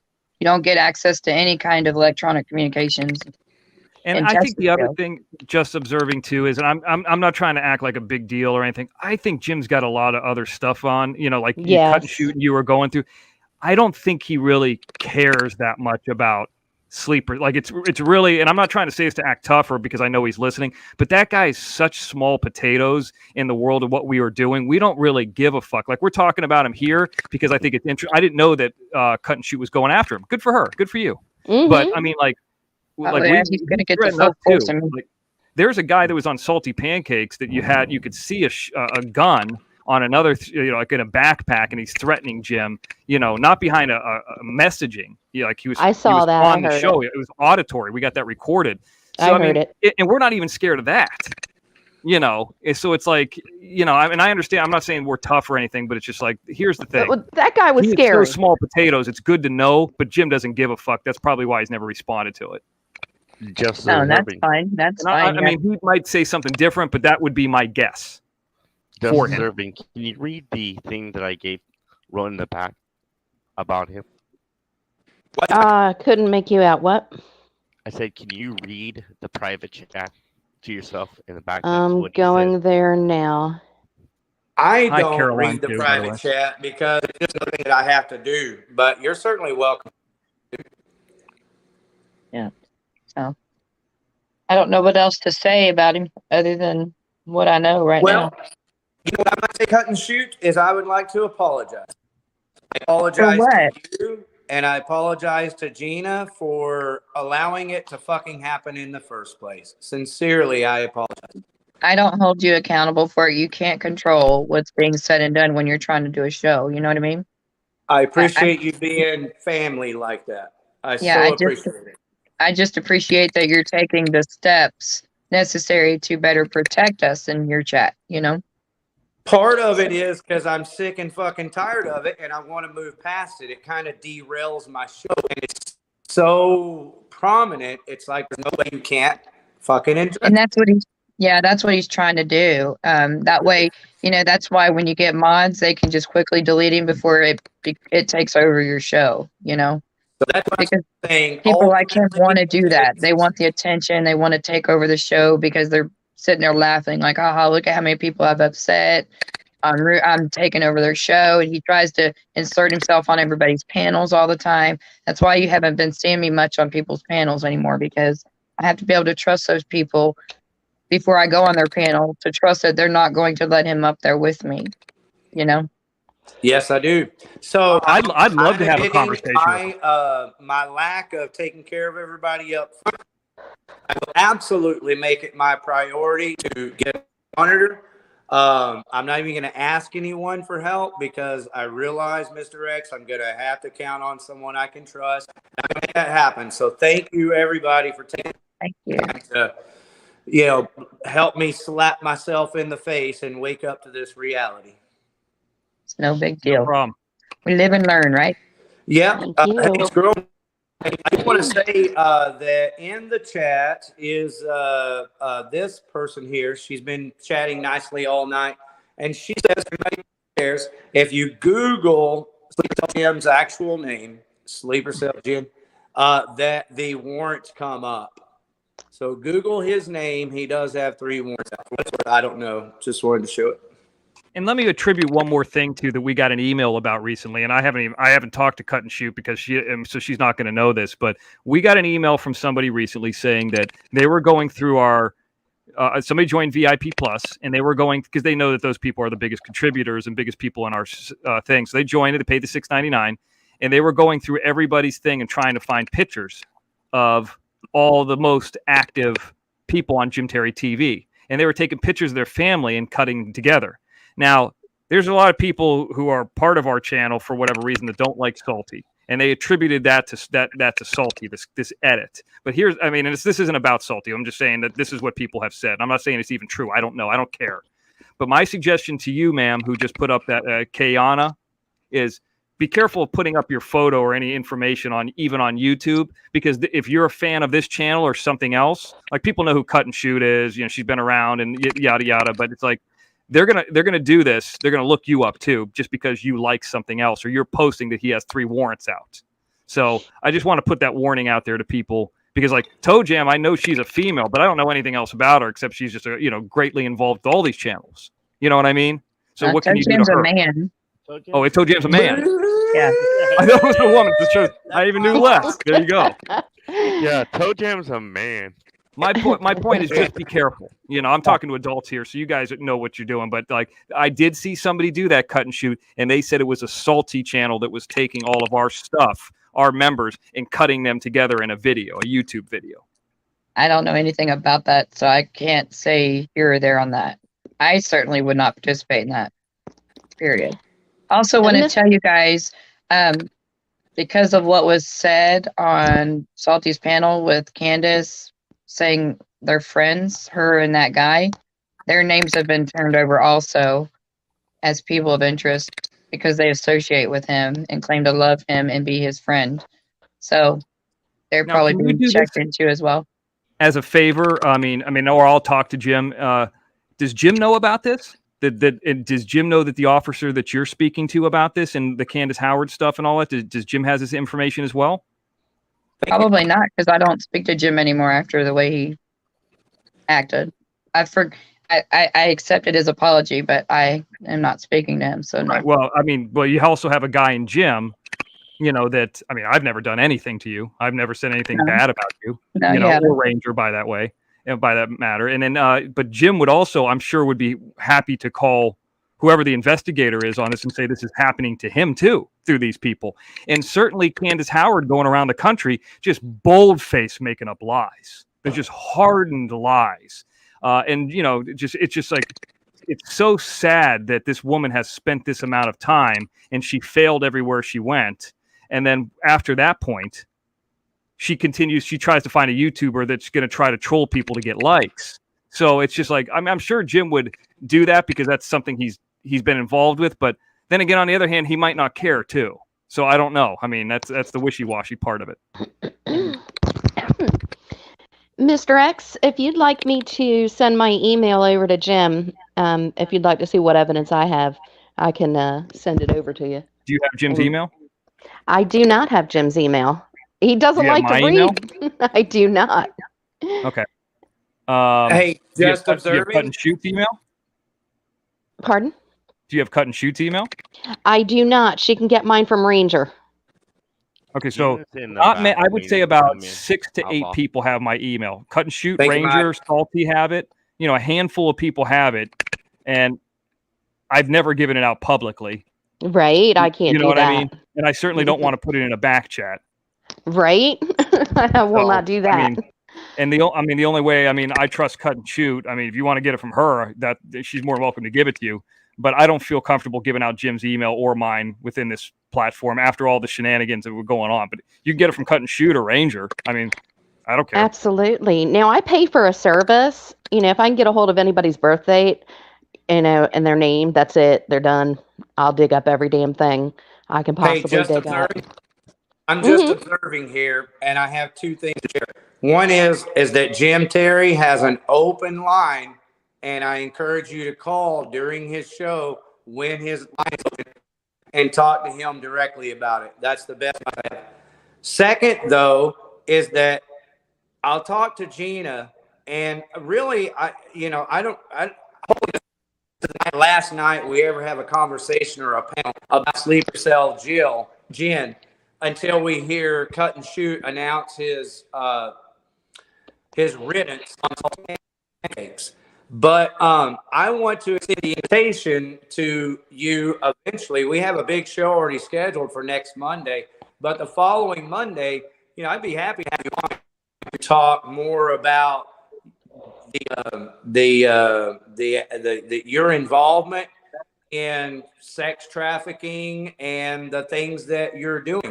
And honestly, I don't have an idea except for that I watched the videos on your YouTube channel. So I need you to fill me in a little more, but I'd like to set something up, and then Jim Terry and Pancakes can, and maybe this could be a baby step for you into that other platform. Well, absolutely. That was my main goal from a long time ago, but I kind of got hammered down by a journalist who re-victimized me. I went to him and he had no interest, but we became friends. And after about a year, I knew some of his friends, and that's how it just works out, online. You get to know people. Is that the video that is on your YouTube channel? Yes, sir, it is. Let me tell everybody real quick so they make sure that they go over there and watch it. She has on her phone, it's a video where she's scrolling through her text on her phone, and this guy who's claiming to help her literally says, hey, send me a nude picture.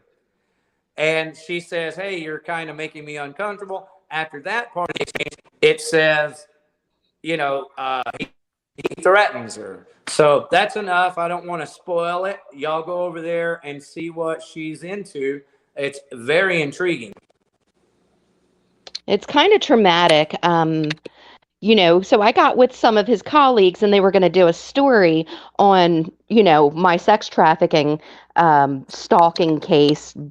That story is a nightmare in itself.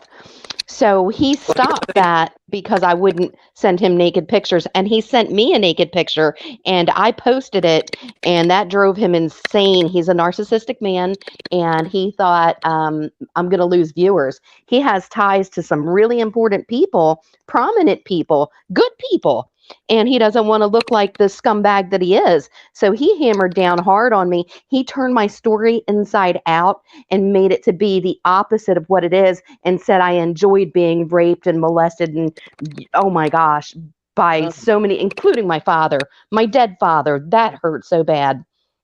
And this has been going on for the past 8 months, and I have not been myself since.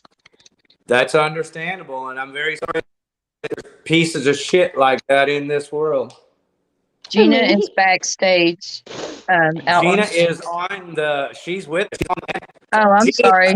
This is just observing again, and she is involved in child sex trafficking. I don't know to what extent. I mean, anti-child sex trafficking. I don't know to what extent. I have a little bit of an idea. She's welcome to share it with you if you have time. But I mostly want you two to get together. Gina has the same heart. And where she's at in Minnesota, she's actually actively involved with some people. Wow. Yeah, I'd like to get with Gina about that. If you'd like me to touch on what happened today, my sisters are sex trafficking my 12-year-old niece and one of the boyfriends. I'm going to step down off the panel that way. But respectfully to Cut and Shoot and Mr. X, thank you all very much for joining my panel. Thank you. You know how important that is. Have a good night. No problem. I'm going to peace out too. Cut and Shoot. Nice seeing you. And the other lady, if you want my info, you know what? I'm going to put it in the back chat before I leave.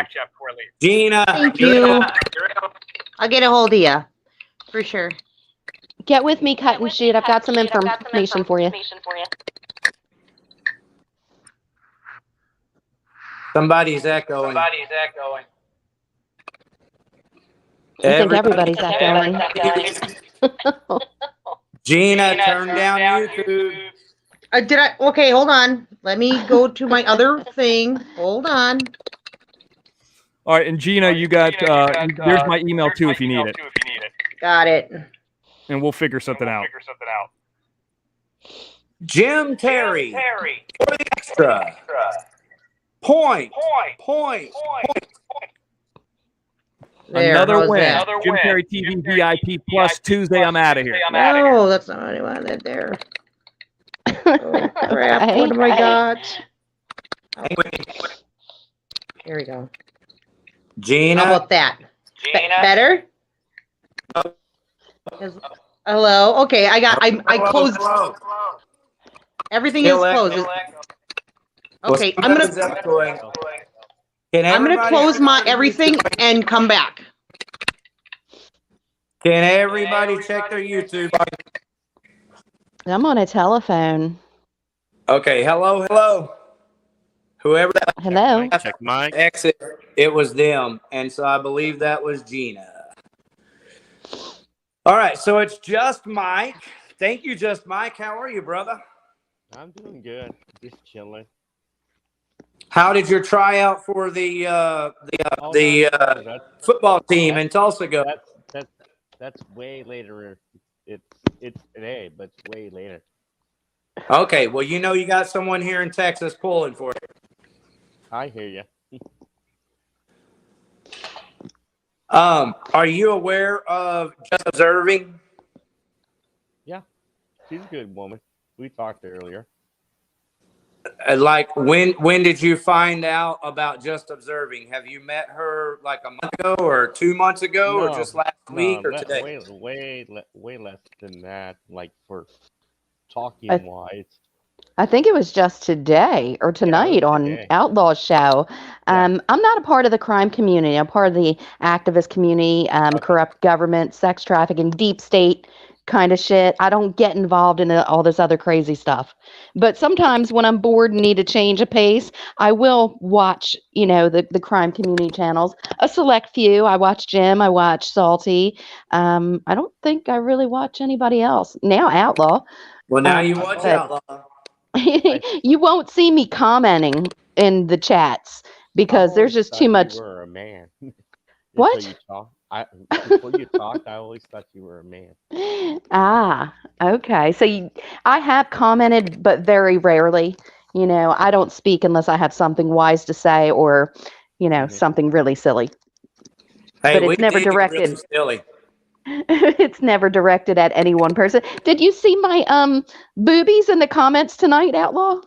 Not mine personally, but not mine personally. It was with letters.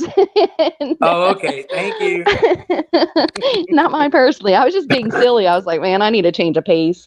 I've been too serious all damn day. Yeah, boobies in the comments are still the best. If I could get back over chat. Hey, how about that? Let's get a super chat with boobs. That would be the ultimate. Here, I'm going to do it in the back chat. Hey, you It's want to just know me. something funny? Is that I have a band, I'm a musician. I record music. And one of Yes. the band names I've considered for a while is Boob. I like that. But the name of my band is me and my dead friends, Just Mike. So I think we're going to stick with that. But Boob is a funny name. I have a friend that made a song. Can you see the back chat? I'm sorry, just Mike. I'm not over there. I normally do not go into the chat. So here we are. Looks like, Gina, what are you doing blowing up our private chat? What happens is that anytime someone chats in the private chat, it actually kind of fucks with the audio. It fucks with my phone just a little bit. So all the then I'll different stay out. gurgling sounds that you hear at different times, it's everything from people commenting to people back chatting, to more people coming on the panel. It's everything that affects it. That makes sense. So Thank you, stop Mike. it, just Mike. Stop it. You're back there chatting away. Hey, Mike is the worst. He before he ever does anything, he will send you a private chat. Knock it off. Gina in Men says, lots of laughs. Someone report into email. Hey, what is his full name again? Daniel Alexander Cannon. Okay, people in the chat, are you paying attention? Write that down. Someone asked in the chat earlier. That's why I'm asking you again. Daniel Alexander Cannon. There you go. Primary YouTube channel, Logic Before Authority. So someone put that in the chat, and I'll post it here for a little bit. Here's the thing: is I really, in my kind of psychology, I move past all this. The way that I think of it is I work really hard to get this information and present, something that's fucking valid. Right. I enjoy what we're doing now, which is sitting around talking. I enjoy that too, but I don't have enough time to to do that stuff all the time. Like I commend Crack Lady. I commend her. That girl is on like 24 hours a day. I don't know. This is the first time I've called into a show, and I'm kind of glad that it's a laid-back show because I feel more myself. I don't want to, be on a show with like 500,000 followers and dealing with everybody's repercussions afterwards. It's just everybody fights about anything. One person says something, and then people will flip-flop. They take up for this person, and then somebody else says something, then they'll take up for that person. And it's like, I just can't flip-flop like that. Yeah. It's like, I like this. Pardon. The thing that drives me nuts, and one of the reasons why I'm happy to get to know you, is that it's the fake accounts. It's just the fake accounts. The fake accounts drive me nuts. The threats don't. I think there's always assholes, and I'm pretty good at ignoring them. But the fake accounts, it's in my head a little bit. I'm like, really? How the fuck do you have time to do all of that? Or it's not really that. You know what it is with the fake accounts? Is I feel like if you're going to set up a fake account, it doesn't take that long to make it, give it an angle. Make your fake account. Don't make it so obvious that you're a loser. A liar. Yeah, that's my point. Don't make it so obvious you're a fucking loser. Thank you. And they're dedicated. These trolls, I'm like, where the hell do you get the time and energy? You're getting on my goddamn nerves just looking at you. The stupid shit you say and the hate you spew. I don't have time for it. And you nailed it. That's really the part that bugs me. Is it's in my mind. It just makes no fucking sense. It's not the threats. The threats don't bother me. It's that it makes no fucking sense. That's what bothers me. Right. I think age has a lot to do with it too. I think we got a lot of millennials and they learn from their asshole, You're kind of people who stick their head up their ass and blame you for the smell. Pardon my language. I am a Christian, but we curse sometimes, we smoke. and not the crazy stuff. I smoke cigarettes, and sometimes I have a drink, but I'm not a perfect Christian, but these people are getting on my last friggin' nerve with their bullshit and their dedication to hate. And I think it's, millennials, Gen Z, the age has a lot to do with it, but then there's a lot of old ladies out there that are full of hate and rage. The guy who's stalking me has a clan of elderly women who's helping him stalk me. And that's surprising. Fake accounts that are losers. Here's one fake account that maybe this is a way you can utilize a fake account in a positive manner. 334 queers. It's got to be a Jim Terry, Mr. X fake account. Just observing, so they're talking to you. I just watched. I can't say it. Was that the end of it? That dude should see the inside of a tree chopper. He should. He should. The things that he said were actually way worse than what Sleeper Cell Jen said. Well, sure. Yeah. Hey, I was floored watching your video. That blew me away. Yeah. It makes me cry. Yeah. I could see. Yeah. I'm not you, so I could only imagine. But it's a good thing that you posted that video. That's a very powerful video. Well, eventually we're going to learn who I am. We'll learn my full name. We'll see my picture. I want to end with that, but I've got to build up to that and tell my story and say how I got to that. Because I don't want to be anonymous forever. However, corrupt law enforcement were involved in my sex trafficking. And this guy knows my entire story. He actually called these people and told them that I was using an alias name and exposing them for who they are and what they've done. And I've only been talking about it. Well, I stopped since this guy doxed the hell out of me because, I don't want to live looking over my shoulder. I've stopped talking about it because he exposed my alias names, and they'll recognize the story immediately. They'll be like, I know who that is. So he called them and told them what I was doing, and I stopped. But the only reason why I did it or was doing it and will eventually continue to do it was to help other women to not become a victim, or to help the women who's not being heard that are being tortured and harassed and stalked. And, it's just horrendous. The whole damn story is a freaking nightmare. It's unbelievable. Well, like I said, I do a crime show, if you call it that, on Monday nights. I try to stop short of calling it a true crime show because I think true crime is boring. The reason why it's boring is because everybody's so serious about it, and then they're sensitive, And it used I kind of get the sensitive side now because Brandon Beavers, I didn't announce this yet, but Brandon Beavers sent me an email today. He's the husband of Missy Beavers, who was married, and I was running my mouth about her on my show Monday night, and I'm having a whole interview about Missy Beavers with the True Crime Broads and Robert Fortier this Monday. So all that really means is that I've been told by other content providers that being sensitive is for the victims' families. And I get it. Like, it smacked me in the face today. But the truth is that, I wouldn't be here if I had to walk on eggshells and be something myself. So that's a good way to tell you, just observing, make yourself at home, be yourself. That's all anyone here asks. I can take, real and truth over lies and ugly any day. If you've got something to say to me and it's truth, I'll take it. I can tolerate truth, even if it hurts. I don't care.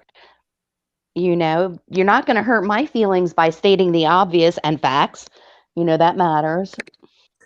Hey, sometimes, like with me, sometimes you have to admit when you fucked up.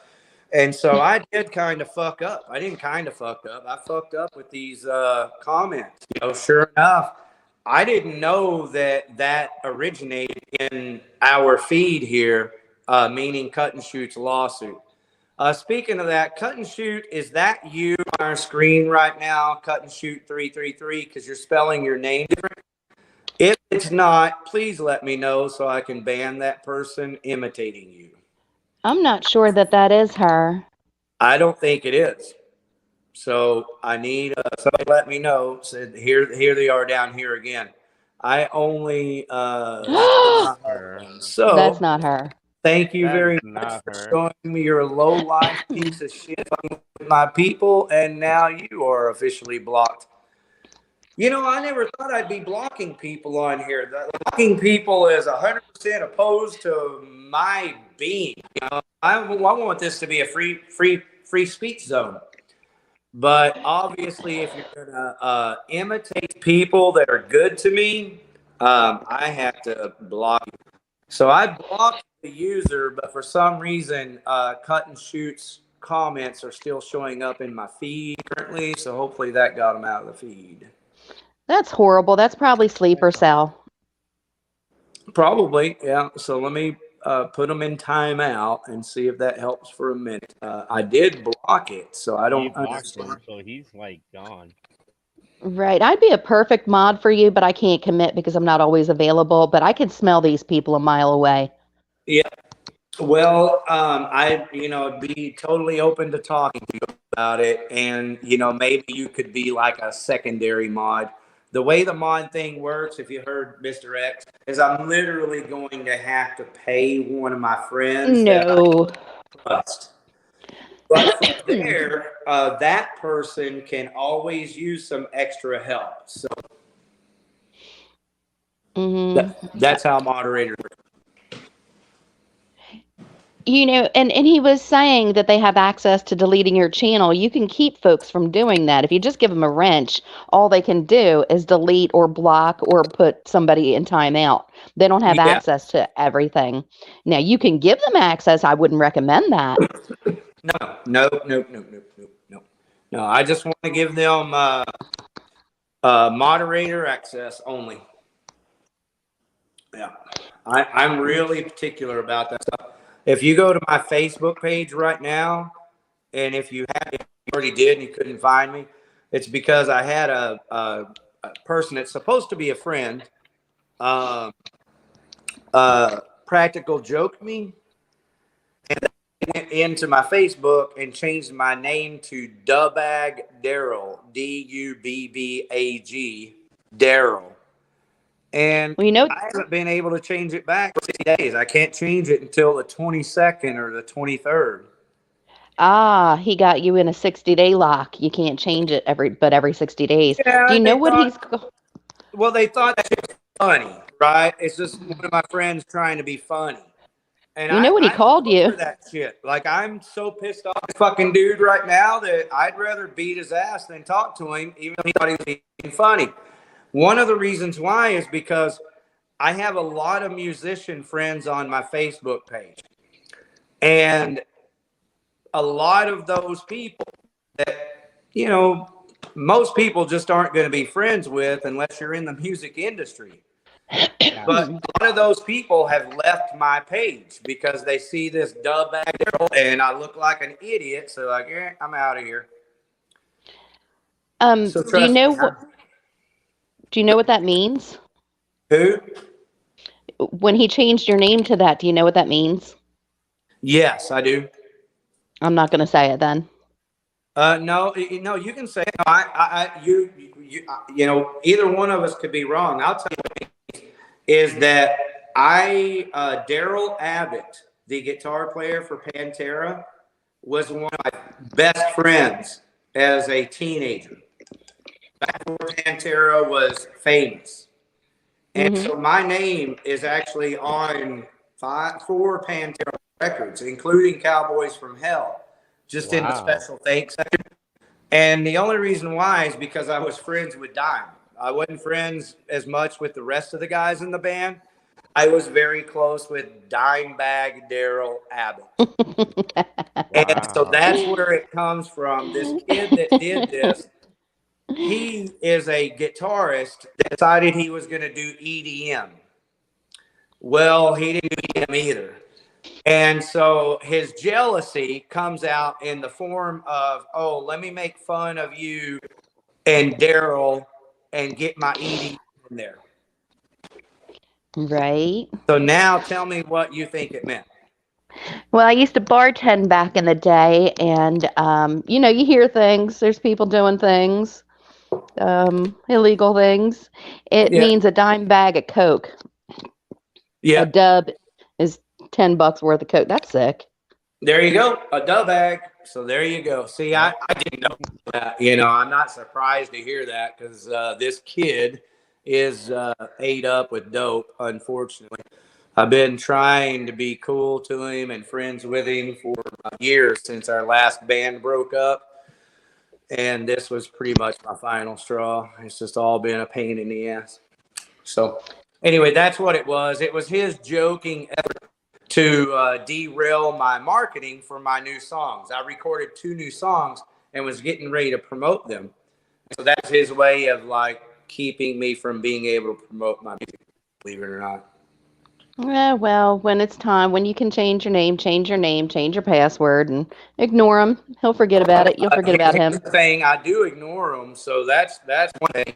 But you know, the truth is if there's anything personally vindicative about what's happening with Outlaw Video TV, you know, it's that pieces of shit like that have to look and go, damn, I tried to fuck him up, and look what he did.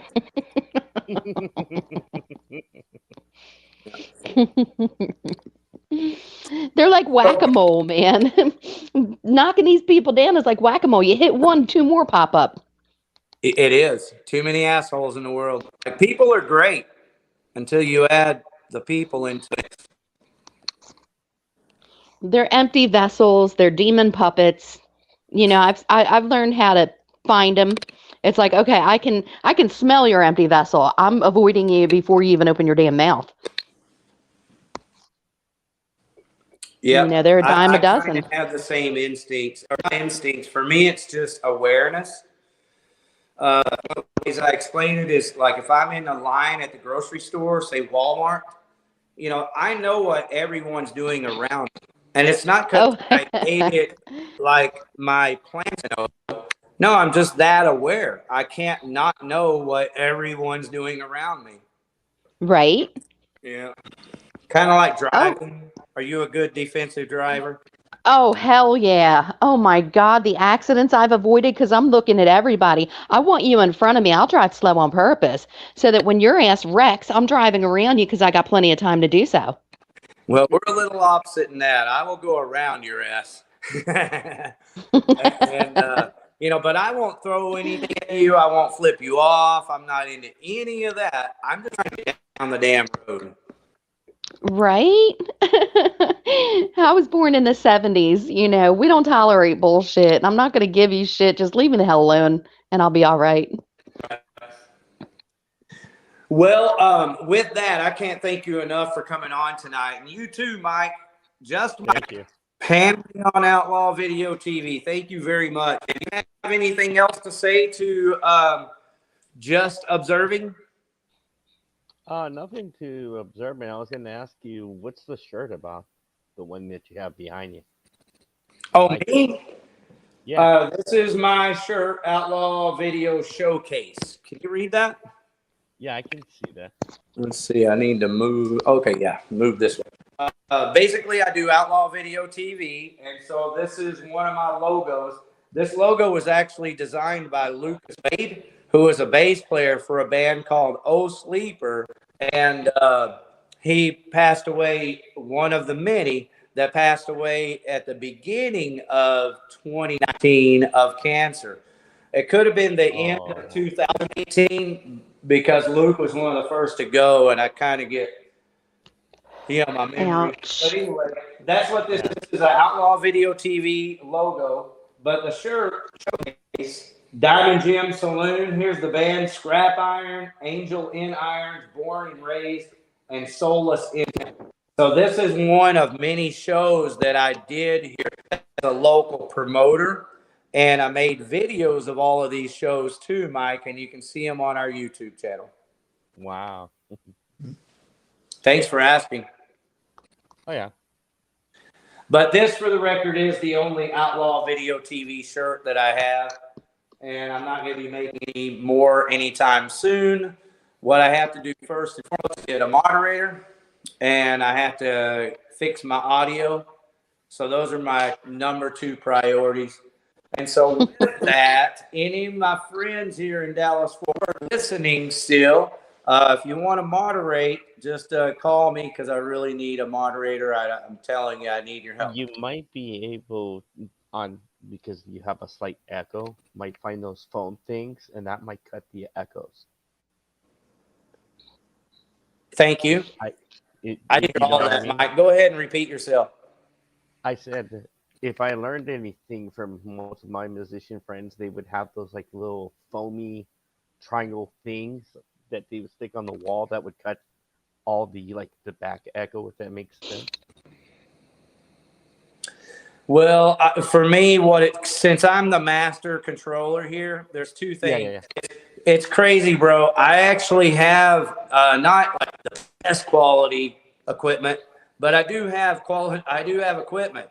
I've got an interface, for example. So on the computer that I have the first Mac computer, MacBook Pro, the first year it came out. Well, it's not applicable with these apps, so I can't use it for StreamYard. But I can record with it, and so I have an interface and microphones, and I'm a musician, so I have everything but a fucking computer. So thank you to Toe Jam, especially. Thank you very much, Toe Jam. Not just for giving to me, but for giving to Jim Terry and everyone the way that you do. Thank you so much. I already had a little bit of money, guys, set aside for my new computer, but it's not enough. And so I will definitely be adding 100% of everything that Toe Jam and Salty Pancakes and everyone gave, and anyone can still give tonight. I will get a computer. I mean, I have to. I've gone too far, kind of kicking this show down the road. I think it's an amazing show, and the only real challenges are the audio and the live chat moderators. You can get a fairly decent computer at Walmart for less than $300. That would work with StreamYard? I believe it would. Yeah, that's part of my challenge. I'm on a gateway that we picked up over at Walmart. I think it was like $250. I've got a Hewlett Packard, and I paid just a little less than $300. Let's see. I don't ever open it, though. Toe Jam, this lamp right here, this is Jellyfish. This is my daughter's lamp. Just observing, and Mike, since you're here, my daughter passed away in December of 2019. I'm sorry. Thank you very much.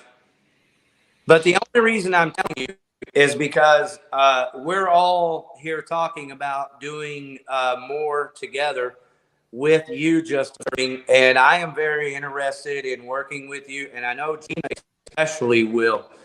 So part of my challenge is that on Thursday I disappear and I reappear on Sunday. The reason why, observing, is because I take care of my grandson. I take care of my grandson Thursday through Sunday. Awesome. That's nice of you. Well, it takes 100% of everything that I have, my time, all my money, But I bet it's fun. I wish I had 1 million children. I've got an empty nest. No regrets, and it's the most fun I ever, yes, thank you. Yeah, Lord, I'd give anything to have some more children. I'm not capable anymore. Well, I'm not either, I hope. I bet you are. I'm 57 years old. I don't even know yet. Well, yeah, there's something else. It's that I eat dandelion. Look at Toe Jam coming through strong one more time. We're going to have a $300 computer from Walmart for sure, if that's all you need. I really think I can swing a little more than that. So, I mean, if I can pick up a computer anywhere for 6 or 7, shoot, we got this covered. I think. Yeah, you want to avoid pawn shops. I tried that once and I brought it back. It was, yeah, no. You want one with a warranty, when things go wrong or you mess it up somehow, they can restore it to factory settings. It'd be under warranty. So Well, if you what I do really any, want is that Apple. I don't even know what it's called. New Apple computer gives you your own. What's the word I'm looking for? Either way, it's $1,000 device, and that's kind of what I'm aiming for. Well, and that's just for the computer. You still have to add your screens and shit from there. But it's worth it for anyone else who has the money who's doing this. I'm pretty sure that that's one of the best routes to go. So, yeah, What probably size are so. you trying to get? What? What size are you trying? What size are you trying to get?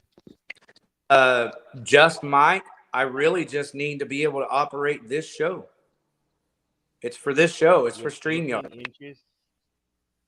Would 18 be good inches. or not? 18 inches. I think that's a little too big for everyone, just Mike. You could hook it up to your flat screen TV also, right? Well, that's what I was going to say is I can't hook my phone up, but if I have a computer mic, yeah, I can add a monitor or a screen. Right now, just observing, my flat screen is on monitor, but it's got a 15-second lag.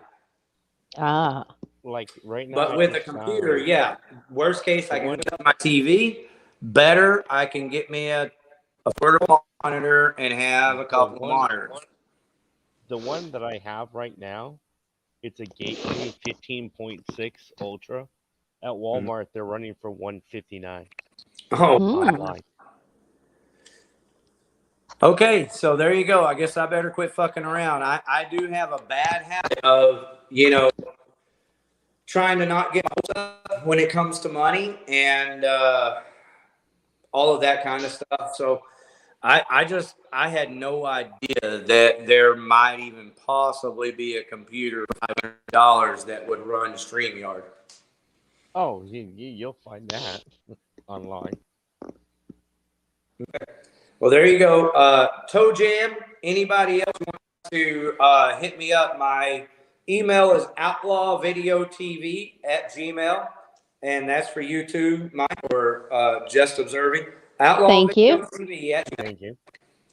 Okay. Because I So looked on your channel. If you have a on a computer or just very solid advice that doesn't take much of my time on the computer at Walmart to buy, I'll go down there tomorrow. And Monday when we do this show, I really believe that my show next Monday is going to be one of the biggest fucking shows on YouTube. Here's a little bit of it. Want me to? A little bit of advice. Check out the home shopping channels. You can get, a high-tech computer for $1,000 and pay like $1.66 a month, or, somewhere give or take a few dollars. Mm-hmm.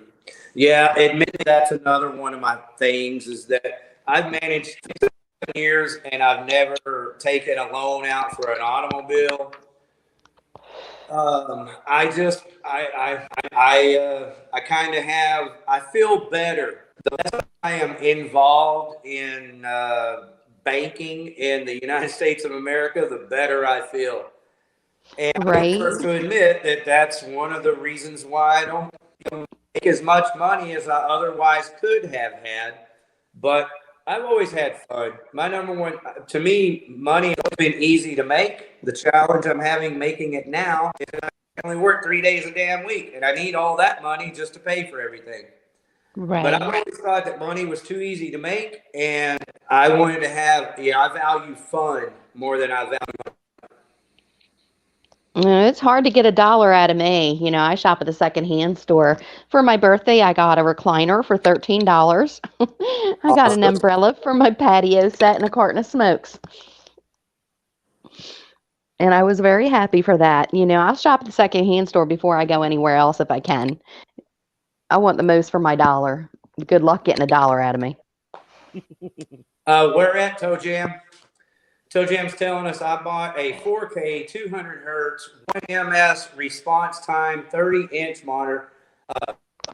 Hooks up to phone to free phone, one cable. So where would you find a computer? Is that Walmart purchase there, Toe Jam? Toe Jam is a badass motherfucker, y'all. I don't know. I guess Mike does. Just Mike, you know how awesome this Toe Jam is, right? Yeah. He is literally one of Jim Terry's big. He's talking about how he's hardwiring it into the TV. If that makes With sense. that, hey, Dove is very technologically advanced, and I'm not reaching out for your help as much as I am your friendship. I miss Dove. I know. I was gonna ask how he's been. I knew we were those very photos, fortunate to have him on the show. We did, and I tried my best to be respectful to his time and his space on our show. But I was just still learning, and I'm on my phone, you know, so it was just really challenging for me to you know, to really put on the best show possible. And is that I am going to get this computer, and I am going to get a moderator or two, and we're going to go forward. And as soon as I do, watch out, world, because I'm coming after everyone. I heard the hell out of that. That's why you're outlaw. Heard the hell out of that. Yeah, I know somebody you could go after. You went up there in Tulsa, Oklahoma. Oh, I'm not there anymore. I kind of moved away from there. Okay, where are you now? I'm up like more north from there. Then you're not in Oklahoma. You're in Missouri. Oh no, I'm in Oklahoma, but I'm more north from Tulsa. Damn, there's not but 50 fucking miles to the border, is there? Yeah, really. There's like 2 states. Maybe 3. Okay, well that's fair enough. Hey, respectfully, bro, you know, I'm not trying to, you know, out you or anything like that.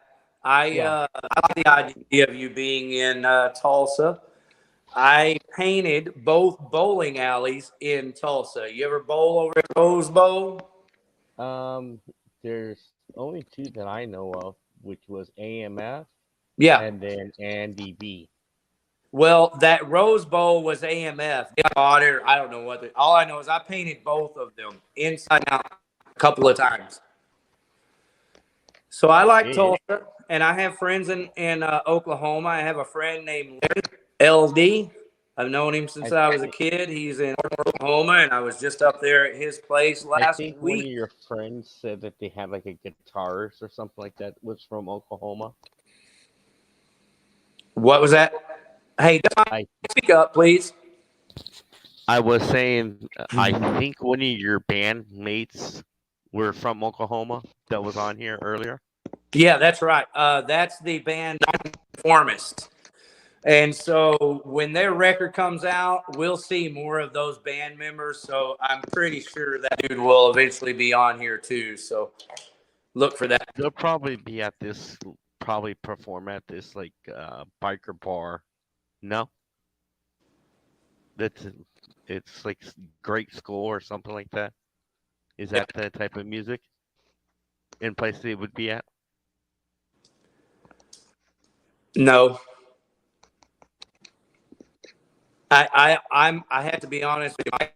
I was just thinking about a Pantera cover band out of Oklahoma City, out of Oklahoma. I was going to ask you about. Oh, that would sound awesome. Oh yeah, well, there's 2 of them. There's a one with a guy named Elton. He's a guitar player. I sold him my guitar about 10 years ago.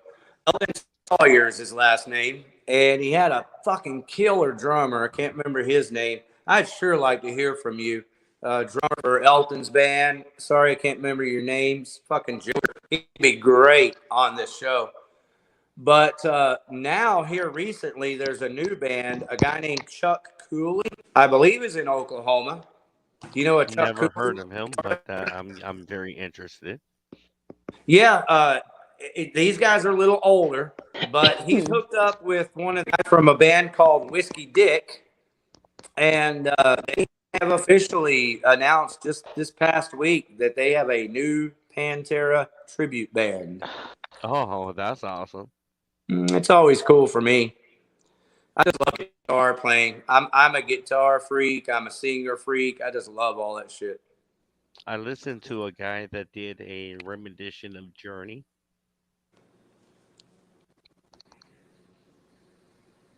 So they did all cover songs from Journey. Yeah. And is that somebody on YouTube? Oh no, this was somebody that I saw at the fair. Oh, live. You saw a live show of a Yeah, I saw Journey it live. tribute band. Yeah, that was awesome. Yeah, the tribute bands are, for the last 10 years, have really been the thing. What that means is bands that used to just call themselves cover bands and would go out and play a bunch of cover songs.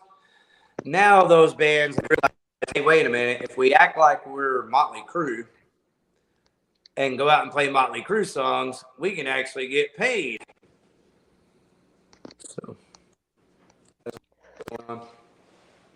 All right, well, guys, I'm going to have to go, but I really wanted to talk to you for a minute, Mike, since you're kind enough to come on panel and hang out with us. It's very important to me. Have a good night, Mr. Chesso Zerbin. Have a good night, Outlaw. Have a good night, everyone. Thank you. Thank you, you too, Mike. God bless you all. But just observe, I do want to encourage you one more time. I'm very interested. I can thank you enough for your time tonight and sharing with, all our viewers. And, all the time you spent. Like, you called in, I asked you to call back, and you came back on later. So just thank you for everything. You're welcome. Thank you for giving me the opportunity because, I've had some things that are bottled up that I needed to get out. I don't get to talk to many people about it, and I don't like to burden my family. My family are really my husband's family, and they're great Christian people, and they drop everything for me on a drop of a dime, and I don't like to burden them. They have things that they're dealing with and other people that have bigger needs. So I don't like to let them know when I'm upset or have things on my mind. And I keep it bottled up, so being able to come on here and get some things out, it feels good. Thank you for letting me come on and share that. I have a couple of other things. Because I have similar circumstances, just in the sense that, I have real needs because of my circumstances. But anytime I ever, try to just talk about it, to just vent, nobody ever, it always goes the wrong way. So that's part of what this is for me, not me being able to vent about a personal thing, but just gives me a good opportunity to, meet people like you. I'm a people person. It's really nice to meet you. Absolutely wonderful meeting you. Can I share something else that's been really painful for the longest time? Of course. Earlier this year in April, my niece, Rosie, she died, but we don't know if she was murdered. She was sex trafficked in Florida. And if you YouTube what happened to Rosie, it's tragic. That was my niece. Okay. I will YouTube it. This guy that's stalking me stalked her, her obituary, got with all my family, and it was horrendous. He was horrible. He turned that into a nightmare also. But Rosie was lured from her home. Is he featured or spoke about in this? Is this a documentary? Or no, he's not a part of it. Clips? No, he has nothing to do with it. He just stalked her because I had posted it on Facebook, and he was searching for my family to try and find out who I may be enemies with. And of course, my family are disgusting, and I left home when I was 13, so of course I've got enemies. They're into sex trafficking, drugs, you name it, they're in it, and I left for a good reasons. So he has nothing to do with it. But Rosie was lured from her home. She was in foster care. She was my brother's daughter. My brother was murdered back in 2008. And he left behind 8 children also. And they were all in foster care. So she was lured from her home 2 weeks before she died. She was with a black man, 50 years old. She's 18. She was 18. And he's a convicted felon. He said that he went into the bedroom and found her on the floor with a gun in her hand. And I don't believe that. And the cops, it took them over a month to give anybody answers. And if you YouTube what happened to Rosie, you'll hear her foster parents, 2 different sets, speaking of, what they know of Rosie, what was in her system, and how, it wasn't her drug of choice. I think she smoked weed. Poor little girl was beautiful. And it's sad. The whole ordeal is sad. And we think something shady's going on. It happened in Florida, and that's where I was also sex trafficked, in Florida. And I think cops know what the hell's going on, and they're hiding something. A convicted felon should not be in possession of a gun. Am I right?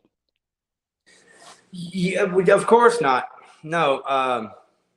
Yeah. Why isn't he arrested? That's kind of like Montello out there in the Dylan Rounds case.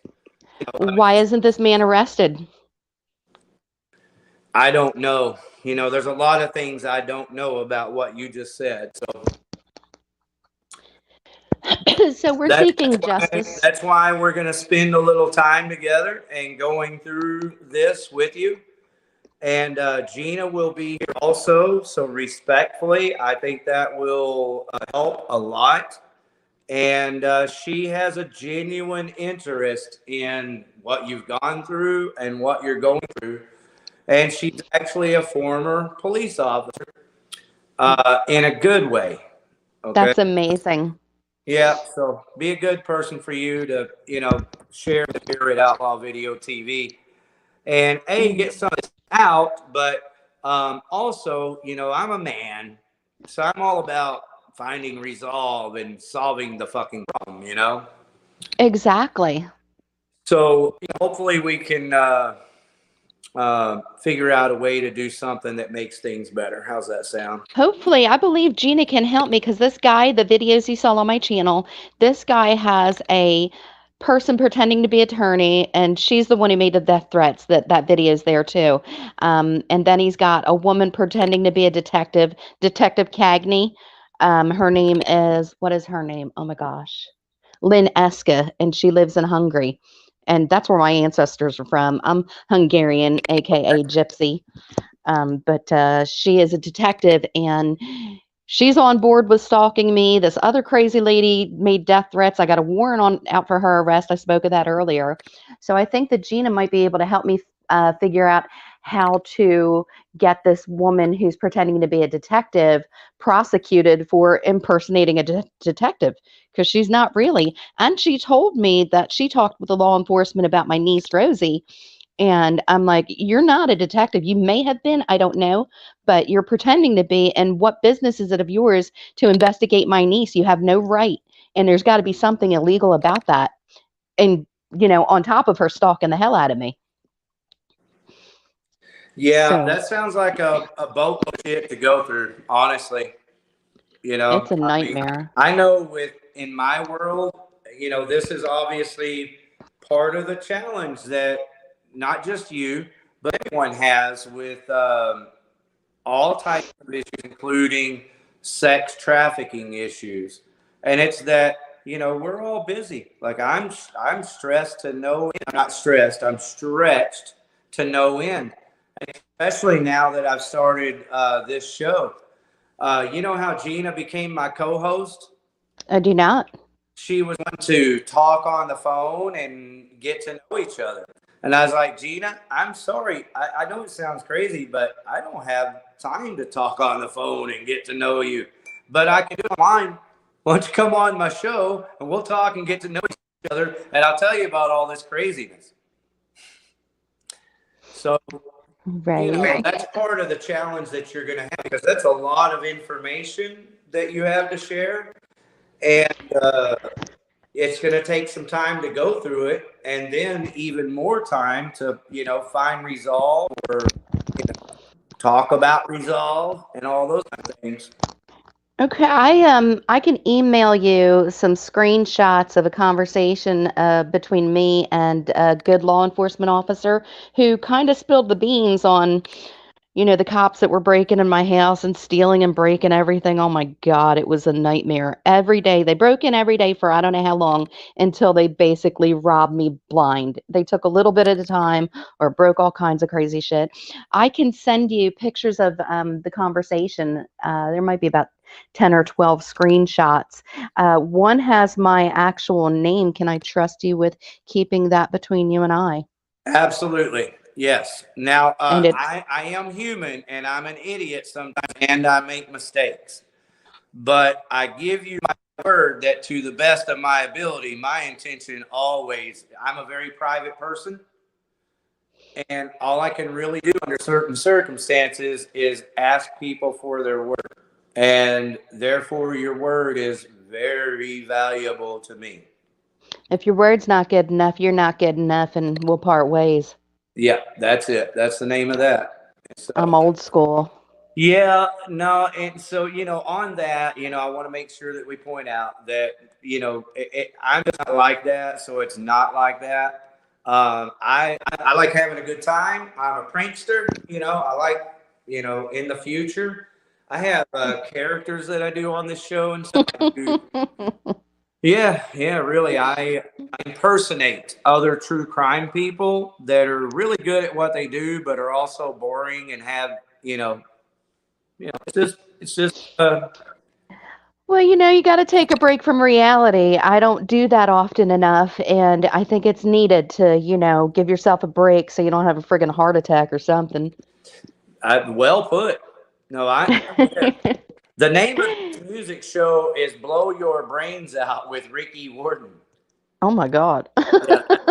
I'm Ricky Warden. That's my name. Again, this is a music show. It's called "Blow Your Brains Out." The name of my band is Me and My Dead Friends. You can hear the songs on my Outlaw Video TV YouTube channel here. And so there's significance behind all of those things to one degree or another. I would like to state clearly now, I have no desire. I love life. No desire to kill myself. Never would. I don't want to be dead. I love life. Absolutely not. Not trying to kill myself ever. But most of my friends, or not most, I'm 57. I've got a lot of dead friends.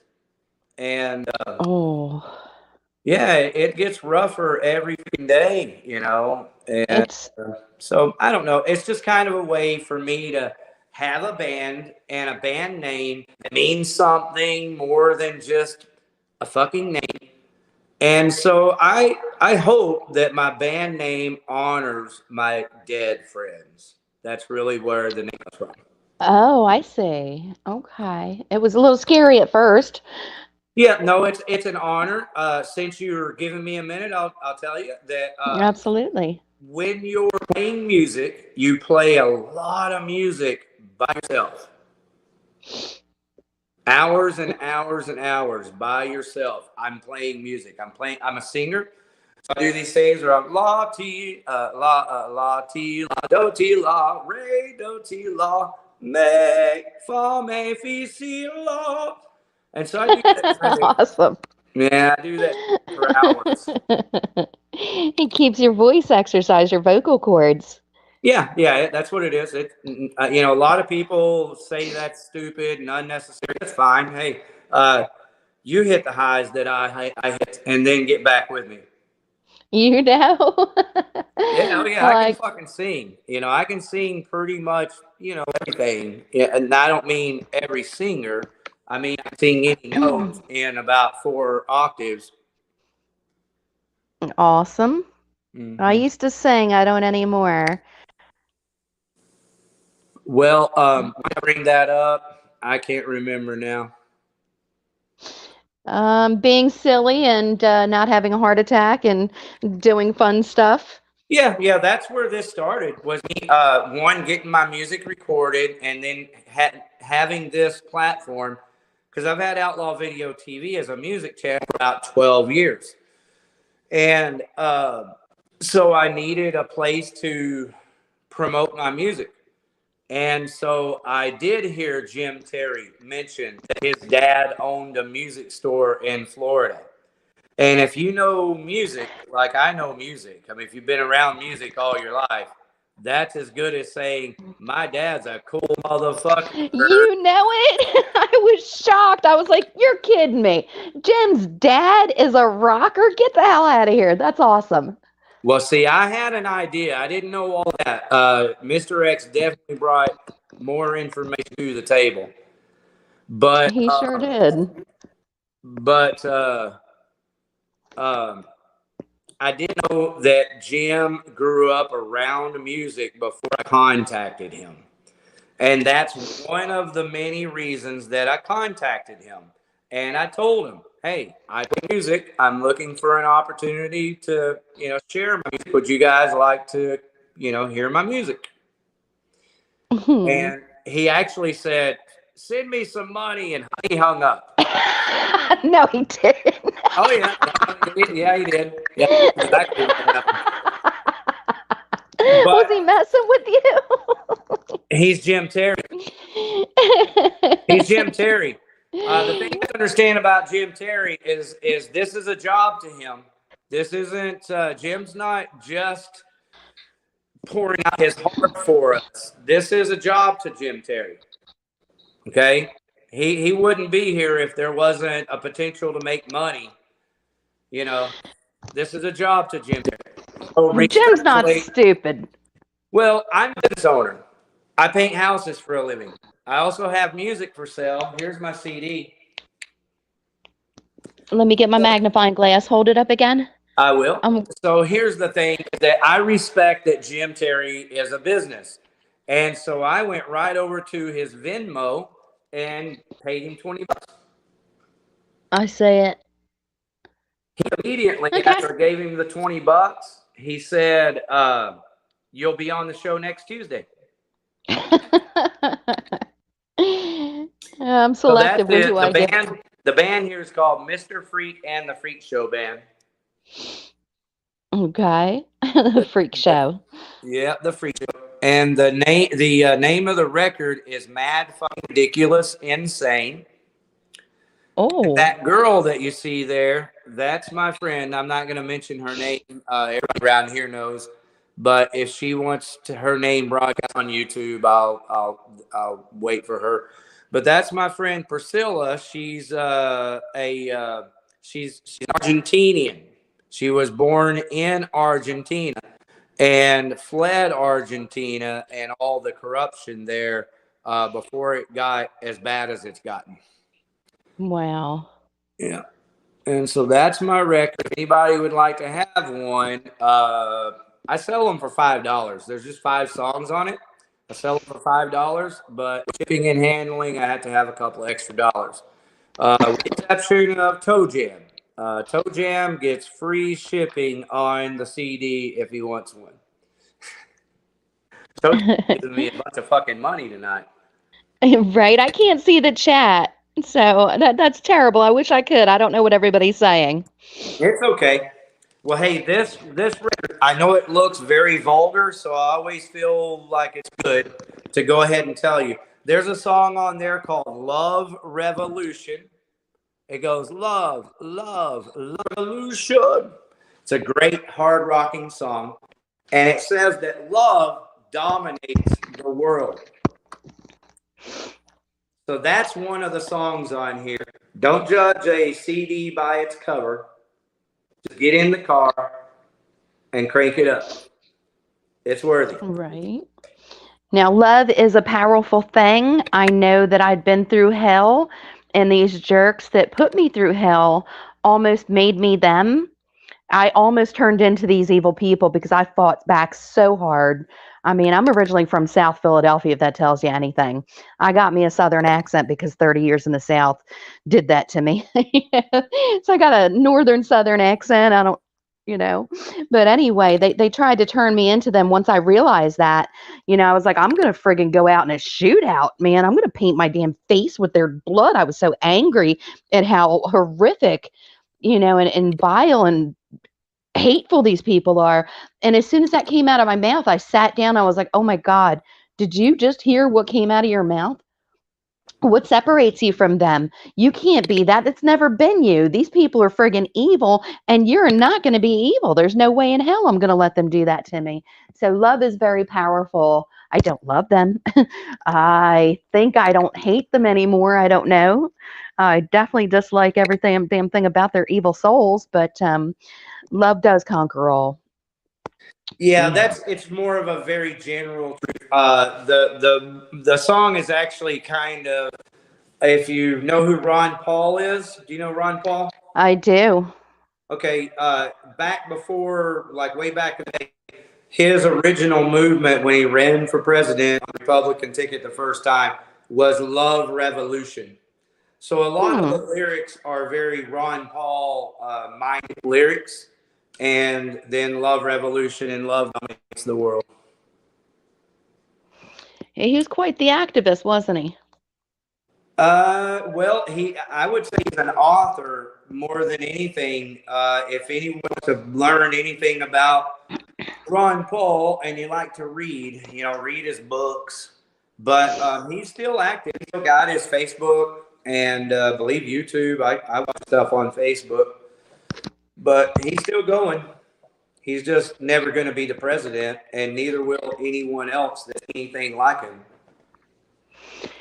Well, personally, I think presidents are frontmen, fall guys, puppets. I don't think they call the shots.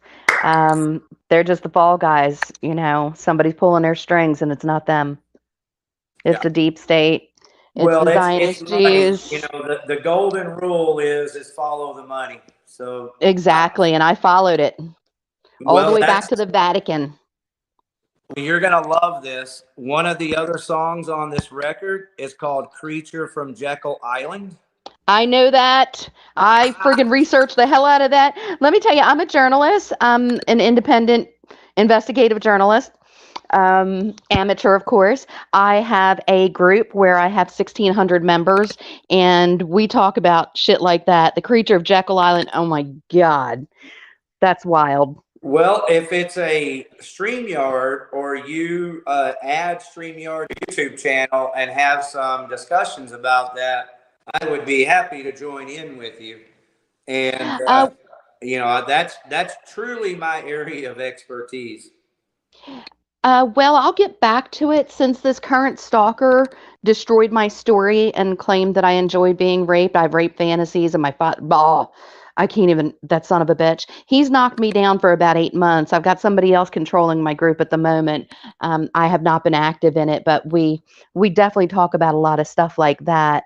But like I said, I've not been active for a while because I'm focused on, combating this guy and his 7 main other people that are stalking me and these children who are being sex trafficked.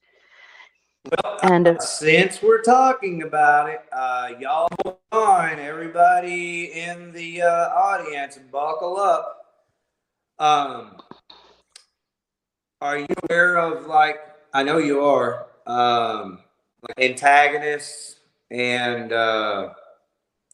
we talked about gaslighting earlier, but it was in a YouTube live feed sense. But basically what I'm saying is that anyone who is openly, actively researching the Federal Reserve, you're actively, openly researching and speaking about it, guaranteed they're on your ass. You know it. But you know what? I learned from the best of the worst. So I wanted to know how they operated so that I could get one step ahead of them. Mm-hmm. And I've been able to do that. I know all their tactics, and it's basically the same. They've got a small bag of tricks, and they use that shit in rotation, just, with enough time in between for you to forget the first tactic they used. It's Satan. Satan does that shit too. It's like, I'm on to you. And they hate me because I freaking exposed them to everybody. I teach people how to deal with people like that, corrupt, ignorant, slanderous, gaslighting. I'm like, I can crush you in one goddamn sentence. When you Love come that. up and you start talking shit, I will fuck your day up in a minute. And just like Sleeper Cell, he come on tonight and he asked me what I had to say, or how do I know about Sleeper Cell. I said, I know I lost faith, or what, I lost respect for him. He said, how is that? I said, Sleeper, get with me and I'll let you know. I called him out immediately. I knew it was him. He was under that trailer park trash name. So I'm like, I got you. I'm on to you. You can't slip nothing by me. I've seen it all before. I've been in this shit for over a decade. I've listened to all types of people talk. I know their tactics. I know what they're going to say before they even say it. And sometimes I just wait. My screen name used to be Troll Patrol. And when I had a lot of time on my hands, else regurgitate the same comment already. Exactly. I'll call him a fucking puppet quick. That's I'm what like, it I is. want the I want the puppet master. Regurgitation. I mean, that's here's how I put it, and this is in my song. There's another song on this record called Heavy Metal, and one of the lines is something like this: that big giant red, white, and blue is so far up your ass. The only thing I hear coming out of your mouth is regurgitated vomit, and that's like you hear it before they say it. I once wrote a song, say, what was it called? I'm talking to myself because you suck. That sounds like a great song, but hopefully no more for you, because I would love to see your face. That's one of the things with Outlaw Video TV. I'm not going to require you to show your face. You have very peculiar circumstances, so I would never, even if you didn't, I wouldn't require it. But I do encourage it in the sense that I think it makes this kind of format far more interesting to see people than when you don't. So down the road, I look forward to getting to know you better and discussing this. And like I said earlier, especially for Gina, I'm kind of excited for Gina because she is not interested in true crime. She's interested in the real shit, the real fucking crime. Yeah. Problems that we could actually solve. Well, child sex trafficking in particular. Yeah, she talks about it pretty much every show, but she doesn't. She kind of brings it up and mentions it because that's never been our topic of discussion. And I have this habit of saying, hey, if we have 2 hours, I've got 2 hours worth of shit to talk about. So I don't like be derailed by the chats. Because I've got shit to fuck. Yeah, I've already got 2 hours planned, Mm-hmm. And the way you can still talk, or waffle is like we're doing right now, talking late into the night, and we're both gonna, suffer for it a little bit tomorrow. Well, my husband works nights during the week, and I've been self-isolating from the world long before it became popular. So I'm home alone a lot, and I enjoy that. I feel safest after all the hell I've been through. I actually had to hide out in an Amish community for about a year to avoid my corrupt cops stalking sex trafficking bastards. And they found me everywhere, and they penetrated every barrier, but they could not get through the Amish people. And those people are still my very best friends. Wow. To this very day. Wow, and, Oh, you got me crying. Oh, that's the part that makes me cry. Well, Mary, what a crazy story. It is. Oh my gosh. I know some very good Mennonite people. Oh, wow. So here in Texas, we don't see the Amish much, but I have had some very dear, close. They're passed away now, but close Mennonite friends in the past. They're good folk. Some of them turned to. They lived without electricity and all of that shit. But you know what they really did is there's a town here in Texas called Bear Creek. And their family owned, I don't know, 500 acres there, back in the early 1900s. Right. And so they owned the property before property taxes. and the property stayed in the family all the way up until the state of Texas kicked them out, sold their property for not paying property taxes. That's and crazy. I know a lot of people are going to disagree and have all kind. I get it, but I want to reiterate: they had this land before property taxes. My Amish friends don't pay.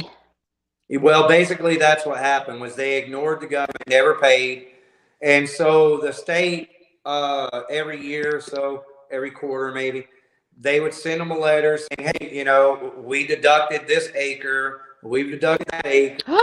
You know, yeah, oh yeah. They took their property acres at a time.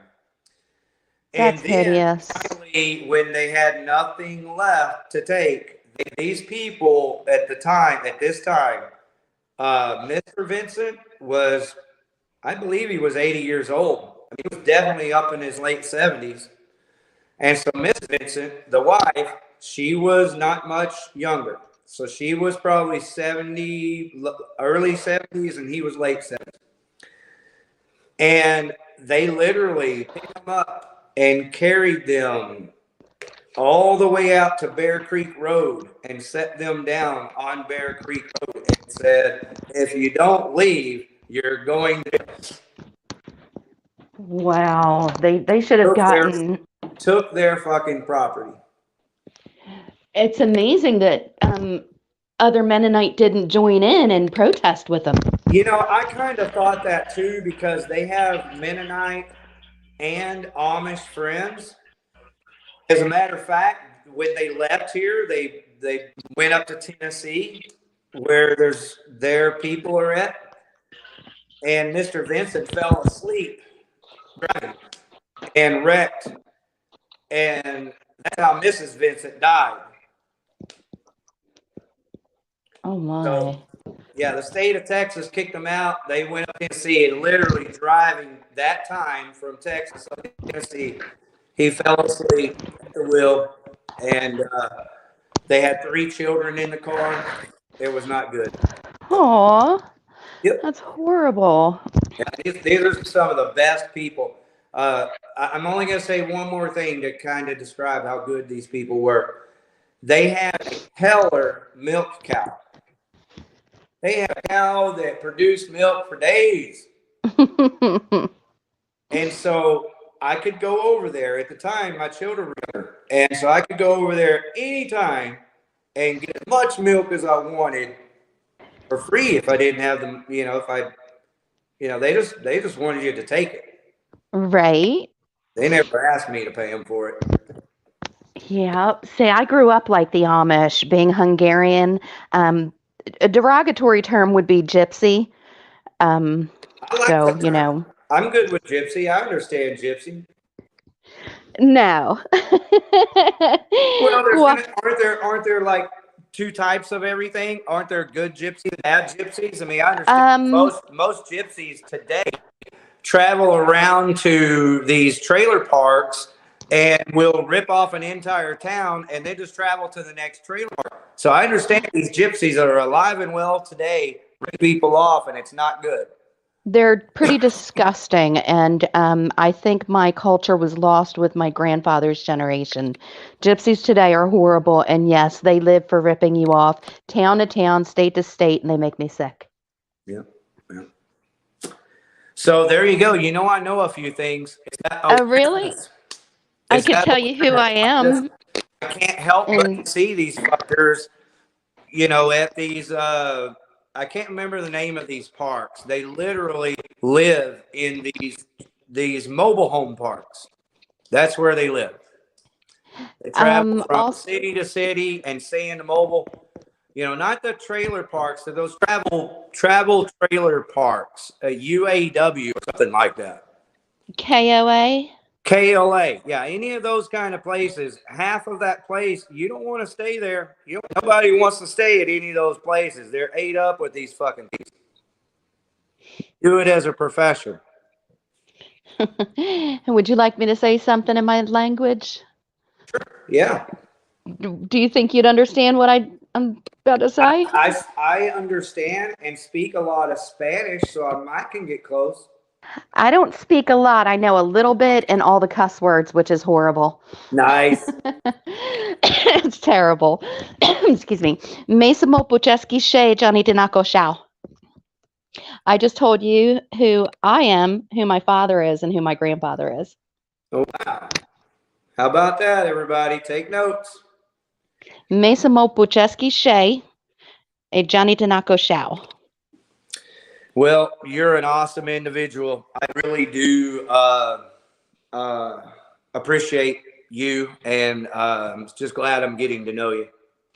Thank you so much. Me too. I think it's great. I needed an outlet, and I'm glad that you popped on my channel today. I was looking for an email to get back with you because I thought it'd be a good fit. Yeah, you're right. It's Outlaw Video TV at email. Hey, there's another girl named Danny L that's pretty aware of you know, the New World Order, the New Age religions, and she's got a real good head on her shoulders. Danny L, anybody watching, go on over to Danny L's site. You can see her latest video is an interview with Cut and Shoot. Oh. And Jim Terry joins the panel. And so Jim Terry and Cut and Shoot have it out a bit. And that's what Cut and Shoot was referring to tonight when she said after that, she's not at the moment speaking to Jim Terry. But folks, if you have never seen an olive branch, you have now. This is the olive branch, and Cut and Shoot and Jim Terry. I mean, you saw Mr. X. Mr. X is Jim Terry's cohort. Everybody, it's going to be okay. Yeah, I'm not going to get on anybody's hate bandwagon. What's going on between folks is really none of my concern. You know, I can't get involved with all of that stuff. And I would encourage you to. Yeah. No. The only reason that I am is because I'm Team Jim Terry. Jim Are you? is the guy that brought me to this party. Awesome. Yeah. But I know tonight, Salty Pancakes, Jim Terry also brought Salty Pancakes. But Salty Pancakes, independent of everyone, he was here tonight. Big. Gave me a lot of money. His supporters, his crew. Ranger was here. I mean, as long as I live, just observing, I'll never forget this night. Ever. Aw. Yeah. That's awesome. You got your first super chats. That was pretty cool. Well, and for cool fucking people. You know, you made me laugh. You're like, people are giving us money. I was like, cool. If they want to, go right ahead. Well, you know, we're all human, right? And I try to be considerate and all that shit. So, you know, I really didn't start doing any of this to make money. Right. That's why I didn't start doing this to make money. I started doing this to get my music heard. I'm an artist and I need a relevant platform to have my music heard. And then hopefully sell my music and make money that way. Right. You know, I work for free when I'm working after I hammer some nails down. You know, it's going to take me a minute, but I work for free. I work for God, and I'm proud to do what I do, you know, with my members and my group. I won't let anybody ask for money. I'm like, it's not allowed in here. Well, we're going to give your good man working overnight shift a shout out and be appreciative for him doing what he does in your household. How's that sound? Oh, he is awesome. Without him, oh my gosh, he took my claws away, damn it. He made me a housewife. And when he says, woman, I need some food, get in the kitchen, I know he's teasing, you know, it makes me laugh. He's not like that. Hey, somebody's got to make that damn sandwich. You know. It's either me or you. He doesn't cook. He doesn't do dishes. He is a man's man, and he was almost a pastor, and he chose to take care of me instead. Well, I'm glad that you have someone good like that. Thank with you. everything that you've obviously been through. Now, before he and I, thank you, I appreciate that. Before he and I was working 119 hours a week to not think about what I had been through, and I have insomnia. So, I was just not thinking about it. But once he made me a housewife, I had time on my hands and I could go through everything that I'd been through, and that was the worst ever. Uh-oh. Now, it's this time on my hands. I was singing the Stick song. Oh, you're right. So, I knew that when everything was over, it would be bittersweet. I was like, sweet because it's over, but bitter because the healing's going to begin and that's going to hurt. And it did. It knocked me down for about 2 years, and the nightmares were, waking up crying in the middle of the night, and then turning to drinking for a little while. And oh, can you hear it in my voice? Yeah, I understand. I do. I can relate. And then to have this other guy, he's stalking me, rehash everything and turn it into a double nightmare. And, I think it's been about 3 months now. I've been kind of getting back to myself and getting stronger and getting my head back together. And if I fight somebody else's battle, such as children, it also keeps my mind off of things. Well, that can also just be part of who you are. It is. I've never been a save yourself kind of person. And I don't, I could never be what a lot of these people in the world are. I'm trustworthy. I've got a big heart. I love with everything that I am. And I would never hurt anyone, let alone sell my soul. And I've seen a lot of people sell their souls for a little bit of money. And it's just, it's unreal. Now, describe that. What to sell your soul for a little bit of money? You're talking about someone who will rip someone off and destroy a relationship over a little money? Well, my nephews just identified 2 of my stalkers. My nephews, who I've just been recently in touch with for the past couple of months, my stalkers basically profiled me and found all of my family and made sure that they didn't provide me with any help so they can continue to hurt me without being interrupted and no eyes on them to see. So they went around and blackmailed many of my family and then later paid them to shut their mouths and keep their mouths shut. But some of them are talking. It's been years that I've been poking that bear, but some of them are finally talking because they're still being harassed by these people. And I'm like, I've been out since July 25th, 2016. My Amish people saved me from them. They stopped stalking me. It went on for 5 years. I was like, you should have known better than to sell your goddamn soul. You should have been able to extrapolate where this is going. Their secrets. You've committed crimes for them and crimes against me for a little bit of money. You sold your damn soul. You should have been able to see the future. You're not ever going to be without them. You're in it. You're done. And I'm sorry for you. You can get out by repenting and praying to God because God saved me. It took divine intervention to save my life. And that divine intervention was the Lord. I'm talking, he shot my tire out while I was driving. I had a big old pickup truck. Want to cause me to flip my truck and die. Fuel pump wires touching in the gas tank. I couldn't start my truck. So we went through everything to figure out what was wrong with the truck, dropped the gas tank and saw the wires touching in the gas tank. I was like, oh my God, can you imagine if I started that truck and blew up and died? They would have, said, oops, accident. Nobody would have been held accountable. But when I say soul selling, let me get back to that. I got off point. I've got brothers and sisters who are career criminals and were blackmailable and sold me to my stalkers who wanted to kill me. So are they your older brother and sister? You're the youngest?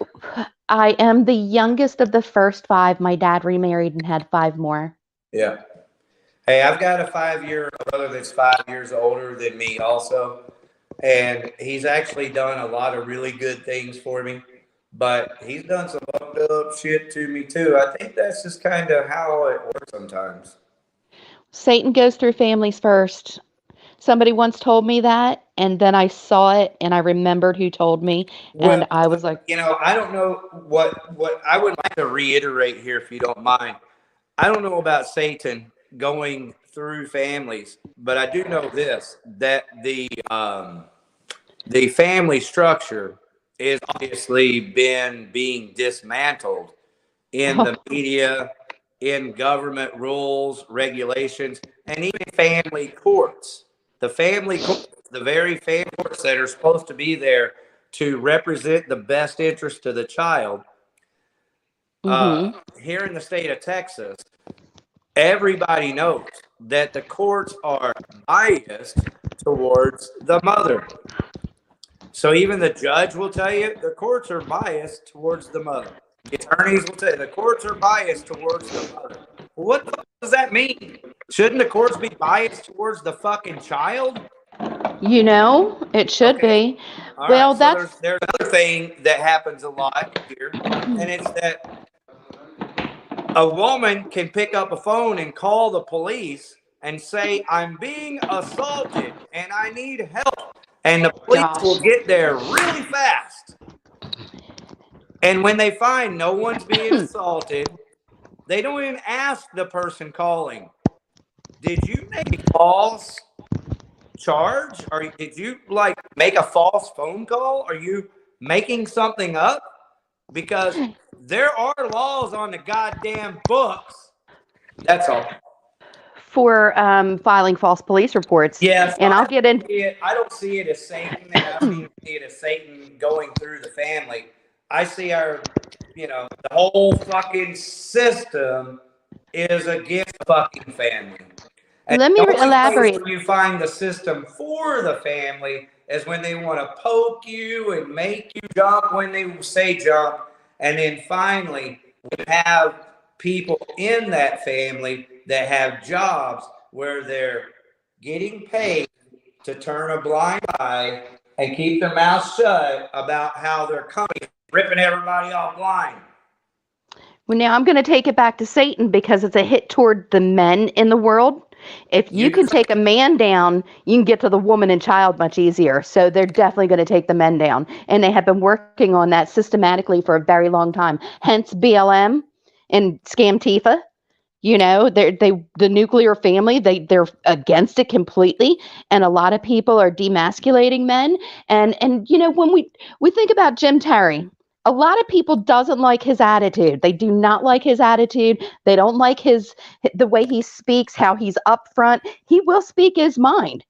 And I appreciate that. He's a little vulgar, not my thing, but I'm not going to talk about what he says. He doesn't bother me. Okay, but he is a man and he's rough around the edges. Okay, what if he wasn't? Everybody be pushing him around. He'd be a pussy, pardon. Well, He wouldn't be entertained by him as much. He's not going to take no shit from anybody. And some women out there don't like it. Now, I don't mean to offend some women. I know that he said some things that really hurt some women, and I kind of feel bad for those women. And he should not have said those things. But again, I'm not going to get involved in what they've got going on because I don't want to really take sides. It's none of my business. But overall, Jim Terry's not going to take no shit from anybody. And some women, crazy women, I'm not talking about our good women. Some crazy women, they just want to beat down a masculine man because they're snowflakes and they don't like it. And it's like, bitch, don't you understand? If you take down a strong man, they can get to the women and children easier. My husband will not take no shit from anybody. He'll stand is that kind of like how a woman is at a garage sale? What's that? Is that kind of like how a woman is at a garage sale? I don't know what you mean. A woman at a garage sale will buy anything. As long as they get like 25 motherfucking cents. So then they feel like they conquered the garage sale. I got it for 25 cents, everybody. Oh Lord, now I'm hysterical when I get something for cheap, but no, I don't understand most women these days. Something for cheap is one thing if you're shopping on the aisles at the Goodwill store. But if you're at a garage sale, odds are people need the damn money. That's why they're having a garage sale. That was my point. But I mean, a garage sale is the last place you should be expecting people to give you breaks on prices. And then you turn around and be all proud of yourself that you conquered a motherfucker that actually needed the damn money.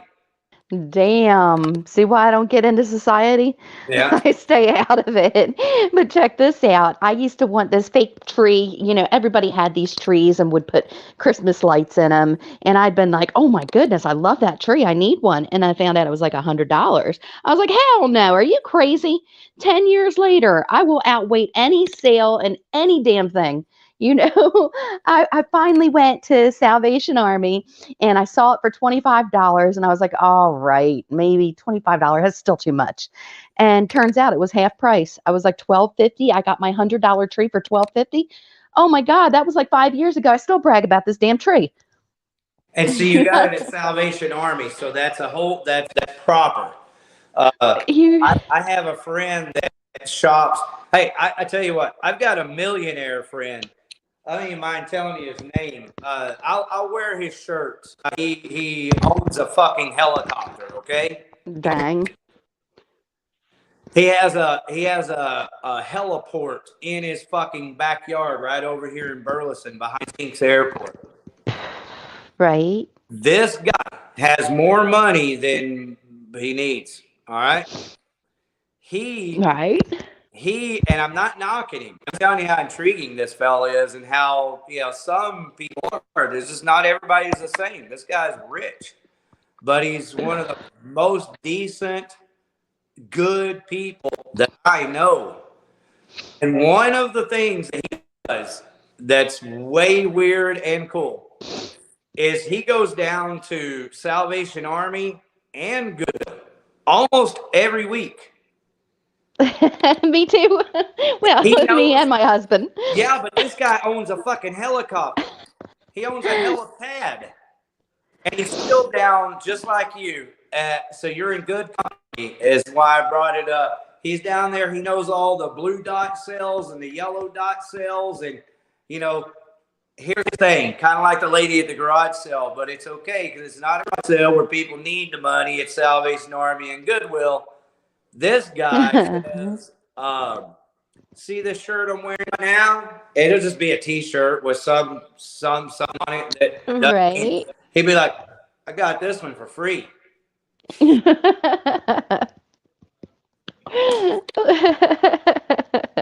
got such a good deal on everything. I got it all down and got this one for free. And that's why he wears it. He wears it because it makes him fucking feel good to know that he got something for free. How doggone right. I can send these to you for free. All right. You've already paid for these glasses over and over. But if you're dying to make sure that this works out, bro, I think about another $99 would get me into that computer and help me pay for a possibly for just a little bit of change for one of my friends to take the time out of their night to come here or on their computer and moderate for us. But the truth is, Toad, you have won my heart, brother, long before you showed up here. The way I saw you support Jim Terry, and I apologize if I don't remember you supporting Salty Pancakes, but I have seen you support Jim Terry from the beginning. And so you already had my heart before you showed up here and gave me any money. But since you have donated to our show, brother, you know, you just say word and I'll, let's see. You have my email address, OutlawVideoTV@gmail. Just send me a address. I'll put them in the mail for you tomorrow. And where did I get these? I don't think it was the Party City. I get a lot of stuff at Party City, okay, for anybody who don't know. But until I remember, I honestly think I just picked them up at Hobby Lobby or a dollar store. I saw the stars and went, gotta have them. So there you go. Well, yeah, I gotta get ready to start cooking dinner for hubby. Man's gotta eat. Just observing. Thank you. And if you don't mind, I'll remind Gina to contact you. She has a YouTube channel too where she does streams. And man, you can go over there and talk to her on her stream as well. I'm a little shy. We get to talking a little bit more. I'm just telling you that, on Monday nights, that's when I really would prefer to have you on the show. Okay. Monday nights work better for me. Okay. Because I could Wednesday do night, that. this is officially a music show.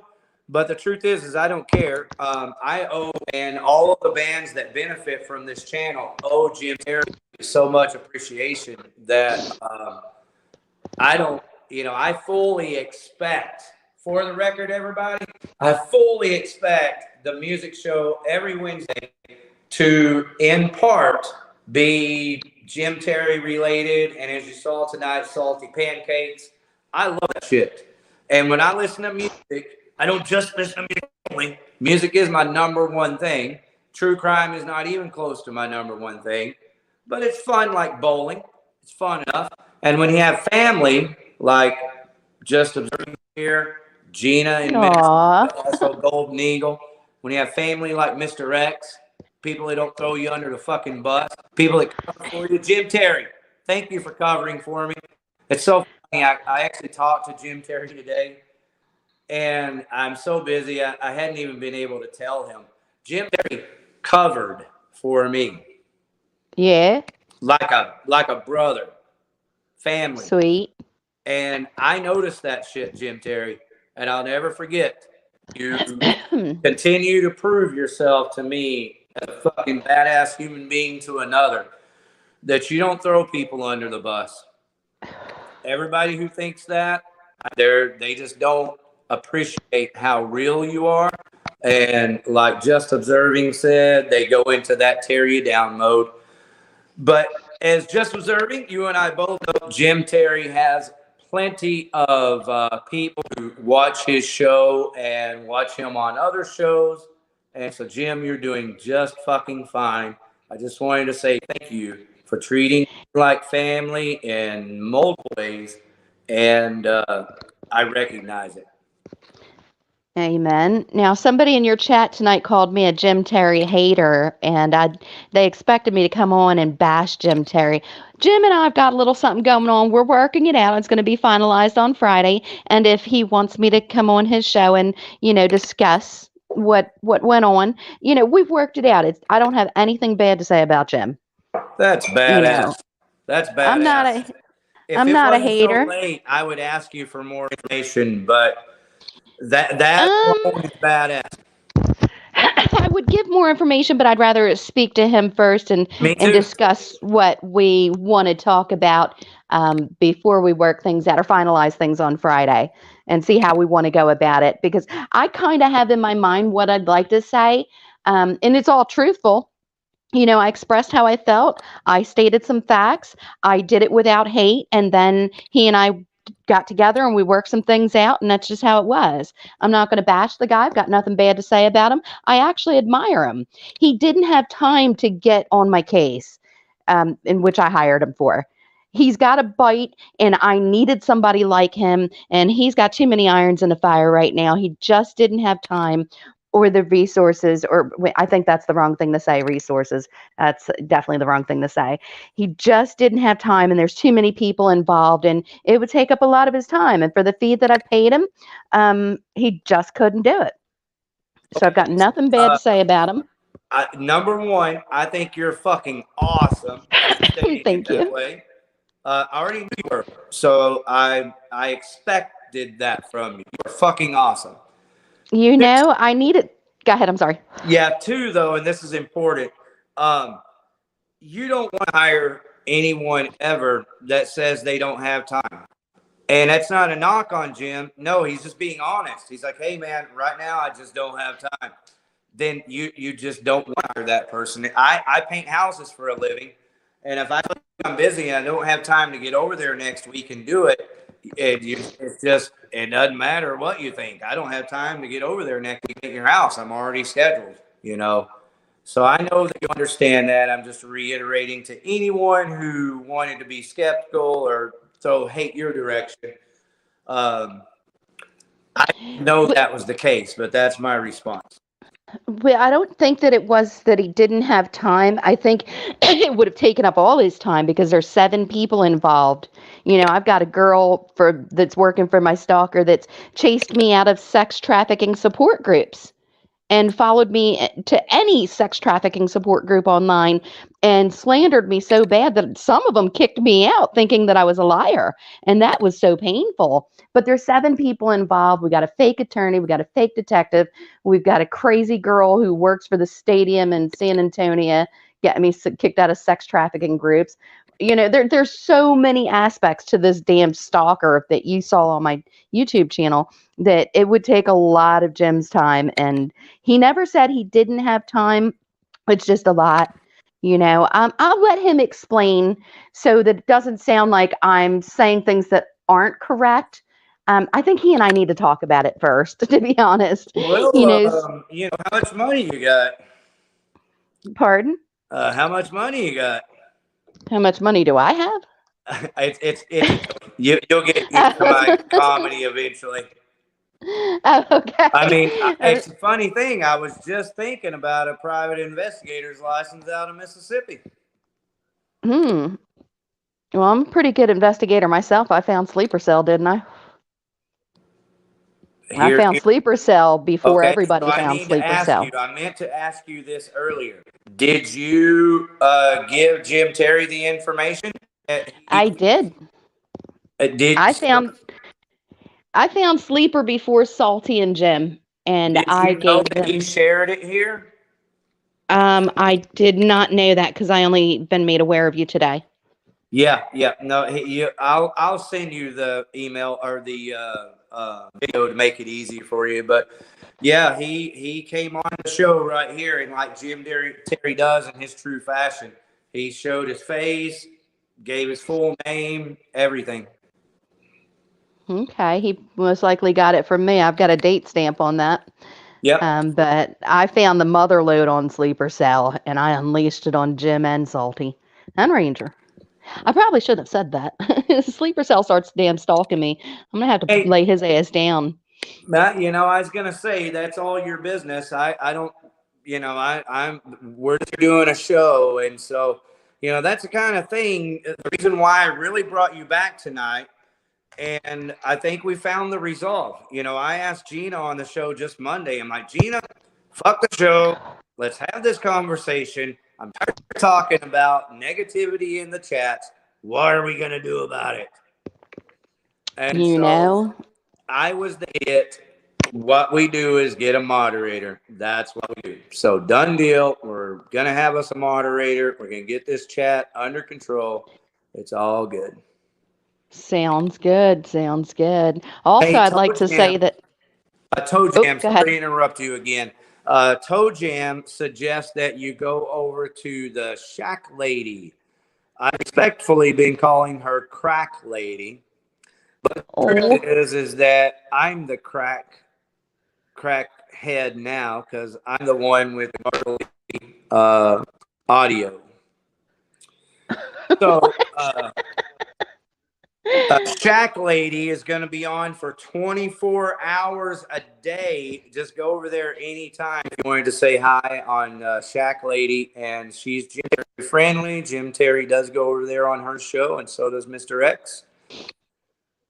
Well, I think some audience members might want me to clear up some things about Shack Lady. When Jim and I were not communicating well, I was doing a GoFundMe for my sister who passed, her children. She also leaves behind 8 children, and I'm trying to support them. I'm on disability because of PTSD, and I was in a head-on accident. So I've given these children, I got paid on the 3rd. I was broke by the 7th. These children some of them are in foster care. They're being neglected and abused, and medical needs aren't being met. Nutrition isn't being met, vitamins, the whole 9. And I was reaching out for help. I was frustrated.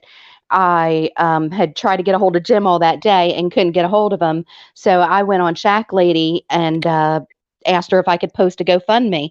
And some folks attacked me. Shack Lady was giving me resource information. Somebody said on another channel that I was soliciting and was given helpful resource information and denied it. I'm like, how do you ask for help for children and deny any help that you get? That's retarded. So I didn't appreciate that very much. Shack Lady did send me an email. I sent her my phone number and asked her if she and I could talk a little bit more. And I haven't heard back from her, but I don't have a problem with Shack Lady. It was some people in the chat that were misinterpreting things and almost gave me a bad name, which is ridiculous because, I would never turn down help for children. I'm looking for any resources that I can to help them with. And one actually agreed to go to Job Corps. Said, make me an appointment, Auntie, and I'll check into it. So one of the three, I got one. Safety for one. So I don't know if Shack Lady wants me to come over there and discuss any of this.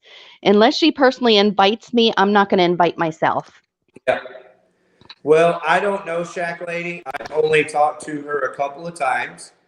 And then I have not listened to her show, not once, until last night. I did go over there for a little bit last night, and Jim Terry and Mr. X were on the panel. And that other fake loser Toxic was not. So that's the only problem I had with that situation the whole time. It's this fake guy, talking about fakes. He followed me on my YouTube channel from the beginning of me trying to get this shit going.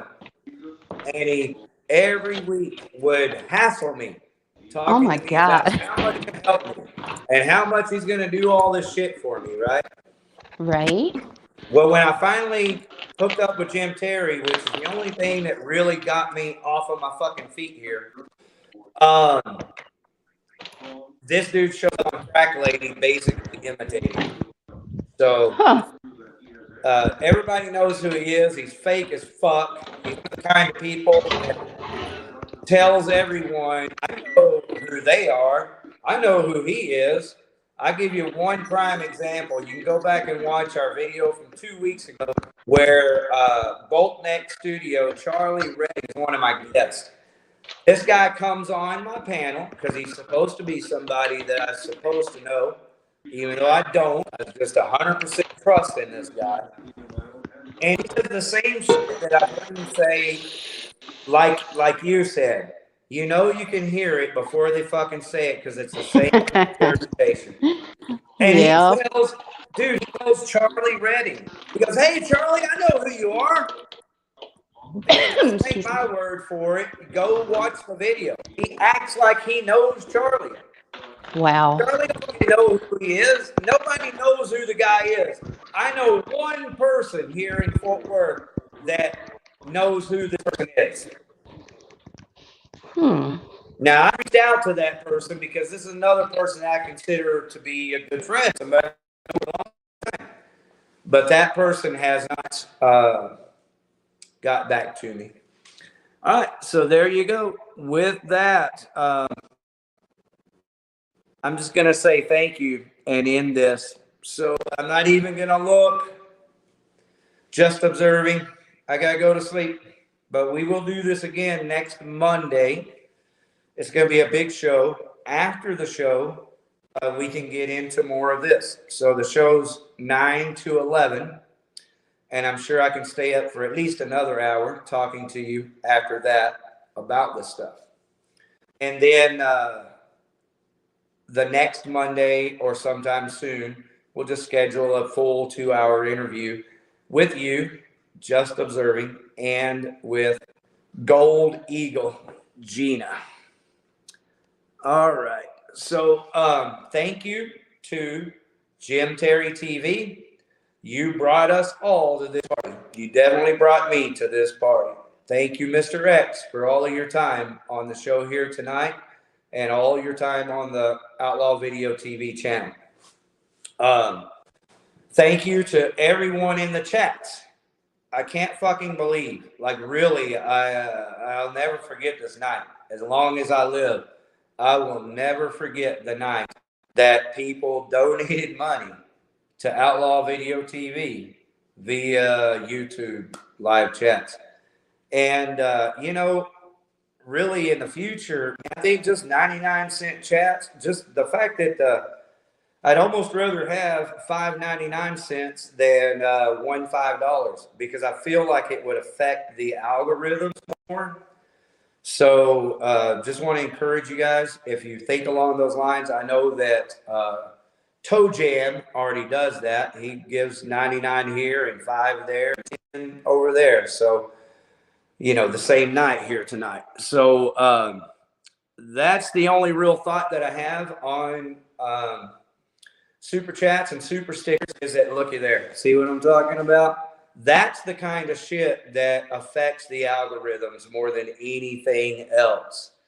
I know this because I'm fucking intelligent. I'm pretty aware of shit. So I apologize. I actually am a content creator on another YouTube channel, my house painting business. And so I've already had some foresight, but not on super chats and super stickers. So I've been watching as a content provider. YouTube provides behind the scenes, inside videos. I think all the videos are public, but they're not in a place where you can go publicly and see them all. You have to be a content creator. So it's like YouTube takes the best of these instructional and information videos and puts them in one spot for us creators so that we can learn a couple of things. And so I know as an absolute fact that these chats affect the algorithms to the extent that it's going to make this video favored in the searches, Google search, YouTube search, and even in the recommendations. And so as much as I would like to pay some bills, I just don't have that type of expectation at all whatsoever. Toe Jam, I do fully expect you watch. That's all there is. We're going to have us a new studio next Monday. So thank you from the bottom of my heart, bro. But, you know, from there, really, everyone, please, super chat, super sticker, break it up, comment extra. If you got a long comment, break it up into 2 or 3 sentences so we can see it and display it. You know, that is absolutely the only other thing. There's multiple things. I believe that this show is going to get better and better every week, obviously, but it's the chats. That's where not only do I need moderator for the chats, and that will happen. I will not come on here next week if I don't have a moderator. And I have to, because I've got the True Crime Brides. I've got Robert Fortier. It's going to be a huge show. So not only do I have to have moderators, I have to have you. I have to have a studio. And that's it, really. There's a lot of other things, but those are the main. So you can already count on the studio. I just have the monitor so that our chats work correctly. And so then from there, with my new studio, I will be able to read these comments much easier. And that's going to be one of my priorities. I'm absolutely certain that tonight I missed some super chats. I did. I missed super stickers. I apologize. I don't want that to happen again. Not only do I not want to miss super stickers, once we get all the BS out of the chat, and you fuckers, tonight's your last night. It ain't happening again. But once we clean up the live chat, I want to show every chat. Until we can't, you know, I admit it got pretty damn busy tonight, and it's been pretty busy before. But I just want everyone in the live chat now and always to know that your live chats are just as important to me and Outlaw Video TV and this show as everything else is. So thank you for the live chats, and I promise it is my focus to recognize the live chat and hopefully not miss anyone. Definitely just cannot miss one super sticker. Can't miss one of those. You just cannot do that. All right, Toe Jam, I'm going to keep talking so you can keep giving. No, I'm playing. I'm really out of here. And I think that's what he's doing. He's trying to see if he can just keep me talking a little more. Somebody said something about sleeper cell. Oh, it's just observing. It's his name. I'm going to wait for it to come up. Mikus is. Okay, thank you. So here I got just observing, moderating. Is that this guy? I've seen this guy multiple times. Mikus is. Okay, I'm looking at monitor. My television is my monitor, and it's like a 15-minute delay. This guy?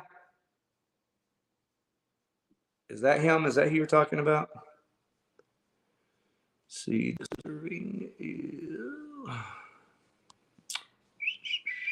Well, anyway, I'm about to end the show, and so if that is Sleeper Cell or anyone else, please just let me know. Just observing, just let me know, and I will block you forever. All right, so finally, thank you to all the bands. Thank you for all the Dallas-Fort Worth music fans who came here to check out some music in our concert calendar and found yourself in the midst of all of this horrific fun. And so that specifically is a thank you to Jim Wright at Avalon. A thanks to Dave, that's Jim Wright at Avalon Recording and Rehearsal. The best brass tactics producer, engineer that I have ever worked with personally. And you're going to hear those songs because when I quit yakking, I'm going to play 2 songs. And those are the ones that I wrote. I play guitar, I sing, and Jim Wright recorded them at Avalon, and Grego drums. Look forward to seeing a lot of Grego here on Outlaw Video TV on Wednesday nights. It's coming. It's going to happen. So thank you to Jim Wright. Thank you to Dave Jarvis. Dave Jarvis, don't ever doubt my love for you, man. Like I was just talking about Jim Terry, family is the people that don't throw you under the bus. And I don't do that shit. Like I don't even have that ability. Like if I do anything to hurt anyone or, you know, not be there when maybe I could have been, it's fucking humanity. It's you know, it's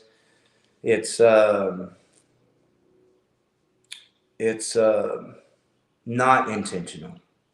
If I am ever upset with anyone, like Sleeper Cell Jin, you'll know. Like that dude pissed me off, and I'm kind of in hindsight, kind of glad that it happened, so that it wasn't worse, I guess maybe, and I could address it. I obviously need to be slapped around a little bit. I am independent, and I don't like people telling me what to do or when to do it or how to do it. That's part of what makes me able to entertain. And as soon as you start telling me what to, how to do, and when, then that fucking derails me. And so Sleeper Cell would have never derailed me, but I am so concerned about Golden Eagle. She's been so good to me. And then Cut and Shoot, that kind of freaks me out that happened in my chat. So hello, FBI. Again, you've known who I've been for a long time. Yeah, I'm that guy that keeps the peace. Yeah, that guy. All right. So with that, thank you. And everybody, please join us next Monday. It's going to be a great show. It's not going to let you down. It's going to be one of the best shows, period. And I believe it's just going to get better from there. I've really worked hard to do this. I put off work this week so I could do this. I'm committed to it. Okay? There's no turning back. So thank you very much for your support. And especially Jim Terry, Toe Jam, and Salty Pancakes. Y'all are all fucking kids. Okay, Toe Jam, what do you say, man? Just I'll check my email when I'm done. I'm not going to watch this show tonight. But all bands join us every Wednesday night. Fire your band's shows and music on our Outlaw Video TV telephone poll every Wednesday night. And on Monday nights, that's where we try to dedicate the entire time to true crime fun. True crime fun. True crime offensive. If I have an official name, it's not there yet, but so far it would be True Crime Offensive. But man, I just want the name to reflect fun. I don't know how to make true crime sound fun. I just know how to do it. So hopefully I'll have some enlightening and come up with a good name for this. But it's every Monday, everybody, that we do true crime. And of course, on Monday nights, the music crosses over into True Crime on Monday. And so on Wednesday nights, it's our music show. And thankfully, the true crime crosses over into the music. So all the bands, get off your asses. Take this shit serious. This is an opportunity to build a platform with me, Ricky Warden. Been doing this all my life. I never fucking charged you money. I never talked shit about you unless you deserved it. I won't throw you under the bus. I won't fucking forsake you. None of that shit's there. None of those things would be the reason why. And you already know that. I honestly think there's two reasons. And those two reasons would be, one, what you have, you want to keep to yourself. That's what I think the number one challenge of humanity is. And it certainly affects music as well. People who have any kind of attention, any kind of a following, any kind of momentum in their music, they really do not want to share it. They want to act like they're sharing. They want to act like they care about other bands. But no, the bands they care about and the people they care about are the people that are loyal to them. Yeah, it's that loyalty thing. Yeah, you're the best band's best friend until you go to a concert or a show, in my case, with another band. Now all of a sudden you can't be their best friends. Like, you're supposed to be everybody's fucking best friend in the music business. And so when you come up with someone like Rick Perry, who doesn't have all that biased bullshit, Rick Perry is the guitarist for Iron Jaw. Somebody who just fucking loves music more than all the bullshit. Love that fucker back. Rick Perry, Iron Jaw, go to his shows. All my listeners in other parts of the country, go check out Iron Jaw. I would not lead you wrong. It is classic heavy metal, but it doesn't sound like any classic heavy metal, like exactly. I can't even tell. They sound like this band. They sound original, and it's classic heavy fucking metal. They have a new song that they just released called Tonight We Raid, which I love. They have another song called oh my goodness, I am too tired. What is that fucking song? Anyway, just look them up at Bandcamp. That's the best place. Any of these bands, I'm very YouTube centered, but any of these bands, go over to Bandcamp. All you have to do is type in the name of the band first. So in this case, it is Iron Jaw, and then .bandcamp.com. So click there. Any band that you know of, you want to buy their music, buy their t-shirts, buy their patches that you sew on your blue jean jackets. That's how you do it. Take that band, doesn't matter who it is, you just put the band.bandcamp.com, and you will not be at a site where you can just purchase their music. You can purchase their t-shirts, buttons, stickers. So please do that. And please do it for Iron Jaw, because one, the music is good, it's worthy, but Rick Perry is family. not only won't throw me under the fucking bus, he plays lead guitar on my song, tell you the truth that I'm about to play. So I'm not saying that all you bands got to play music on my song or perform Ronnie James Dio, Rainbow in the Dark to stay in my good graces. That's not what I'm saying. I'm saying if you have thrown me under the fucking bus in the past, I think we know what you do about that. If you're still throwing me under the bus today, fuck, I probably ain't even noticing. I done quit fucking keeping up with him. No regrets. No goddamn regrets. But if you're a team player looking for another you, someone you can actually associate with, work with, accomplish shit together, that's what we're doing, bands. And I don't mind telling you, Rick Perry will always be in the good graces here. I will promote everything Rick Perry did. Gamacide is his old band, and Gamacide has a couple of new interviews out. A singer, Varnum Ponville, has an interview out, and so Gamacide, that's Rick Perry's old band. So I will always promote everything Rick Perry. Dave Jarvis, I can't even say enough, man. Yeah, he used to support me and my band years before the pandemic when we were playing live shows, played multiple shows with Dank, D-A-N-K. That's Dave Jarvis's band, and y'all can see that band next November 11 or 12. It's a Saturday, and it's a kegger, so it's going to be a great show. I'm going to have to figure out a way to make that one.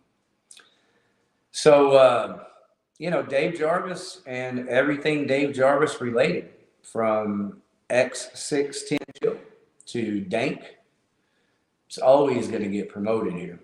It's always going to be in my heart, right? That's how it works, dude. Fucking get your ass in my heart and in my head. And that has nothing to do with whether I like your music or don't like your music. I promote all good music. I can't promote all good music on every show for obvious reasons, but I promote all good music. So get your ass over here to Outlaw Video TV on Wednesday nights, 9 to 11, every Wednesday night. Thank you again, everybody. Rick Perry, featured lead guitarist on this song here, recorded by Jim Wright at Avalon Recording and Rehearsal in Fort Worth off of Lancaster. And this is me screaming and playing rhythm guitar. Here we go. Why, here comes our criminal now. What do you have to say for yourself?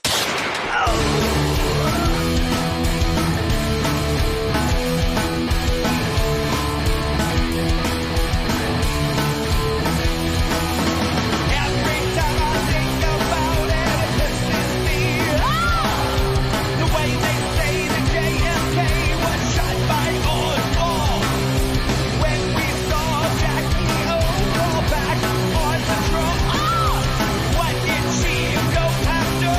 Back then to the lake.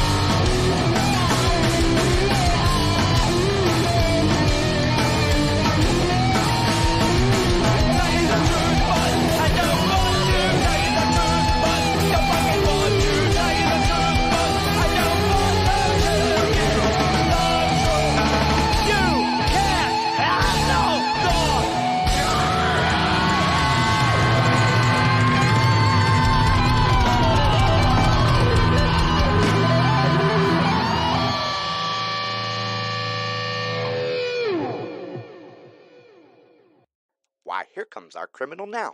What do you have to say for yourself? Well, all right. That is Tell You the Truth. I want to say thank you, everybody, for hanging in here with me tonight. I've got one more song to play, and then I'm going to end this, and everybody can go back and watch this.